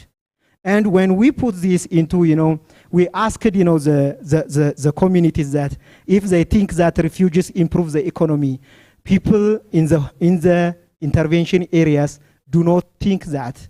Compared to the non-intervention areas, they improved the economy. So they have attitude, they think that they are good. They think that they are no good, but when it comes to whether they improve the economy or not, they don't think that they improve the economy. We are trying to run robustness checks on the results, if this is actually true in the next iteration of results. When we see refugees as a source of social challenge, communities in the intervention areas or households in the intervention areas, they don't think that, they are less likely to think that refugees are a security problem for the community. They don't really think that they are a security problem compared to the intervention areas. And also they are less likely, households in the intervention areas, they are less likely to think that refugees spread gender-based violence and also spread violence and killing compared to the non-intervention areas. We also look at that. One of the indicators of social cohesion is that sometimes the hosts think that the refugees are supported at the expense of them by the donor organizations. We had two questions that whether refugees are supported by the government at the expense of the host community, and refugees are supported by NGOs at the expense of the host communities. Households in the intervention areas were less likely to think that refugees are supported by the government and also supported by NGOs at the expense of the host community. So Dr. Deep has improved this attitude between the baseline and the end line. So the conclusion is, as we posed two questions, right? Does Dr. Deep improve access to social and economic infrastructures? We definitely say that yes, Dr. Deep has improved access to most types of schools, roads, health facilities, and water points. The other question we asked is that does Dr. Deep improve social and economic outcomes beyond access? Even though that was not the objective or the PDO of Dr. Deep, we say that it depends on the outcomes and also on the context. We see improvement in livelihood outcomes in Kenya. We see increase in consumption expenditure. We see satisfaction on services in Ethiopia, and attitudes towards the refugees improvement attitudes towards refugees in Kenya as well. So Dr. Deep has improved these outcomes beyond access to infrastructures. But we say no in terms of asset ownership because we didn't see improvement in that. In terms of livestock outcomes in Ethiopia also, we don't see that impact because of the Dr. Deep intervention. But we even observe adverse effects on satisfaction on roads and dispensaries in Kenya. So it depends beyond access, but in terms of access, I think it has improved, access to those basic infrastructures. So for most of the outcomes, I think this is an extension of our conclusions. For most of the outcomes, we see a negative impact. We see a negative impact. When we compare the intervention areas over time, we see an improvement. So it doesn't mean that the intervention areas did worse because of Dr. Deep. It means that the non-intervention areas performed better than the intervention areas. So I think we need to keep that in mind. And the negative effects or the null effects that could be due to the outcome indicators might need more time to accrue, right? Sometimes assets, you need to accumulate it over time. You can't see it maybe in a year or in 5 months, in 6 months. It needs, some more time to accrue to see the change in the outcomes. That could be one of the reasons. The other reason is that by the time we did our evaluation, the projects were not completed. So we don't see, the full impact of Dr. Deep in our evaluation. The other one, I think, that came from, the PIU from the different countries is that when the government officials know that those areas, intervention areas, are getting treated because of the Dr. Deep, they divert the resources or the investments by the government from the intervention areas to the non-intervention areas. So that's why we see more investment and also access to economic and social infrastructures in those areas. So there is a crowding out effect in the non-intervention areas.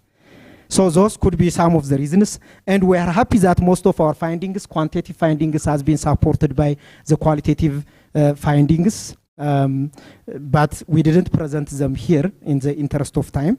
There are some variations across country on the effect of Dr. Deep. So context matters. We need to look at the context where we investigate our impact. We believe that Dr. Deep could be a promising way to improve access to social and economic services in refugees and hosting communities. The challenges, I will run into the impact assessment part. If you see that Dr. Deep had an impact monitoring and evaluation component, but it didn't have an impact evaluation component. So in the future, what we would like to suggest is that I think we need to have a strong component on impact evaluation so that the impact of the programs is documented. If it is possible, I think in order to have a credible impact evaluation assessment, if we have a randomized control trials, so that to convince people, it might not be possible, but that could be one way. The first phases of Dr. D projects, they were not randomized for the implementation case. They were not planned that way. But maybe in the future, Dr. Deep related projects, maybe we might consider that. I hope the recommendations for possible successor projects, they might come from the panel discussion. So I will leave it here. Thank you, Dr. Solm. Before you leave us, can you tell us what could be the role of Igad in helping government and communities scaling up some of the successes? Very, very briefly, this session 3 and 4, were about lessons learned, and among the outcomes and objectives of this forum, there are clear recommendations. So what could be the role of Igad in ensuring that these good practices can be scaled up? Very briefly, off the top of your head.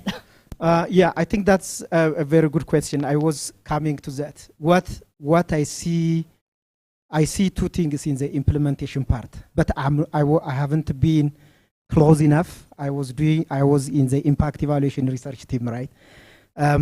One thing is that I don't think most of the stakeholders has been engaged in. For instance, the private sector, and also stakeholders that could ensure the sustainability of the investments. Because from the focus group discussions that has been conducted, especially in Kenya, the investment is there, but it has not been maintained. A road has been constructed, but after 2-3 years, it cannot be used anymore because the weeds come in and encroach it. So I think maybe engagement of the private sector. I learned that there is a good engagement of the private sector maybe in Kenya from one of the panelists.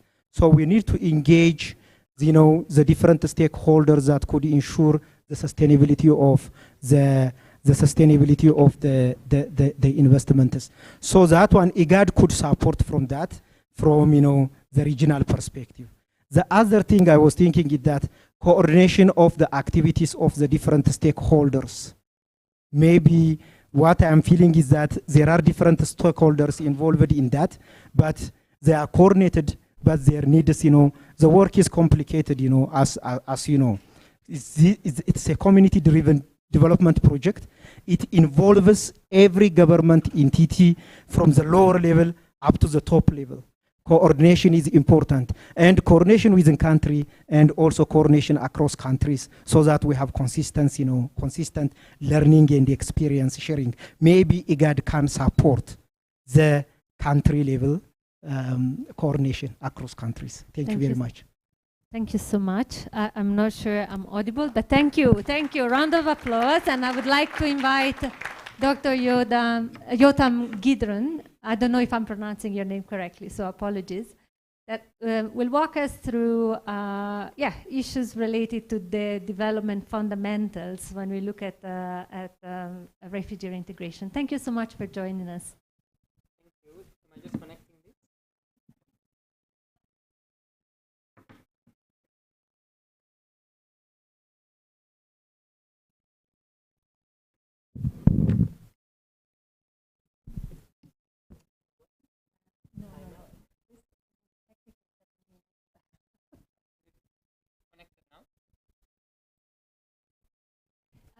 Yotam, before you start, just if you can, I'll ask this to also the other panelists.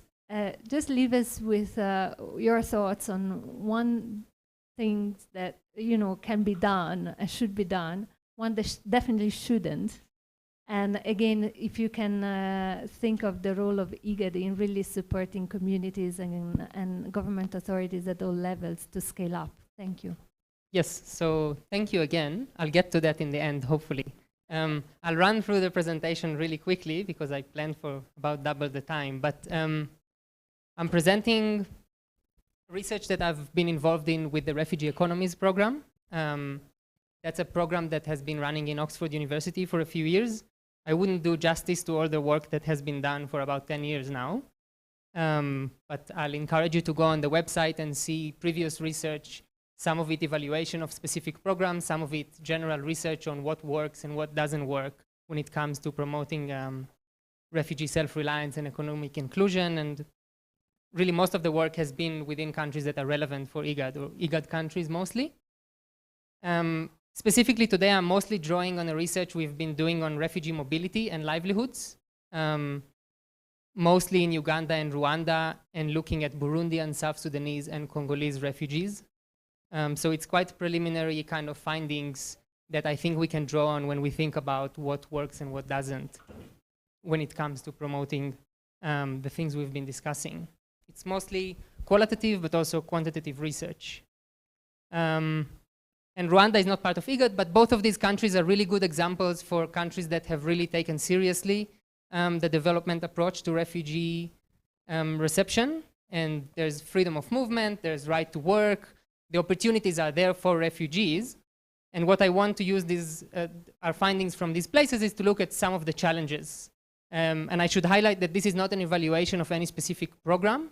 So the point here is not to say, to point fingers at anything, but show some of the challenges that refugee hosting districts still face. And our starting point was kind of refugees themselves rather than any specific program. So we've discussed refugees being hosted in peripheral areas, in borderland areas.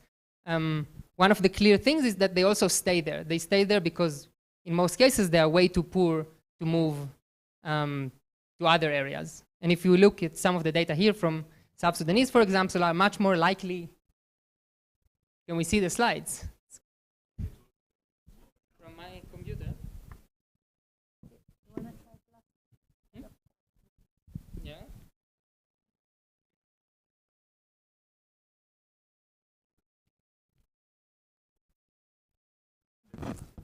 It works.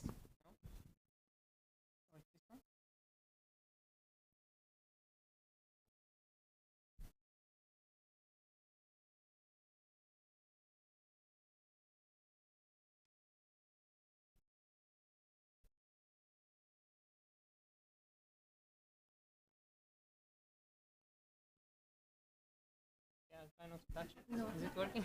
No, it's not. Yeah, okay, I'll get away from it. Refugees are likely to stay in the peripheral district where they're hosted. In some cases, are much more likely to have visited their country of origin than, for example, a nearby secondary city like Gulu or Hoima in the Ugandan case. And this is from Uganda, but I would guess that the data would not be too different for places like Gambela or other peripheral areas. And when we think about their livelihoods, if we look at what they actually do and what usually programs are trying to help them do, they usually rely on one of three things: the economic resources that they can engage with, agricultural activity, fishing, but for most refugees, what they can find around them is usually much more basic things like grass and firewood to support their livelihoods. Labor can be formal or informal labor, casual work, or increasingly what we've been hearing, self-employment through entrepreneurship. And I'll briefly go through the challenges around each of these opportunities for self-reliance. Natural resources usually mean agriculture, especially in Uganda, but also livestock sometimes, fishing, as I said.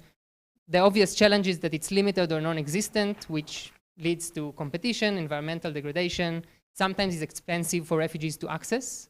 When you have an influx of many refugees, in the case of northern Uganda, land has not been sufficient for all of them to become self-reliant. Some of them have to rent land, which requires cash, but they don't always have the cash because the land they're using is for they grow things for self-consumption, not for marketing or for selling them. And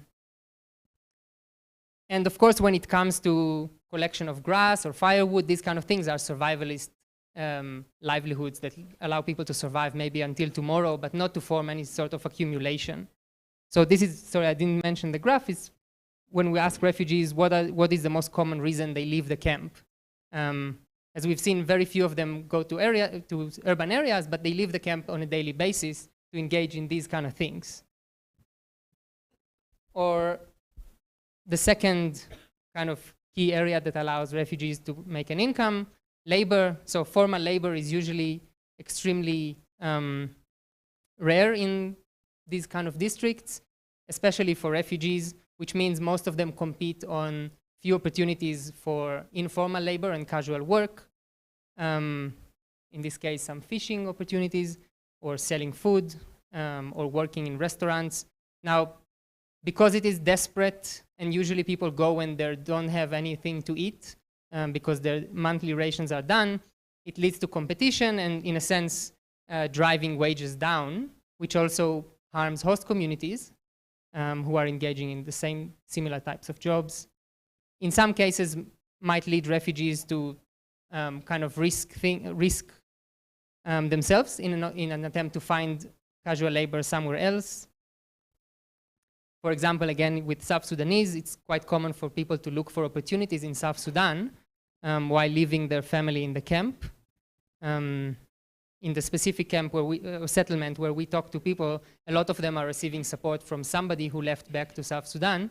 Oftentimes, these people who go back to South Sudan are IDPs, and they find casual labor. For example, in Juba, they stay in an IDP camp, and they support their relatives as refugees on the other side of the border. The last point on entrepreneurship, which is increasingly promoted across the region, regardless of kind of the dominant approach to refugee livelihoods. Most of the businesses that usually refugees are able to start because of their skills, because of the opportunities that are around them, are retail businesses in food or kind of basic household items. So where refugees are encouraged to start businesses, what you usually see is this kind of like selling food, these kind of things, which are redistributive rather than productive activities. And they rely heavily on other refugees buying from them. So access to credit and these kind of loans, business development interventions can help refugees work more effectively, encouraging them to engage in such business, and in some cases, if they are smart enough and have the skills, to kind of open up opportunities for structural reinvestment, create some assets accumulation, and maybe diversify their livelihoods. But then the challenge is that usually their customers are mostly other refugees who are waiting for their aid. So they sell a lot of credit to other refugees, and then they wait when the aid comes in, they benefit from it.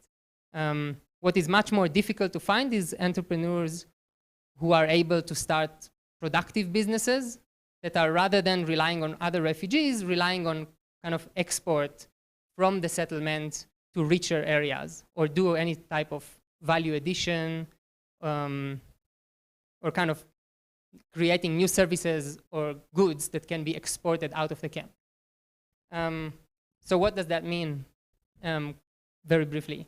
Maybe I think 2 points to think about. One is that breaking the over-reliance of refugees and refugee hosting districts on humanitarian aid means not only encouraging refugees to engage in business or these kind of interventions, but also rethinking the economy of these areas and maybe thinking how they can be linked to richer areas and become, in a sense reliant on them, because economic activity is always some sort of redistribution of resources, and that is fine. But if refugee hosting districts or camps can export to other areas, that already helps to make them more independent. The second one is that until this is impossible to achieve, I don't think these kind of interventions should be seen as necessarily a solution or something, kind of a substitute to aid. Aid still plays an important role in the economies of the refugee hosting districts, both for host communities and for refugees. It allows for economic activity that benefits refugees and hosts. And particularly in contexts of countries that don't have any state-led kind of social security systems to cater for the most vulnerable, aid is still important. And there is, I think, of course, the kind of end of most developmental approaches to refugee reception think of refugee self-reliance as the ultimate goal, but in developed contexts as well, reliance is not necessarily a bad thing. A lot of people are reliant on other people in their daily lives and economic activities. So maybe thinking about a combination and not necessarily thinking that reliance is this kind of thing that we never want to hear exists is also helpful sometimes. Well, thank you so much. That was to the point, but amazingly insightful. So round of applause. I would have myself a million questions, but this is for everybody. And so you've said something that really, I think, is a developmental concept per se. Like, how do you do a phase out of an intervention that makes sense, really? How do you ensure that this sustainability really can happen with reasonable times and not just pull the plug from that one day to the next?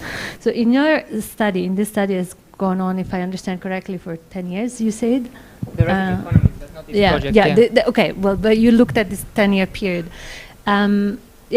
What is it something that you think it should be done more? And what do you think Igad should help communities and government to do in this context? I noticed that some of these countries belong to another REC, but both, for instance, have provision on free movement, for example, look at cross-border economic dynamics, regional dynamics that you were mentioning. So can you tell us, can you leave us with some wisdom? I think one of the points that was important in the first panel was about funding and timeframes. I completely agree that the quick timeframes often of interventions are quite detrimental to their success.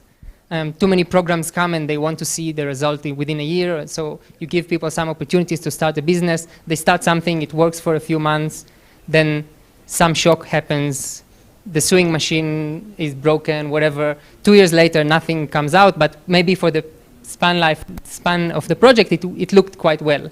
But if we think about the development of these districts and making them kind of allowing them to contribute to broader economic settings, then these longer timeframes are important. And I think also the focus on infrastructure, on quite boring things. And innovation is a very fashionable word today, but a lot of things that are not innovative at all are also really important, like roads and schools and health facilities and markets. And people usually don't need huge innovations to get their products into a market. They just need a good road. So these things that I think are already, in a sense, at the heart of Dr. Deep in many countries are really important and helpful. Amazing. Thank you so much. And so now that you mentioned Dr. Deep, I'd like to invite the panelists, and I'd like also to invite panelists from session number 4, Eleni, to join the podium. And thank you very much. A final round of applause. I'd like to thank Matt Stevens in the World Bank and Rufus Karanja, who will be giving intervention from the floor, if time allows. And I would like to call for Ato Nigatu Bogale to join the podium. It's not here. Okay, thank you. Wilfred Omari. Applause, please. Applause, applause, applause. Then Douglas Asimwe, the acting commissioner for Uganda. Is he? Yes. Yeah. Thank you so much for joining.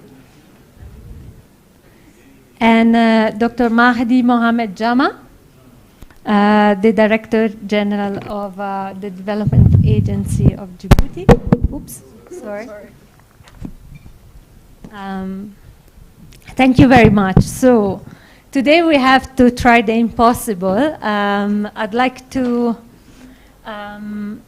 you were originally asked to work on we have replacement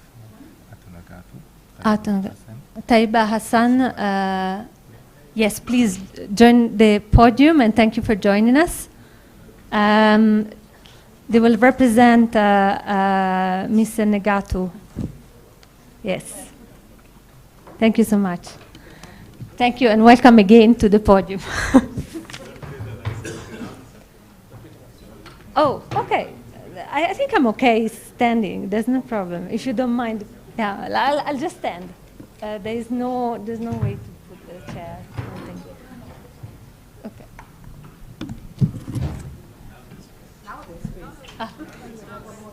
Okay. So, if you don't mind, I'll just stand here. So, Ms. Hassan, okay. So the original question, Ms. Hassan, you've spoken earlier. That was addressed to the Dr. Deep manager. Was about the financing mechanism that make possible the shift in perspectives that really try to address basic needs to others that try to bring about sustainability. And when we think sustainability, we've seen in the concept and others, we look at interventions that are owned by governments and communities, financially and economically viable, environmentally and socially and politically viable. So what are the financing mechanisms, in your opinion, that make this possible? So Yotam mentioned interventions that really can run over a long time frame, but can you tell us a little bit more about that, and if possible in 5 minutes or so? Thank you, Madam, for inviting us. Since our colleagues from World Bank, Ato Isaias, is with us, let me give the chance to him to brief. It is a little bit technical. Thank you. No problem.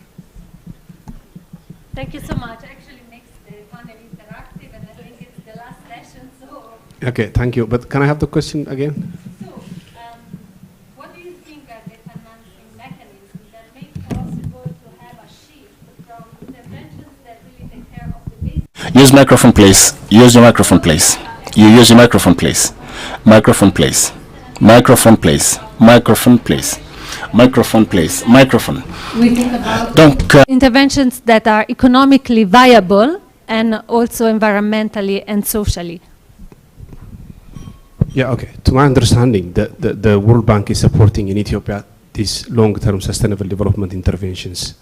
So although they are coming from the community through the CDD approach, we're supporting the government to prioritize those long-lasting and sustainable development initiatives from the basic service delivery, from the environment, and from the livelihood perspectives. We're commissioning a number of studies to make sure that these interventions will have a lasting impact on the livelihood of the community, the host community, and the refugees. So that's what we're understanding. We have learned a lot from phase 1, and then we have learned a lot also from the other countries in the region. So we've tried to make that the government has come up with a robust design in the second phase. So we strongly believe that all investments are more of long-term and sustainable initiative oriented. Matt can also add to make it more participatory even.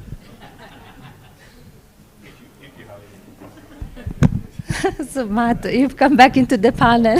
That's so nice. That's a rotating microphone. Well, I think the question was around financing mechanisms for sustainability. I think what the project's tried to do is work through local governments on the whole. You know, it depends from country to country, but to work through the local government planning and budgeting system, so that if Dr. DIP or one of the other projects that we're financing is supporting a health facility, it's working through the local government and has an MOU with the Ministry of Health. If it's a school classroom, it's the same. And so there's an MOU signed between the project and the relevant ministry, which is supposed to provide the personnel, the recurrent management operations and management costs, and recurrent budget. So that's the mechanism, I think. So you have to work through that government system, government planning. We work with refugees and host communities to have it come from the bottom up. But then it ought to align with local planning system, depending whatever your unit of planning it is, depending on the state of devolution or decentralization in the particular country. Now, what we've learned is that on the whole, that works okay. I think we saw from Solomon's presentation that satisfaction with services didn't always match access. So the project always improved access to services, but not always satisfaction. And we know that's because not always is the personnel provided in the health centre, not always the teachers there in the school, even though they're supposed to be. So I think, what we need, looking for myself at, okay, what do we do about that? What can we do to help more on the economic infrastructure side so that projects are also investing in things that generate revenue? Of course, not to isolate refugee host community projects is the only thing that the government is doing. There are other programs which are trying to develop local industry. There are other programs that work with local governments to raise their tax revenue base. So there's actual sufficient money there to sustain investments that are made. So certainly I think that the picture to me is a little bit mixed, because we are working in often the poorest parts of countries under a lot of stress. And so the sustainability is not always 100% perfect. And as I said, that comes through clearly in the results of the impact evaluation.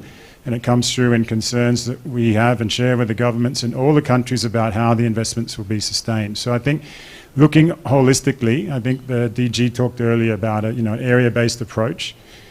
Invest just as much in the future. I think the projects in this first generation have done a good job on the social impacts. And to me, that was like the most satisfying thing from the impact evaluation, is the improvement and attitudes of host community members towards refugees and vice versa. So how do we build on that social foundation now to grow the local economy and work with local governments to increase their own revenue so that these funding mechanisms, which are supposed to ensure sustainability, actually can deliver?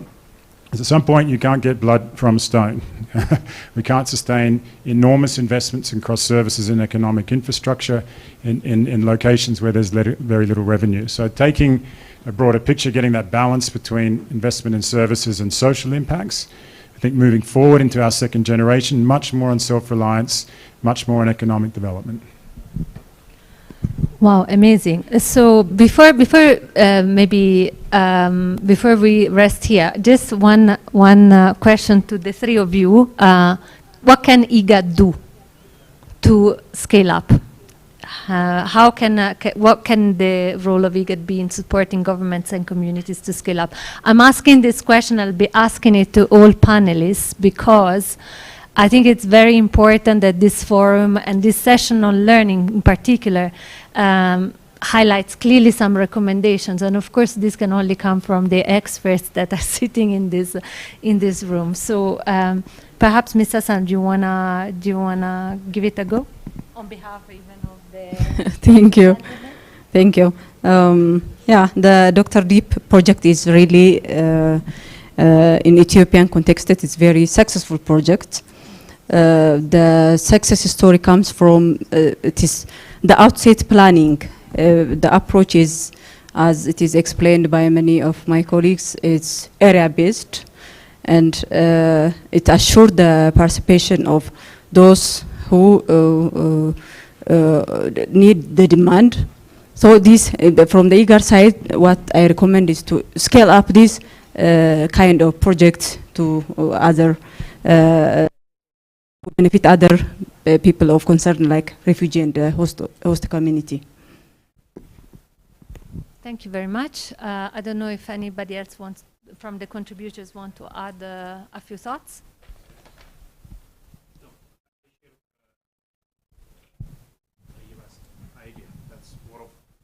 On the knowledge front, we need to bring this more to the attention of the international committee. A lot has to be done in terms of knowledge sharing and the knowledge generating. We've just seen what has been done by the impact evaluation team.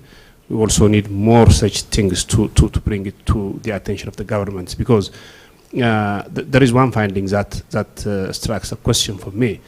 Like, because of because of Dr. Deep, the researchers believe that some resources are going out of the intervention areas, but that's in rare case. In general, the resources going to these developing areas is limited. We need to bring more attention to these areas, so that, because these are, under normal circumstances, they are very marginalized areas, very remote areas. So a lot has to be done. So success stories and then challenges, lessons has to come out very clearly and in a convincing manner. So Igad is well positioned to do this, as they have been doing excellent job over the past 7-8 years. Matt? I thought very briefly, I mean, we're working with Igad to prepare a second round of funding to support them in this and the social impacts, which we must continue, but how do we go beyond that? I think Igad can play a big role in sharing knowledge, but collectively up the game on the private sector engagement, so that we can start to think innovatively about long-term employment and sustainable jobs. Excellent, thank you very much. And I think I have Mahad next to Ms. Hassan. So I'll follow this order if it's okay with the panelists. This has been an amazing discussion. I'd like to invite you, if you want, to also call in for your partners. I like the fact that we talk to one another at the end of the day. So the question for you, as director of the Development Agency of Djibouti, would be about what you think were the strategic development investments that really delivered dividends for the displacement-affected communities. Can you tell us a little bit about that, please? Merci. Thank you very much. First and foremost, I'm going to introduce myself. I'm called Mehdi. I'm the director of the Agency for Social Development, and I'm also a lecturer at the university. So I'm also going to talk about education for refugees. So first and foremost, as my colleagues have said, we thank Igad and the World Bank for inviting us. And I won't go back to the impact of this project, but I'm going to give you an example. During the visit by the president in a certain village that has the highest number of refugees in our country, he requested to the women the impact of this project. And the women said, Mr. President, that is the women from the host community, Mr. President, previously we had these rations from the UNHCR refugees, but thanks to this project, we have development that has come to our area, and we can actually be able to give birth, for example, in our own place. So there is a clinic where we can give birth, yet previously we could go for up to 50 kilometers to find a place where we could give birth. So that is, a region that is mountainous where there was no connectivity in terms of electricity and others. So it is said that when you have children in primary schools, maybe 100 of them, where there are only 2 or 3 that end up to college, and others can't continue their studies at the university simply because they don't have the possibility of having a host family. But today, thanks to this Dr. Deep project, we have a very big college that has over 600 high school students coming from the refugee community. So I've told you that I'm also a lecturer, so I'm very happy to say that our first refugee, thanks to this agreement signed by Djibouti for access to education for refugees, they have benefited from excellence scholarships, just like Djibouti or Djiboutian nationals. So we have engineers that are in the university from these refugee groups, and it is really brilliant, and I'm honored to represent the university and to show the impact of these interventions by the program. So it is very important work that has been done, and the women also said that thanks to the organization that has been put in place, especially the livelihood program, we had women put in groups, and they have been able to save about 4 million, and they said that they have a savings of 4 million Djibouti francs for women who had nothing before this program. So thanks to this Dr. T project, this has become a reality, and now they have become a business in the villages that goes all the way to the towns of Djibouti, because these women have to go to buy in bulk, with 30,000 francs before, but now they even have up to 5 million in terms of stock. We're talking about women that were very, very poor before. So that's the impact of this project on these women. They've spoken about the electricity that was brought. There are about 600 families previously that were very vulnerable, but now we've been able to electrify for the BTMT network to provide electricity. So we have this integration of the two communities, the refugee and the host community, and you have communities very varied and diverse, and today these communities that are living in harmony, yet they are very different and they even don't speak the same language.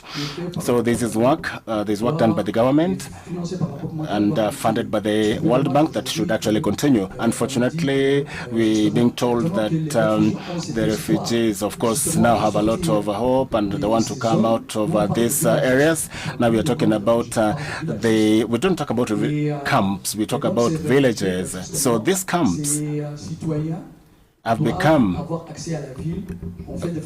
a place that has enabled these young refugees to access education and opportunities for employment and to get professional kits. And the certificates that they've gotten are harmonized certificates. So tomorrow, if the refugees who come from Ethiopia go back to their country, it will be a recognized certificates that will help them move forward. So that's very important. So there's a lot of work that has been done. And something else I want to add is that this morning we spoke about there were a little number of refugees in Djibouti, and I spoke about the fact that this internally the displaced people,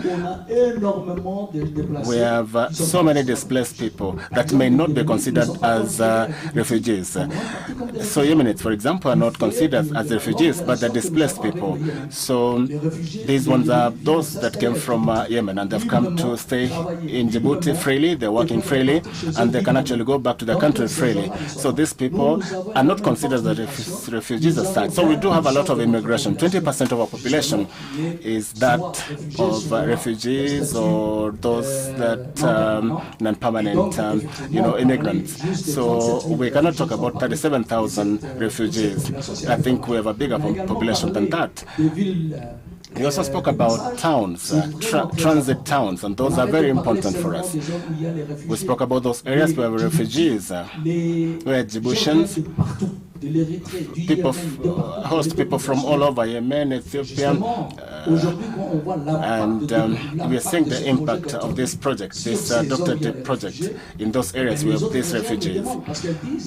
Because these people have become refugees, but they are with us. And of course, there's an impact, a positive impact, an impact on the local economy.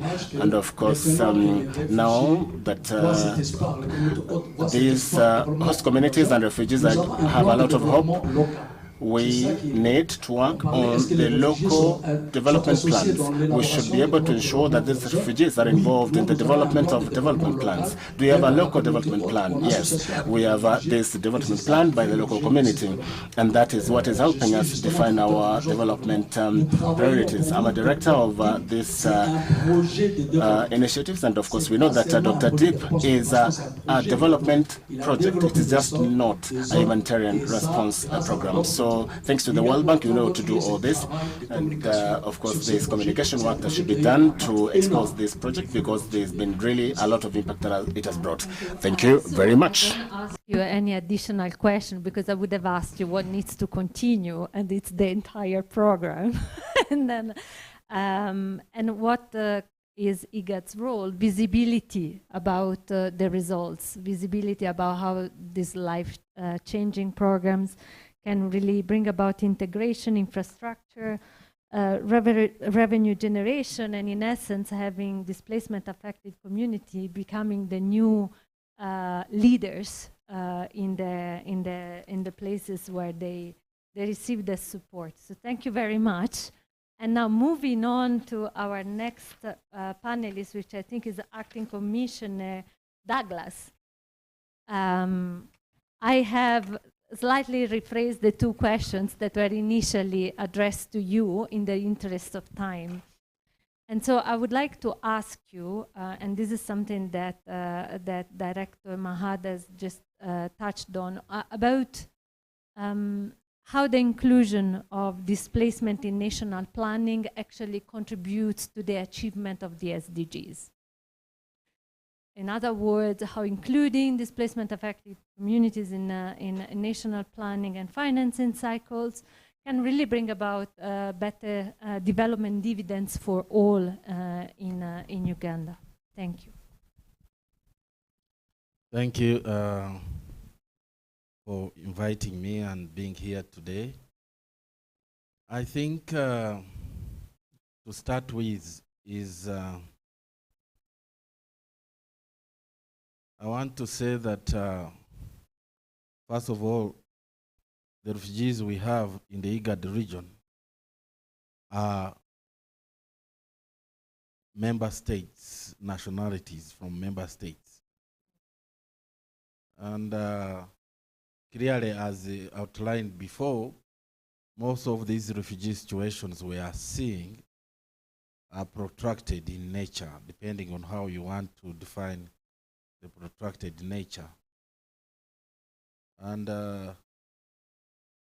therefore, if we don't include them in our national planning, into our local planning from the onset of the conflict, then definitely will not be able to achieve some of the goals of the SDGs, you know, including leaving no one behind, because I think originally the thinking was some of these refugee situations are ending very soon, and people will go back in a few weeks, a few months, a few years, but we see that they are here sometimes taking us decades to get resolved.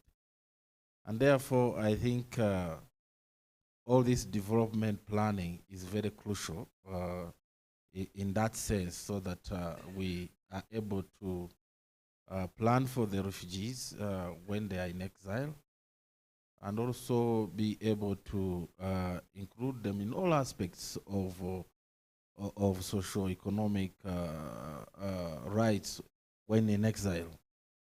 Some of these issues, we talked about them lightly, and I think I want to implore all of you, especially from the REX, the Igad, and even the ESC, some of us spread into all of these issues, that we start to and continue to look at refugee issues, not only in a humane way, but also with the development lens. This morning I have been here but grappling with very simple things, which I think if we are alive to them, then you start to get into the gist of the refugee operations. I have refugees in Uganda trying to come to Kenya to get visas to go to GRF. And the whole day I'm on mails and phones, and these are refugees from partner states. They are either Sudanese or Congolese. They are all members of EAC. Kenya is EAC, but I even had Kenya removed visas for partner for all Africans, if I recall. But these small things that matter make very big impact on the whole refugee response. So I want us at all our levels, the rich experience in the room, that we approach these issues with a liberal mind. And once we do that, then we're able to put refugees into our plans, and we remove the fears that they are here to stay. Et comme ça, il faut Here because of a problem, and once the problem is resolved, they are going to go back, and they are going to go back better citizens of those countries. And that's what we've done in Uganda. If I have to localize it, we included refugees in our second national development plan. We are now in the third national plan. We have strategic frameworks, settlement transformation agenda, all aimed at transforming that person of a refugee to make him a better person. And we have seen dividends to it.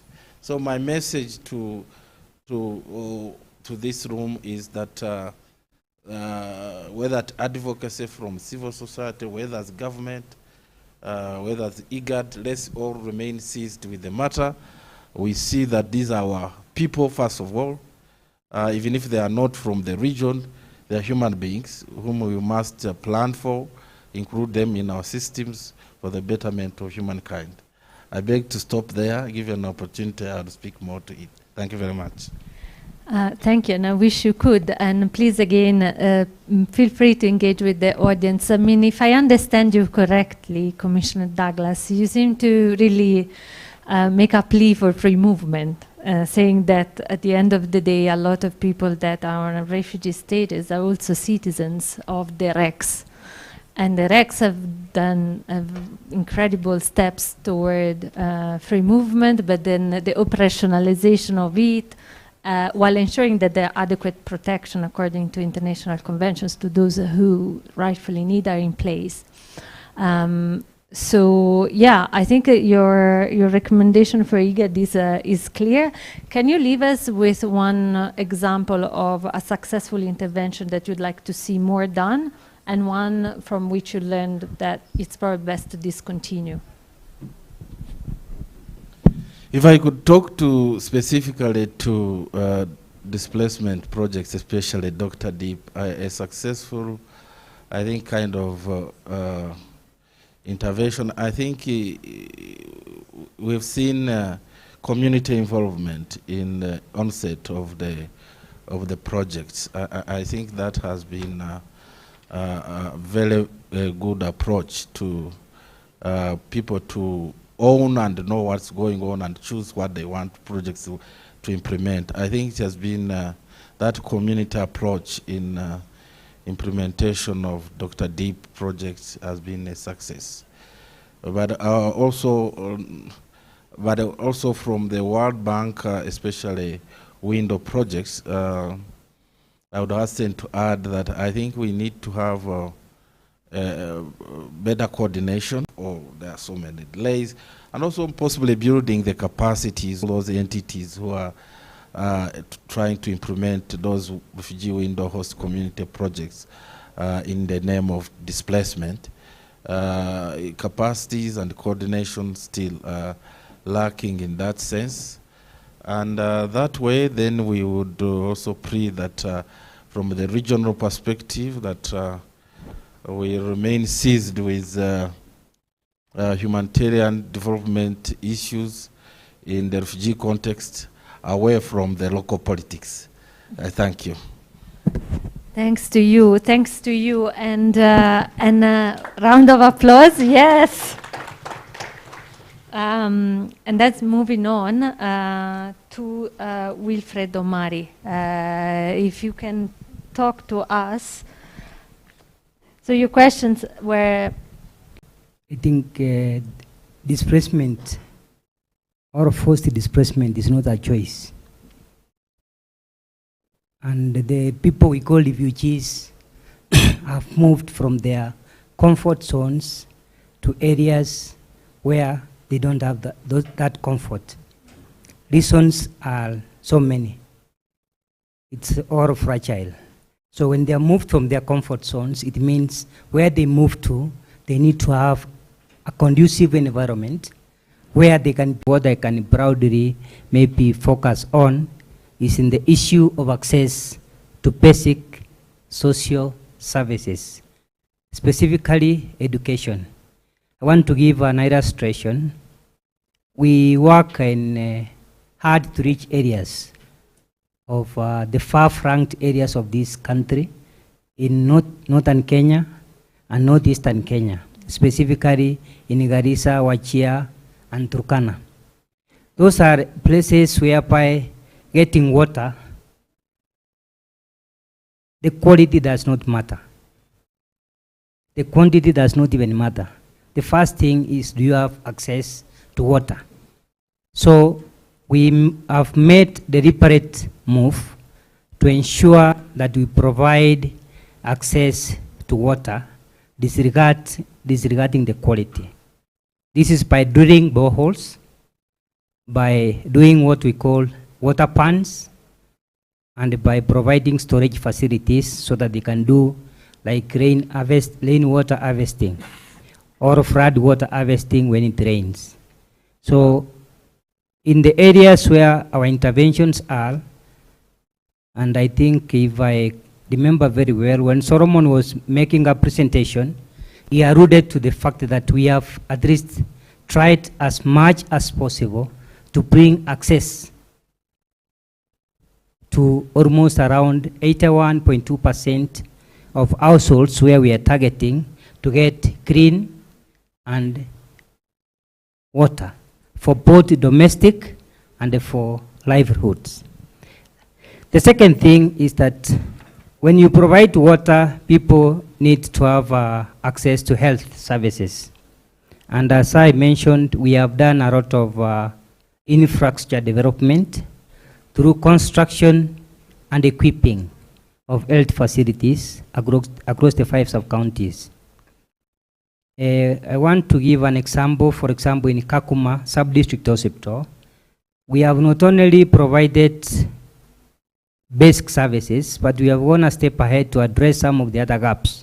Refugees have a bigger problem in terms of violence, whatever kind of violence, whether gender-based violence, whether sexual harassment, whether discrimination, and all that. So we have provided a center for guidance and counseling.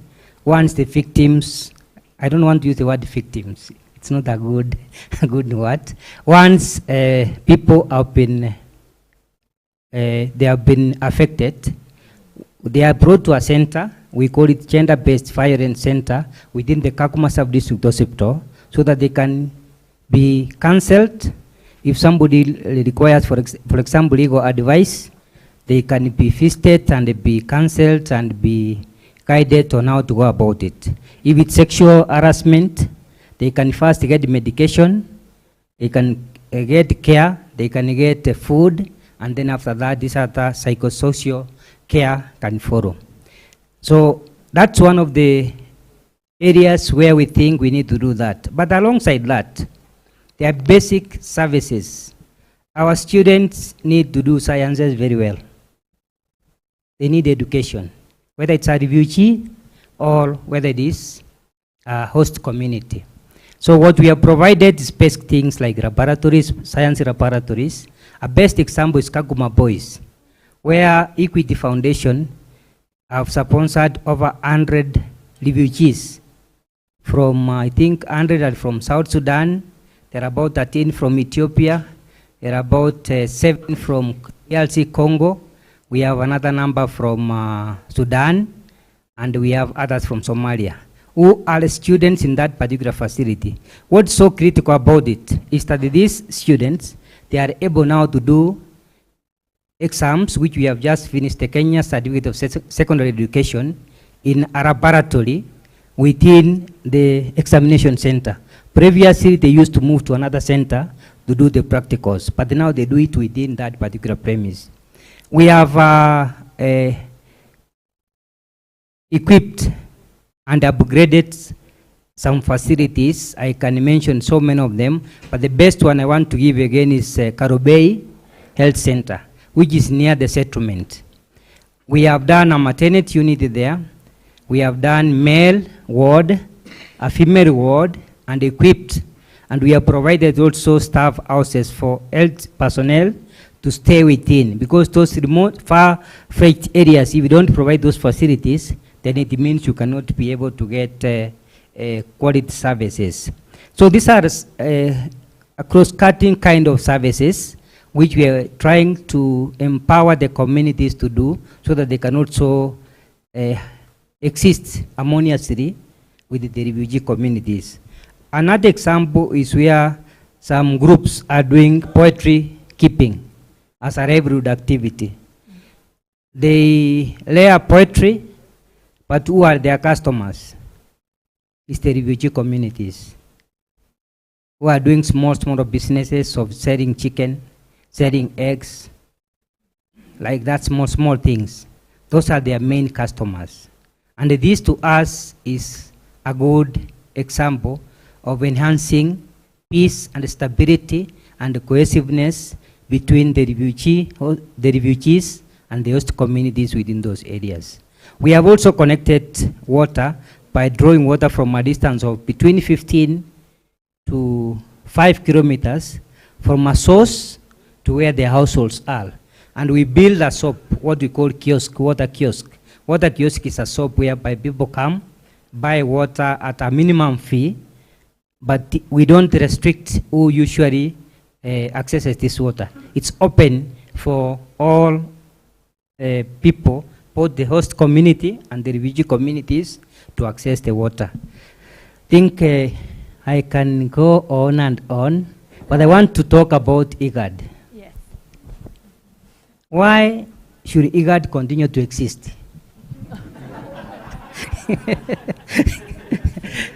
Yeah, why are we here? We are here courtesy of Igad. If Igad was not existing, this kind of forums would not have been able to meet. So Igad is supposed to be there as a coordinating body to bring regional organizations who are working together so that they can together project a common strategy to address common problems. One of the common problems which has brought us here is forced displacement. And forced displacement is not only a country issue, it's a global issue, which we can never run away from it. My brother mentioned about from Uganda, Commissioner mentioned about refugees, they are not going to end today. Why? Because every day when we wake up, there are new emerging issues which lead to forced displacement. So we need a coordinating body so that at a national level, some kind of third arm which will be bringing us together to discuss regional issues and come up with a regional strategy which can address common issues. Because if I'm in Ethiopia, or when I'm in Djibouti, or when I'm in Uganda, as Dr. Deep, I'm very proud because I talk as Dr. Deep, and I know my brother Mad, when I'm there, he welcomes me free. But if Igad was not there, I go there as Kenya, then the other protocols and all that will come in. So we need Igad as a common regional mechanism which can assist us in addressing issues which are cross-cutting among the member states so that we can be able to continue supporting using one strategy with regard to forced displacement. Thank you so much. Thank you so much. Thank you so much. And excellent contribution. Round of applause. And now we move to our last panelist in the podium. But let us remember that we have a couple more interventions from the floor. This is Ms. Eleni Zerzelidou. supportive movement of persons and transhumans in the Igad region for the EU delegation to Djibouti and Igad. Eleni, initially you were asked to give us a sense of what type of change in policies are needed for development solutions. Can you give us some success stories there, and of course leave us with some wisdom of what you think has been done that we should do more of, what we think we should do less of, and what you think is particularly well suited for Igad to take forward and scale up? Thank you. Thank you, and thank you for the invitation. First of all, I would like to say that our delegation to Djibouti and Igad covers both national and regional programs, so I'm very happy to take on board the comments made by the colleague from Djibouti, but also very happy to hear about free movement all the time. So I would like just to say that the overall framework in which we have operated in the Horn of Africa region for the past 7 years has been the EU Emergency Trust Fund for Africa, which is true that started as an emergency mechanism, but along the years we have seen that has produced amazing results when it comes to migration management, forced displacement, creation of employment opportunities and livelihoods in the region. And not just in this region, but in the whole region of the Sahel and Lake Chad. So it has been a mega instrument to manage for the past 7 years, with 600 interventions in 26 countries, out of which 34% has been dedicated to the Horn of Africa region, with an impressive amount of 440 million euros for forced displacement, including, of course, migration management and, of course, including free movement.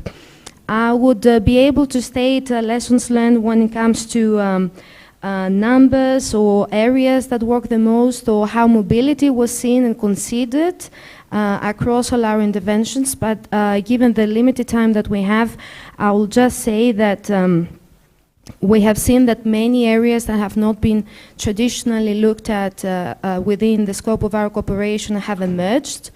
Thanks to the EU Emergency Trust Fund for Africa. For example, return and reintegration, irregular migration, forced displacement and responding to the root causes for forced displacement, but also mobility in general, and usually with a very negative connotation. So amongst all these interventions where the EU normally is looked at as somebody who's going to block migration from Africa and usually financing activities and actions that are linked to irregular migration and blocking that migration towards the EU, and usually also being linked to readmission in the talks. We have some amazing results that are linked to more positive areas, such as free movement, and we have done so in two areas, two policy areas, not just migration of persons, but also transhumans in the Igad region, but also in ECOWAS. So I think we have a unique opportunity here to consider mobility within a context of a positive sense, to consider mobility as an opportunity, to consider mobility as a mitigation mechanism and not just as a problem. And I think that the Protocol for Free Movement and its Article 16 is actually showing us the way. Igad has a unique opportunity to benefit from the past 7 years of cooperation with the EU and ILO when it comes to fostering labor mobility and transhumance in the region. And that's why we have continued and we have decided to continue doing so, and we have approved further financing of 15 million euros for the Igad region when it comes to labor migration, support of free movement and transhumance. Then to refer to something more existential, as my colleague here said, what Igad has to do in order to benefit from all this, I think that we have already seen the power that Igad has vis-à-vis their member states when it comes to implementation and ratification of the two protocols. We would like to continue seeing Igad doing so. We need Igad to be a political partner there for the EU. We need Igad to be chasing its member states, if I may say so, and we need this convening power to come and emerge. We have seen many projects that have come to an end because IGAD was mainly an implementing partner, let's be honest, and probably this is the modality that has phased out under the NDK Global because it was no longer the modality to adopt. We need IGAD's commitment, but looking strictly. So ultimately, when we phase out and we may not, let's say, be in the position to have free movement support phase 5, IGAD can actually rely on a non-foreign state. Voilà, over to you. Wow, so that was very comprehensive. No need for follow-up question. Round of applause. So, I mean, I'd like to, before moving to the next contribution, there were, yeah, I wanted just to recap some of the messages that have been given. Cross-learning among IGAD member states remains a fundamental role that IGAD needs to play, and definitely has been playing it through these events. I think it was very it was emphasized by Dr. Solomon and by many others that coordination across tiers of government remains fundamental, and that the role of IGAD in incubating these processes for scale-up of solutions is a very prominent one to play.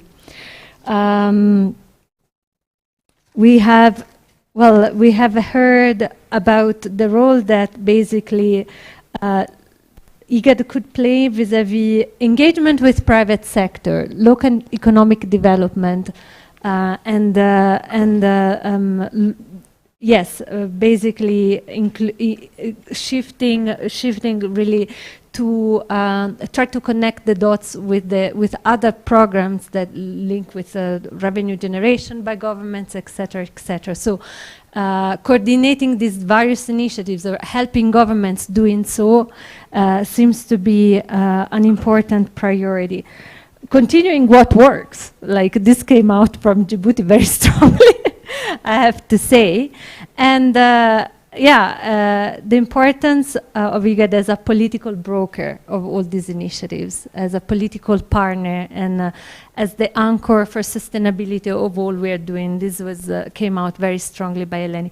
I'd like to call to thank you very much all the panelists on the podium, but I'd like to give the mic now to Mr. Rufus Karanja, representing the Embassy of the Kingdom of the Netherlands, who has supported the Prospects program, which is another major intervention that really looks at development solutions for displacement-affected communities and refugees in particular.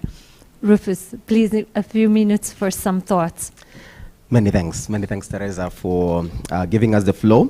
So as you've heard, I represent the Embassy of Netherlands, the government of Netherlands, and maybe just 3 points going by the inspiration from this morning from Dr. Lilium. I think first, for those that don't know about Prospects Partnership is a global partnership from the government of Netherlands, and it's a partnership between 5 key partners. You have both on one part humanitarian, and on the other side development partners. So you have UNHCR, UNICEF as the humanitarian partners, and then you also have IFC, the World Bank, and ILO as the other partners. The program itself is a multi-year durable solutions program. We like to look at it much more as program that supports Nexus in practice, because it indeed brings together humanitarian and development partners together in a program. It really looks at how to enhance socioeconomic integration between refugees and the host community, but again to bring a development approach to what we are talking about when we talk about forced displacement. The program itself is in 8 countries across the world, but for the sake of the IGAD region, the partner states that or countries that where Prospects is implemented first begins with Kenya, Ethiopia, Uganda, and Sudan, and then the rest is Egypt, Iraq, Lebanon, and Jordan. So the program itself, the first phase has just ended earlier this year. It was a 500 million program across the 8 countries, but now we are on to the second phase of the program, which will have 800 million across the 8 countries, with a potential addition of Afghanistan as the other added country. I think for me, because of time, I think I just want to talk about 2 key things and what has necessarily been able to see, and because that has come up quite a couple of times. times. I think the question about private sector engagement or how to engage different kind of innovative financing, because that's a big piece, especially from coming from a development partner, where we of course know how our budgets within capitals linked to a lot of all the different crises that are going on in the world. So definitely funding is going down.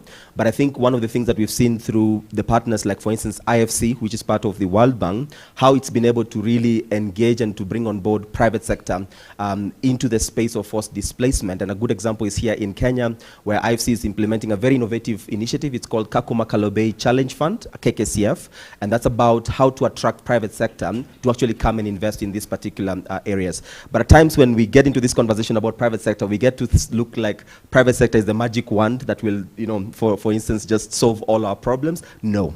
But I think one of the important things, because I'm speaking to member states, I think for private sector, two of the key questions that they always ask is about how sustainable is the environment, for instance, in terms of policy reforms, whether it's in terms of access to work permits, access to documentation, because many times when we speak to private sector, banks or many others, they always ask, can we employ refugees? Can we provide financing to refugees? So I think a big message that goes to us supporting private sector engagement in the forced displacement is the bit about, can we then have enabling environment? And we are really glad that within the member states that we are in Igad, there's a lot of that coming from in terms of political will, but also progressive legislations that are coming through. So, but I think for me, important that there needs to be an enabling policy environment that then supports private sector to be able to engage. But then, why engage private sector? Why engage other different, whether it's the foundations, whether it's many others?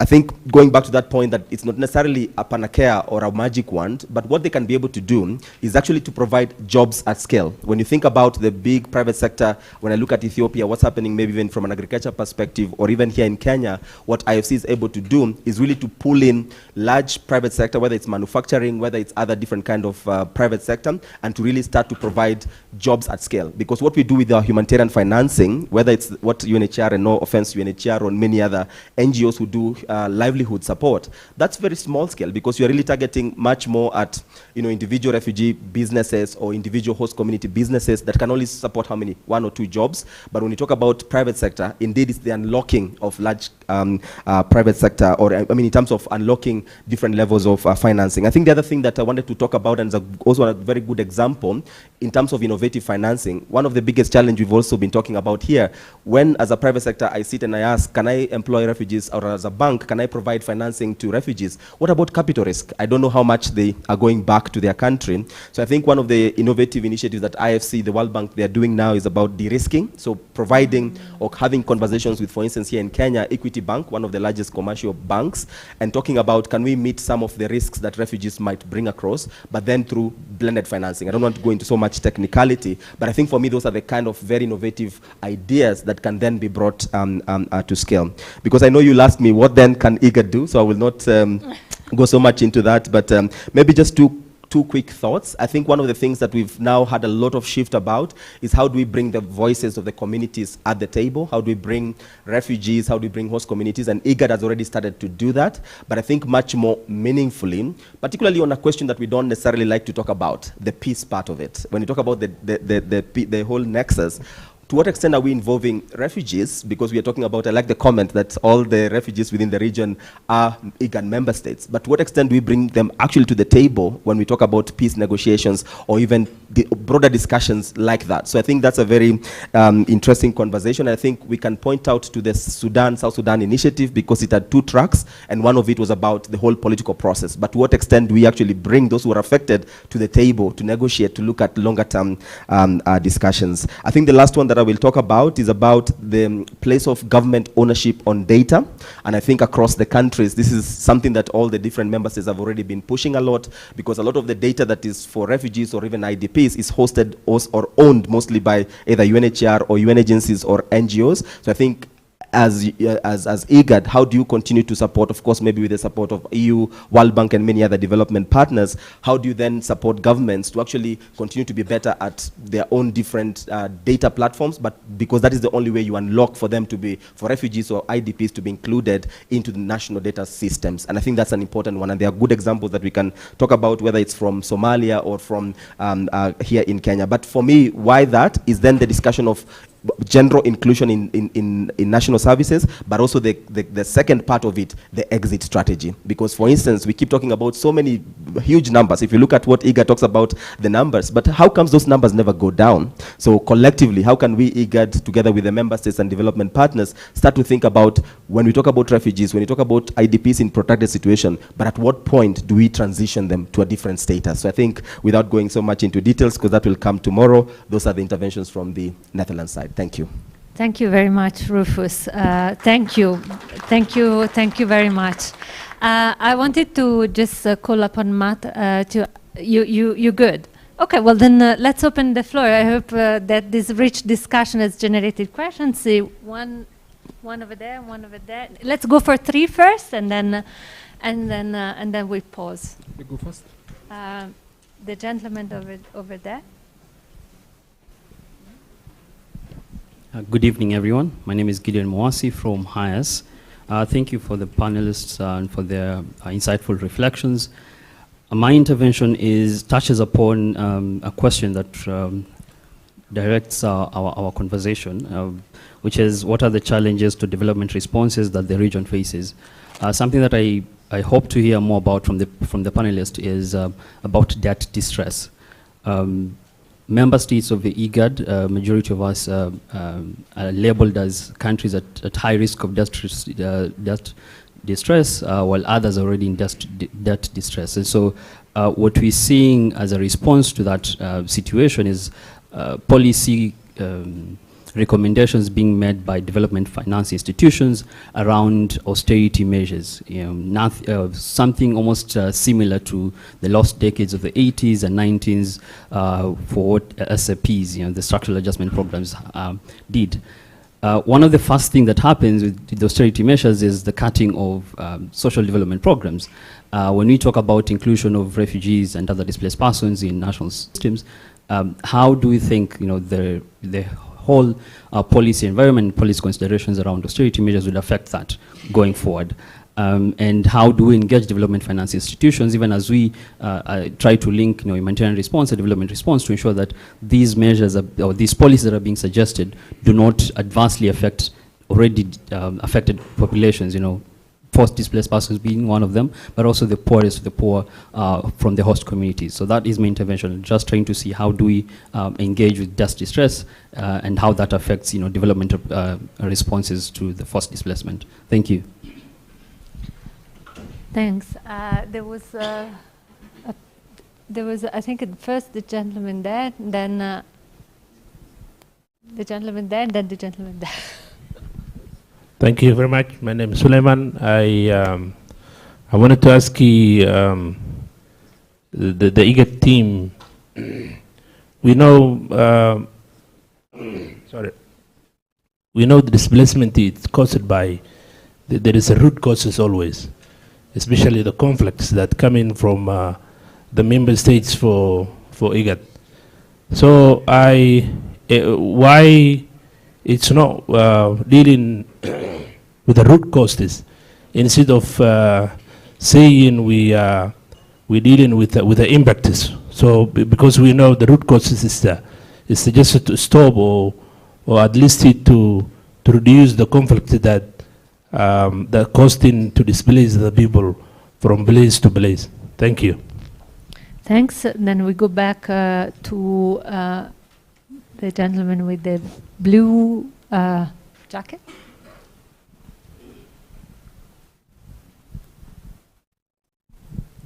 Right, thank you. It is very impressive what you have presented. I like them, and we learned more. But there are some few points there that I wanted if you could give me the highlight on them. First, I want to go to Uganda.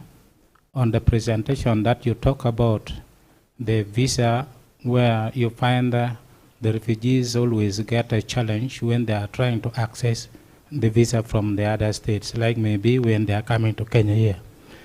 So my question to you is, after learning that there is challenges, that they always get it on the way, what intervention have you taken, and what do you usually take as the intervention so that they secure the visa? And then question that I may want to ask also is, now I think I need to ask Kenya and Djibouti to try to explain, if possible, because I'm hearing we are trying to implement the Djibouti Declaration very well.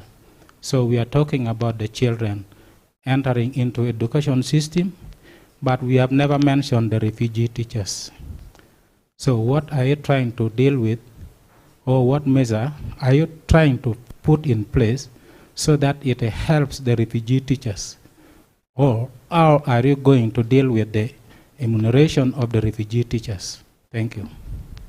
Thanks. Last question over there.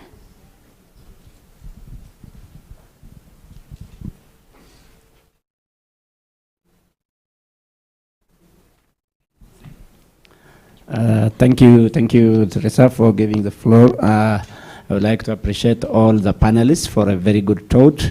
I think for Igad member state, I have one question for Ethiopia, Djibouti, Uganda, and Kenya, who are on the panelist. Because we have been hearing the support and the commitment to provide support for the refugees, but to what extent our member states are committed in terms of allocating budgets when we are doing our annual budget allocation for various refugee support programs? Because why I'm asking is that we are relying more on our development international partners, but from our own national budget, regardless of whether it is big or small, to what extent we are allocating for our refugee response programs, those are living in our territories, just which shows the commitment we have to the extent of possible in terms of budgetary allocation. Maybe the question for Madam Elena from EU is, the free movement protocol in the Igad region and also the labor migration is, yes, it is an ongoing project, including with the transhumans. Probably what lessons can Igad learn from the ECOWAS region, because you have also worked in the ECOWAS in terms of getting more proactive engagement to promote the ratification and implementation of the free movement protocol and to promote regional integration at the end of the day. If you can highlight any lessons that Igad can take point forward in the implementation of the next phase. Thank you. Thank you very much. We'll stop here for now. So the first, I don't know who feels like taking. I think probably I'd like to ask Commissioner Douglas about how to address the distress that was created for displacement. We will take a second round. You won't be forgotten. No worries. So when we look at how to really deal with the distress that creates a need for a response, how states can go about that, and if I understand correctly, how can they go about that in a way that takes into account that basically social state-led safety nets were probably one of the causes why we see all this distress now. Would you want to give us your thought on that? Thank you. I think it's twofold. When you look at,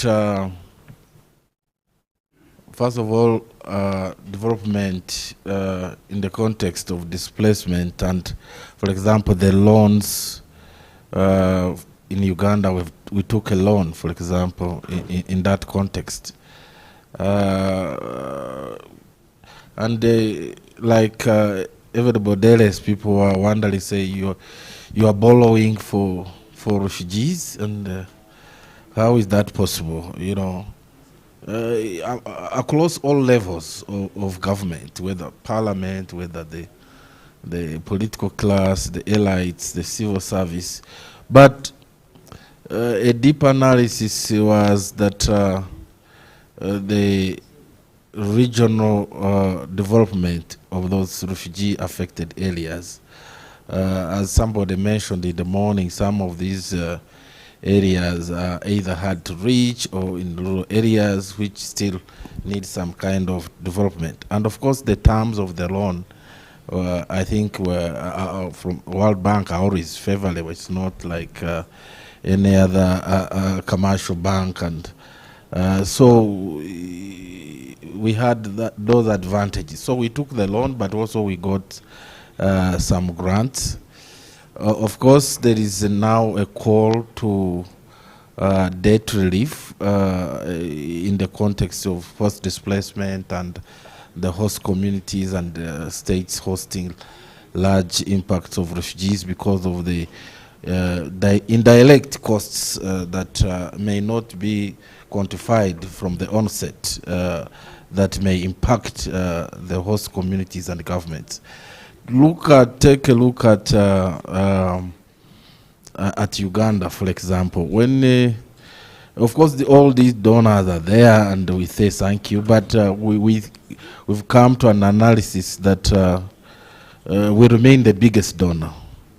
If we quantify the fuel energy alone the refugees are using in monetary terms, if we quantify the land given to settle and grow food supplement whatever rations and so on. So it's a lot of funds in monetary terms. So I think a call from the international community for debt relief in this regard is very crucial, and I think we may have to remain in this on that discussion at the regional level, but I think it's very important that we keep on it.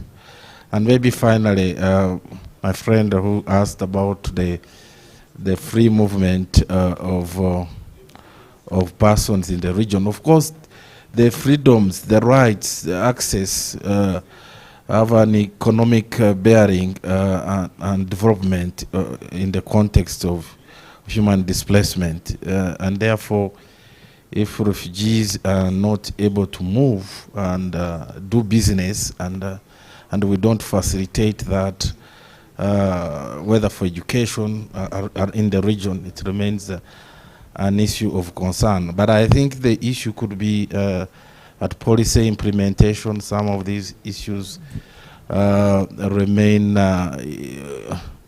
in the protocols and treaties, but how do we engage? And maybe that's where Igad and other regional blocs need to engage partner states to see that some of these protocols are implemented. Under EAC, we hear of free movement protocol, and all residents can move. Refugees are residents within our partner states, so why should they not move? They have conventional travel documents, they have identification cards. In the Ugandan context, we're even issuing e-conventional travel documents. It's no longer even machine readable. We are e. So what's the technology is there? So what is the problem? I think we need to translate these protocols into realities, and they also advocate and awareness. Some of these different players, whether in the capitals or at border, security officials don't know about the some of these commitments that could be made in our regional blocks. Thank you. Thank you so much. So there was a question for the Igad team. Microphone, please. Microphone, please. Microphone. Mic. Microphone, please.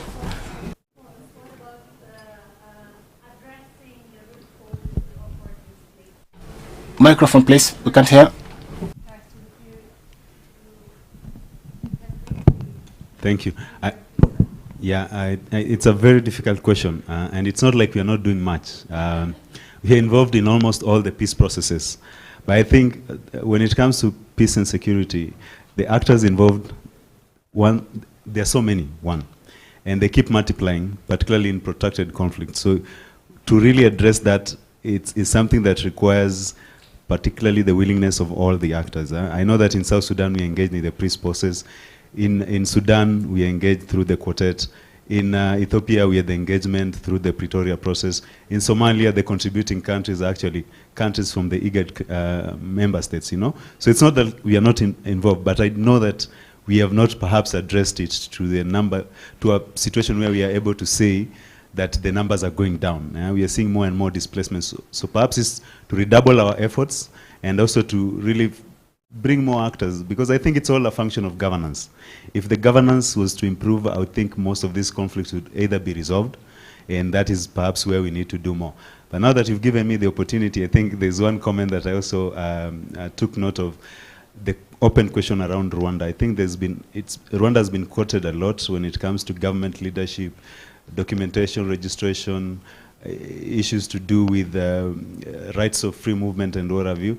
So I think perhaps as Igad, Rwanda would perhaps be a target for learning or an experience sharing with countries in the region. And perhaps some of the issues like what the Commissioner for Kenya raised around security issues, I'm sure Rwanda has dealt with it. The fact that they're able to give IDs to refugees and just have a code and what have you, it's something that would be of interest to us to learn from. That would be my short intervention. Thank you very much. Perhaps I'm just doing my own advocacy. Microphone, please. Microphone, please.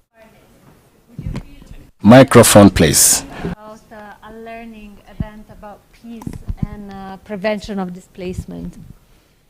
Can we put it in? I was just calling on the good offices of the coordination of CHARS and the technical core group. If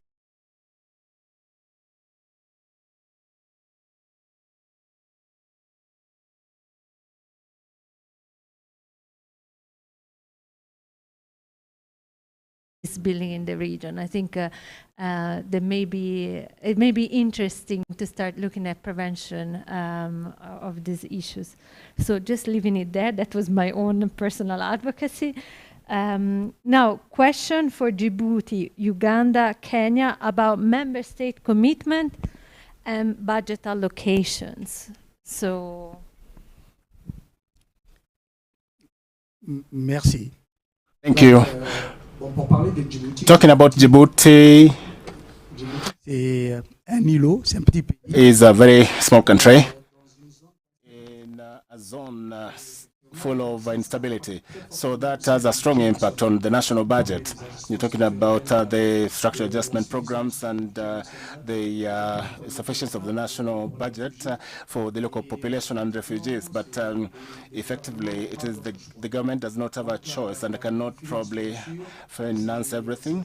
They will try to finance the refugees just as the local community, but the refugee communities, of course, are in our countries, in our country, in our towns, and in small villages, but they're not in an isolated place, or they don't live alone. So when you talk about health services, when we talk about health centers of level 2 or 3, that is the polyclinics or hospitals, the provision of services at that level by UNHCR is very weak. So it's the government that actually does most of the work. When we see about free education, it's the same thing. The agreement that we have with UNHCR is not sufficient. So there's a lot that is done by government. And I spoke about these populations of displaced people that are not registered as refugees. It's the government that pays for everything. The government does everything for them.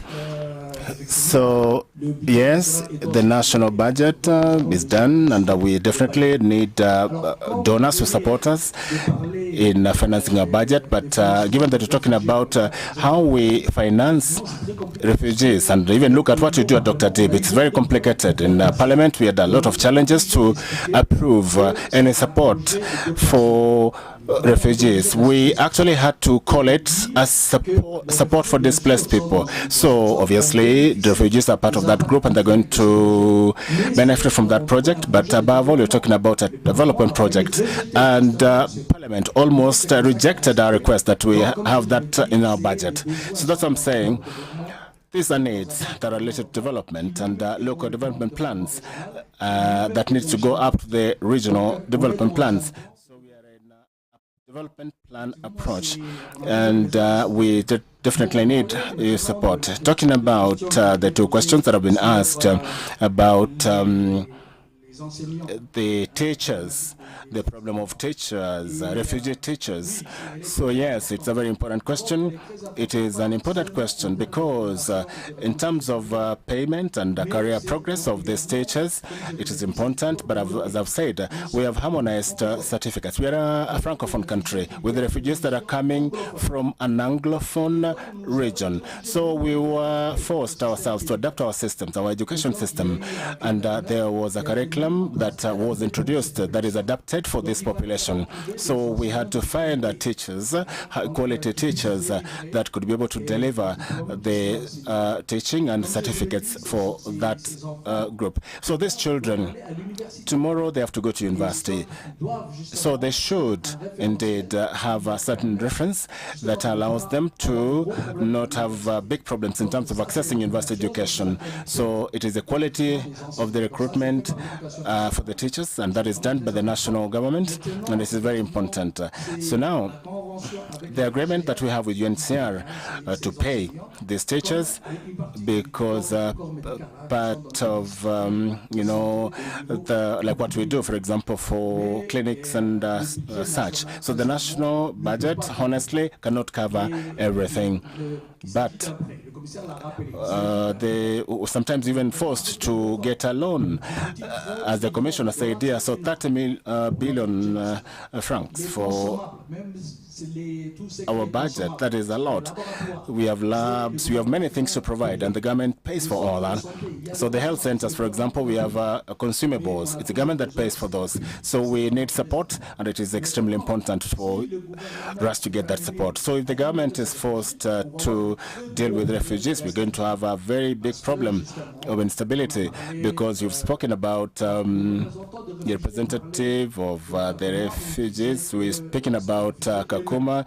They're saying that it's the refugees themselves that are asking if at all, for example, there's someone who is undesirable, they have to denounce them. But if you have a single community, it's okay. But when you have a multitude of communities that come from countries that are in war and that are also in conflict, so that leads to another problem. So we should find an arrangement so that these communities, first and foremost, they don't have to stay in the same place, so we put them in different places, yet they come from the same countries.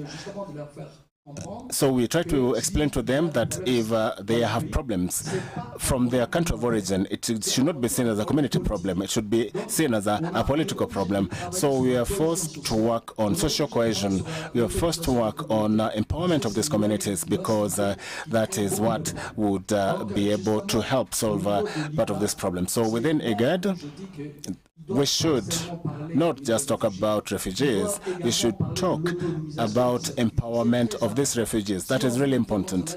If you have to fight against religious separatism, I think that is how you should handle it.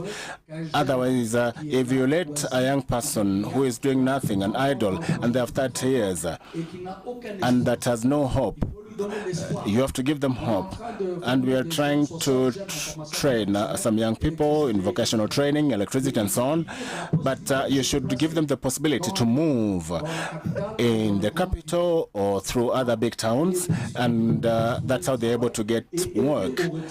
And then after that, they can be able to give something back to their parents. Thank you very much.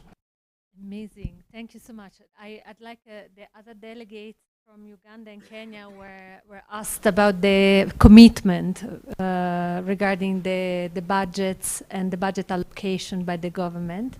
Ethiopia would like also to contribute. Thank you. Let me add a few points on what my brother said. Yeah, regarding the displacement, we have all have our role. Let it be international community or government. Government have its own role, and the same to international community. What we expect from government is it's to make favorable environment, especially regarding the policy. In policy level, it's up to government to make favorable condition, and again make refugee matters as a part of national plan. Again, it's up to government to suit a law that is very attractive and favorable, which engages private partnership engagement.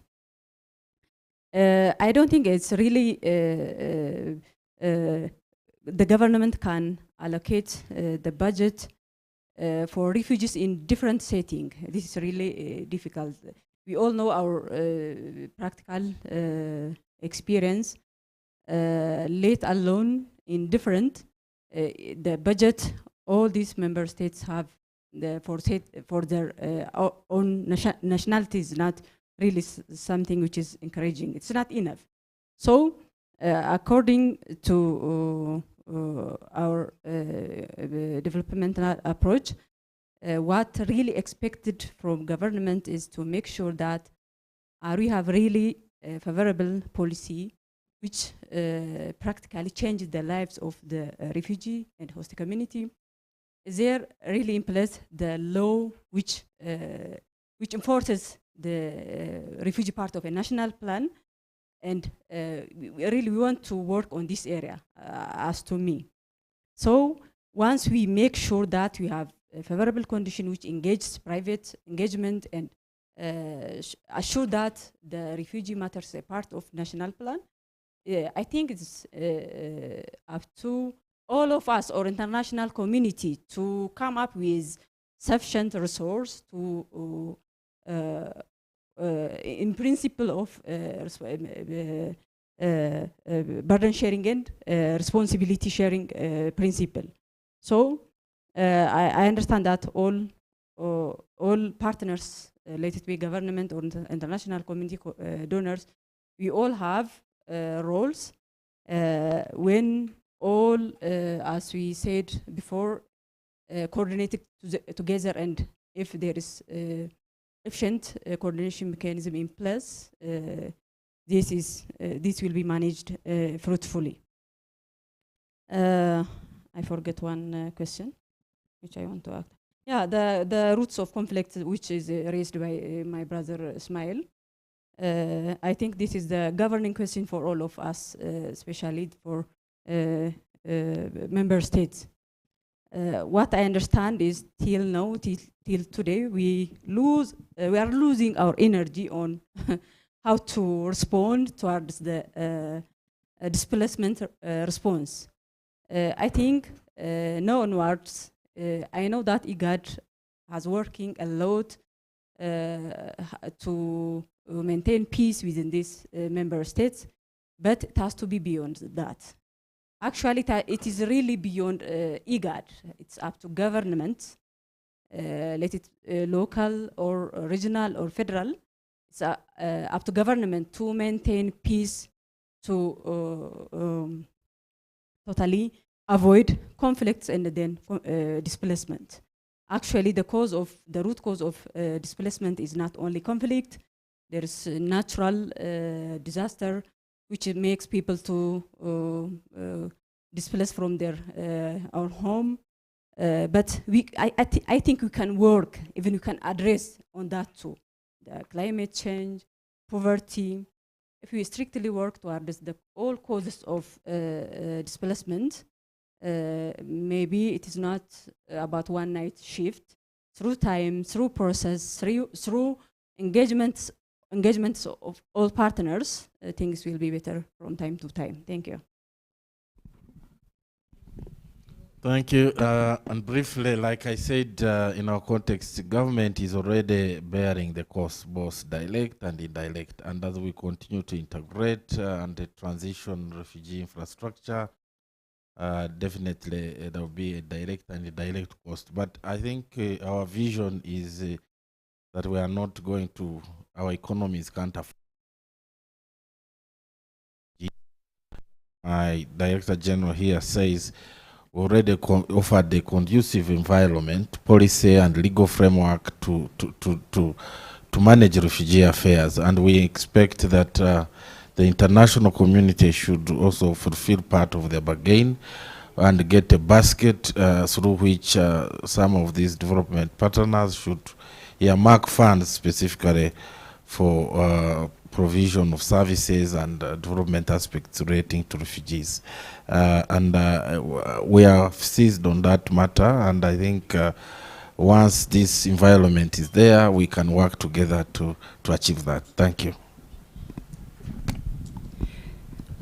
For Kenya, specifically for Dr. Deep, we want to say that the government is committed in providing support with regard to operation and maintenance, with regard to staffing, and also in ensuring that priorities from the communities are in line with what we call CIDP, that is county integrated development plans. When the counties are planning for their annual budgets, they have to factor in the issues of operation and maintenance for sub-projects which have been done by Dr. Deep, and also for other activities. You are aware that the Ministry of Education provides capitation fee for all students and for all pupils, disregard whether they are refugees or they are host communities, only for those in public institutions. So I want to assure you that there is continued support in terms of budgetary provisions. And also there was something I just wanted to mention about is with regard to the refugee teachers. I think my brother, you are aware that under the Sirika plan, draft plan, most of those gaps will be addressed, because at the moment, you know, it's also a bit tricky for Teacher Service Commission to recruit them. But once the Sirika plan is out, they are going to be incorporated as part of employment creation for the refugee teachers. Thank you.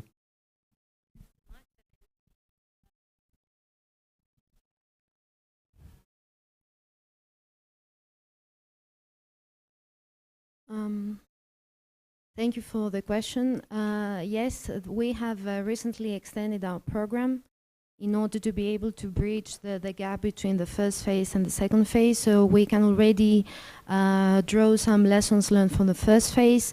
As you all know, this is a very volatile region, but the first lesson to be learned is that mobility is in the fabric of life in the Horn of Africa, and whether it happens regulated or not, and even if it happens in a context of displacement, people do show resilience.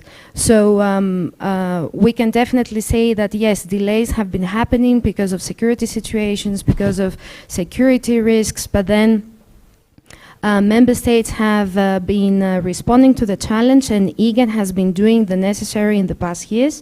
However, knowledge of the protocols, both protocols, remains highly esoteric. Igad citizens are not very informed, and they are not appreciative of their own rights because they have no knowledge of the rights, actually. So we are definitely going to change that under the second phase, as well as some coordination gaps that we have experienced under the first phase, including maybe the stance of the EU and how this program was looked at internally as well. I don't think that the relevance of the program was appreciated as of the very beginning. Given the plethora of interventions, as I said, 600 interventions in 26 countries, it was very difficult to see back then the added value of interventions that have to do with free movement, including in the context of forced displacement. So this all is going to change, hopefully, and formatted and reformatted under the second phase, which is going to start mid-2024.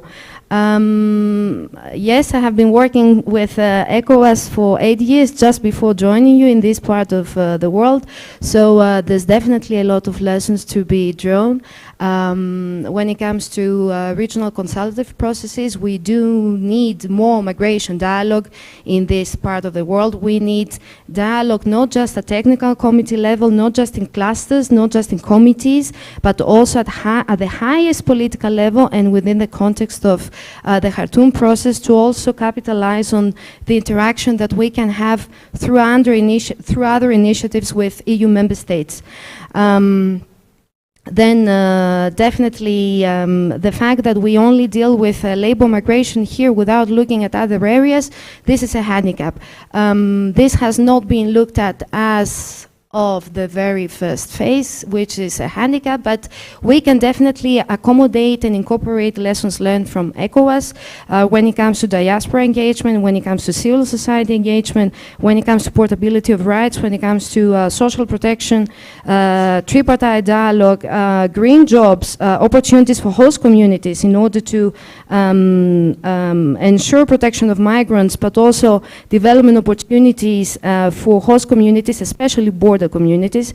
So all this is going to be looked at closely under phase 2, and we also foresee some interactions and peer review with other RECs, including ECOWAS. So we are going to facilitate that early next year in order to capitalize on achievements that we have noticed under our EU cooperation with ECOWAS, and so that we can ensure that even Igad can pass the message on transhumans, because sincerely speaking, Igad is the only REC that can boast about a functional transhumans regime and maybe governance as well. So I think it's going to be a robust mutual experience, and not just in one-sided exchange for ECOWAS to be passing the torch, let's say, to Igad. DG INPA is looking at having a cross-regional exchange case study. So this duo, ECOWAS, Igad, and the EU cooperation is going to be closely looked at. So I'm personally solicited there to feed into the process, so I hope that Igad will be there to accompany me. The final right holders of our actions remain Igad citizens, so we will make sure to validate all provisions and activities, and not just, let's say, validate our own agenda. Voila. So. Thank you very much. Thank you very much. Do we have time, Charles, for another question? I feel very bad for the colleague at the table there. And are there any other questions? How many would there be in case? Okay, so 1, 2, and that's it. And then we close. Okay, perfect.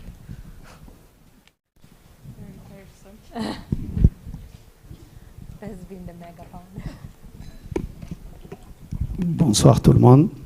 Salam alaikum. Je m'appelle Abdul. My name is Abdulek Mohamed.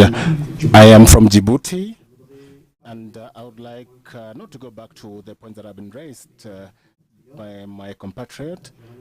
I thank the panelists for the points that have raised, and it's just about the way we talk about displaced forced displacement. A country like Djibouti has spoken, and my colleague has spoken about the fact that we're a small country that is found in a region that has a lot of things happening around it. And when you're talking about forced displacement, we have the refugees as well as the immigrants that Djibouti receives. So my colleague spoke shortly about the number of refugees that we have vis-a-vis its population, and of course the displaced people. So my question to the representative of the Netherlands, he spoke a short while ago about the project that is called Prospects, and there are 4 countries that they are working with, and I'd like to know if there are criteria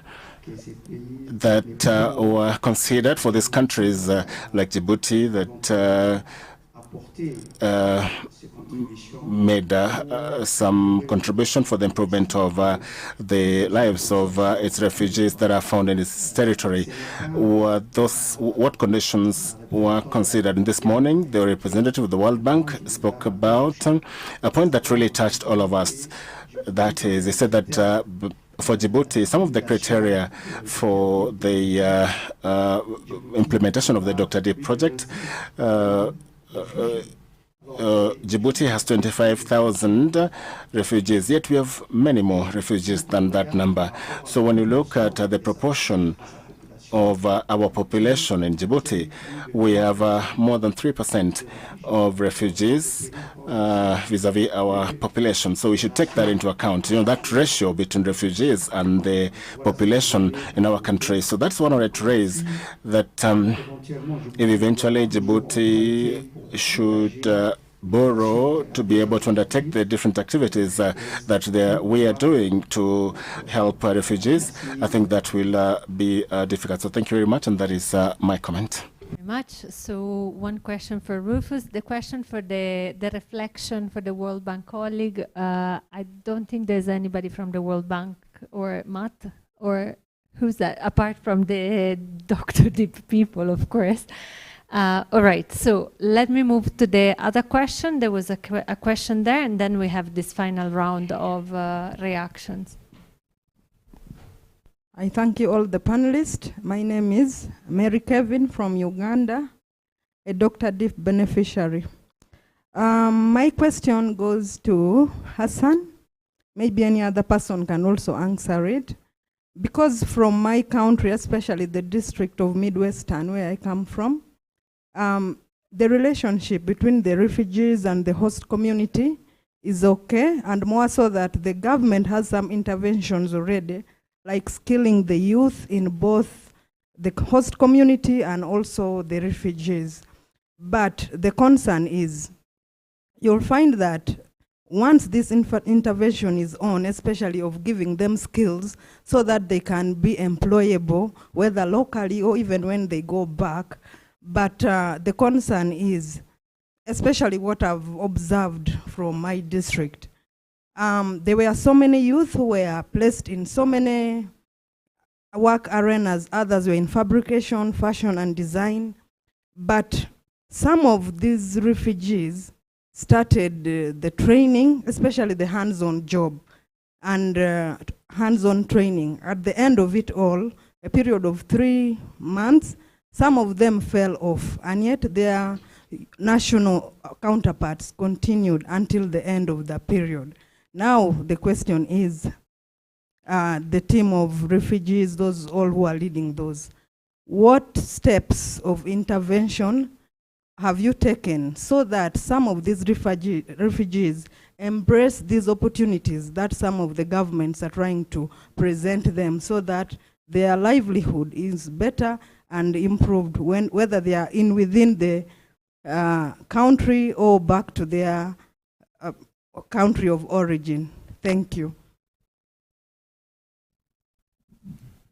If it's okay, Rufus, I'll start with Hassan. Okay, thank you. If I got your question properly, it's how the employment issues goes after training, after they receive training. Yeah, in both country of origins when people go back. Let my brother answer this question. I don't know, but I think the point was about completion. The nationals tend to complete the skilling courses while the refugees fall off, isn't it, Kevin? I think there could be many factors. Unfortunately, I'm not a direct implementer of Dr. Deep, and my colleague is gone out.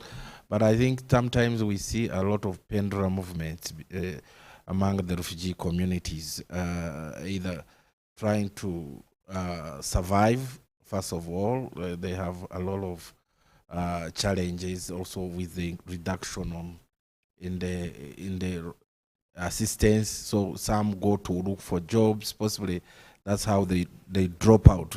They can't keep in school when at home, possibly. And these are adults sometimes who are being skilled. They have homes, they have families. So others try to go back to South Sudan, and then to also try to look at these families still in distress. So there's a lot of movements in some of these displacement situations, but I think it's a matter that possibly Dr. Deep specifically can look at why are refugees not completing, and then nationals are being able to complete their skilling programs. Thank you.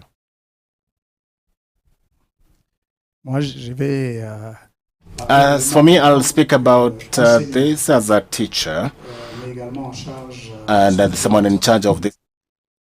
Une des raisons principales, the main reasons as to why they drop. Réfugiés étudient dans là où ils habitent. Land where they stay, generally they are able to go through the education system. They're even more motivated than the children from the host community. But the problem comes up when they have to leave that area and go to another area. to follow the training because they don't have host families. So what have we done in our country to deal with this problem? What we did was that within the agreement that we have with the UNHCR, we were able to come up with scholarships, study scholarships. So for those children that have to go out of the camps or the area where they have been hosted as refugees, they'll have money or a scholarship to help them for housing and subsistence because they will not be living with their parents. So for us, we were forced to help them to also find accommodation during that training period. So that is very important. If they don't have a scholarship, it becomes a very, very big problem because we have some, that have to move for over 37 kilometers to go to the capital. You can imagine someone who's never gone to, has never left the office to go to school or to the capital in Djibouti. It becomes really hard. So the second thing that is important, and I think that you've understood that question very well, is the employability of these young people. So employability in our country, we talk about the period from which they have an identity card, a local or a refugee card, they're allowed to work. There is no problem. But it is the private sector that employs them normally. But for education, it is, I'm talking about the current situation. It is mainly for, trying to see how you can allow refugees to have this possibility of moving. And I've insisted on this point, that the refugees to be able to move, leave the areas where they are hosted currently and to go and work in the areas where there are employment opportunities. But for those that remain in the villages, we give them kits. So they're going to have, for example, if they are learning, for example, vocational training in electricity, they are going to get a kit that will also help them exercise that training or the vocation that they've learned. Thank you very much. Rufus, if I can summarize it from the colleague in Djibouti was, what are the criteria for the Kingdom of the Netherlands and the other partners to have prospects accepting new countries? Are there eligibility criteria? Over to you, Rufus. Oh, you're going. Thanks. Thank you very much. Many thanks for your question, delegation from Djibouti. We very much appreciate. That's a very important question that I think you've put it now for the second or third time to the floor, so it's an important one. In the conceptualization of prospects as a partnership from the government of Netherlands, a couple of things were considered, and I think the first one definitely was in the global solidarity when we talked about back in the whole global compact for refugees. One of it, of course, was how do we or at least from the government of Netherlands, better support member states that are hosting refugees within the region. So that was one of the big considerations, and it remains still a very big consideration. In fact, even in the new, the Global Refugee Forum, Netherlands will still be pledging on the Prospects Partnership in terms of how we've seen it being a success. So the fact that member states who are hosting large numbers of refugees, or even if it's in the scale of what we are talking about in Djibouti, to be able to better support them in those particular contexts.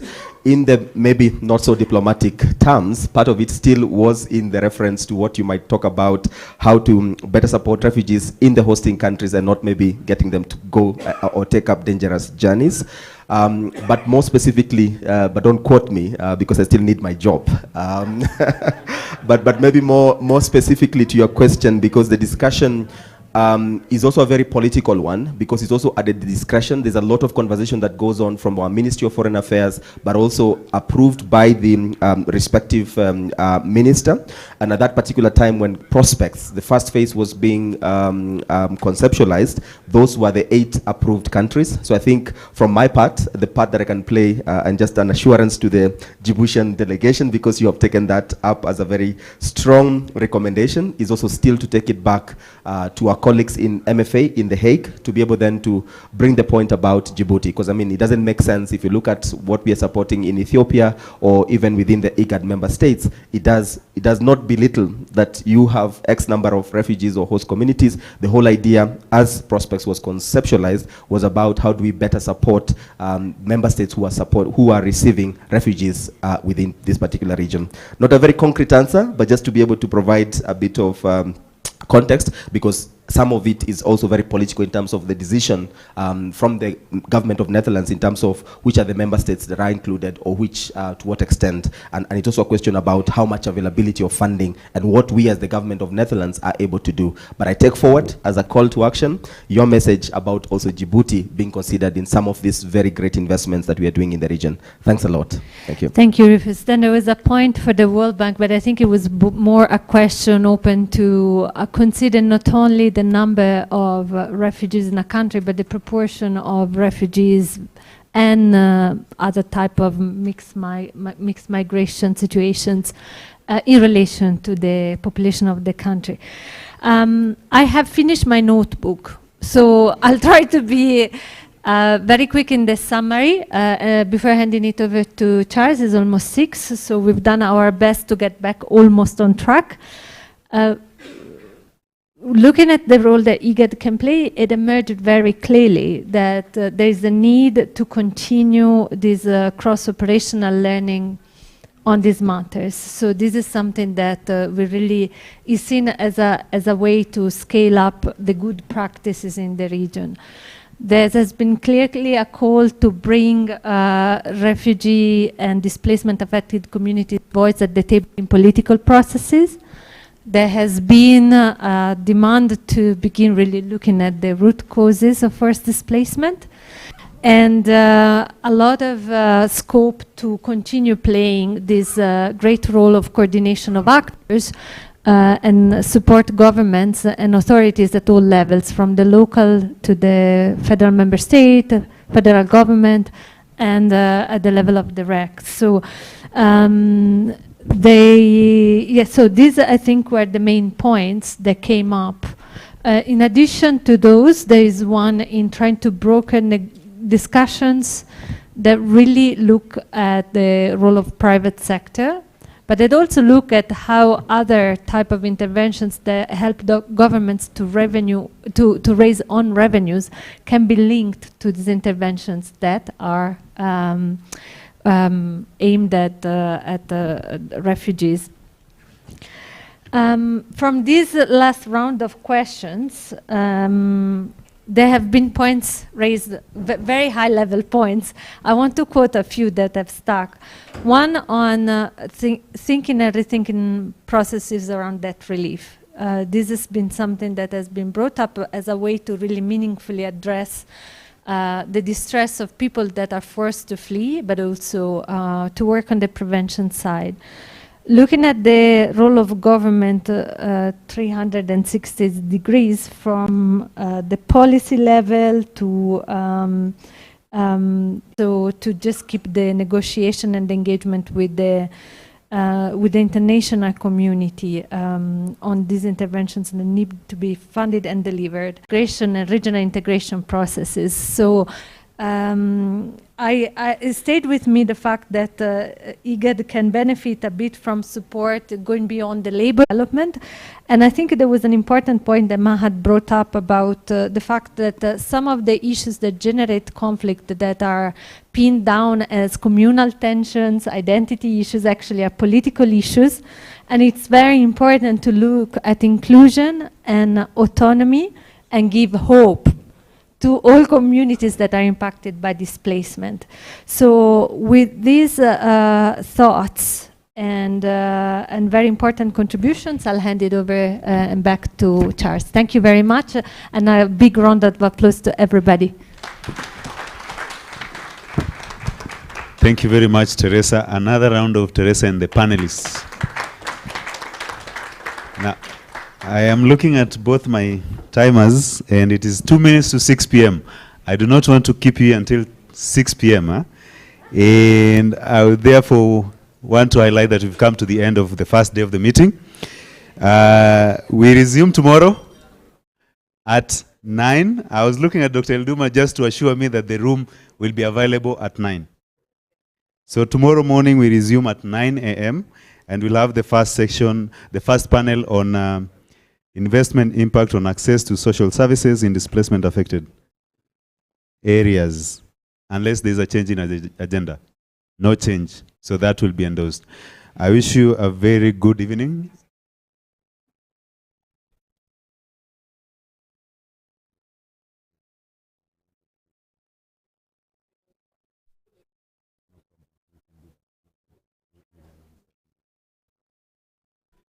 There was just a logistical note. I'm told that the Kenyan delegation, most of them will be taking part in the mini GRF breakfast tomorrow morning.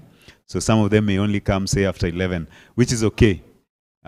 Should there be a need, we might switch the second panel tomorrow to the third and bring the third to the second. But that we will discuss tomorrow when we get there.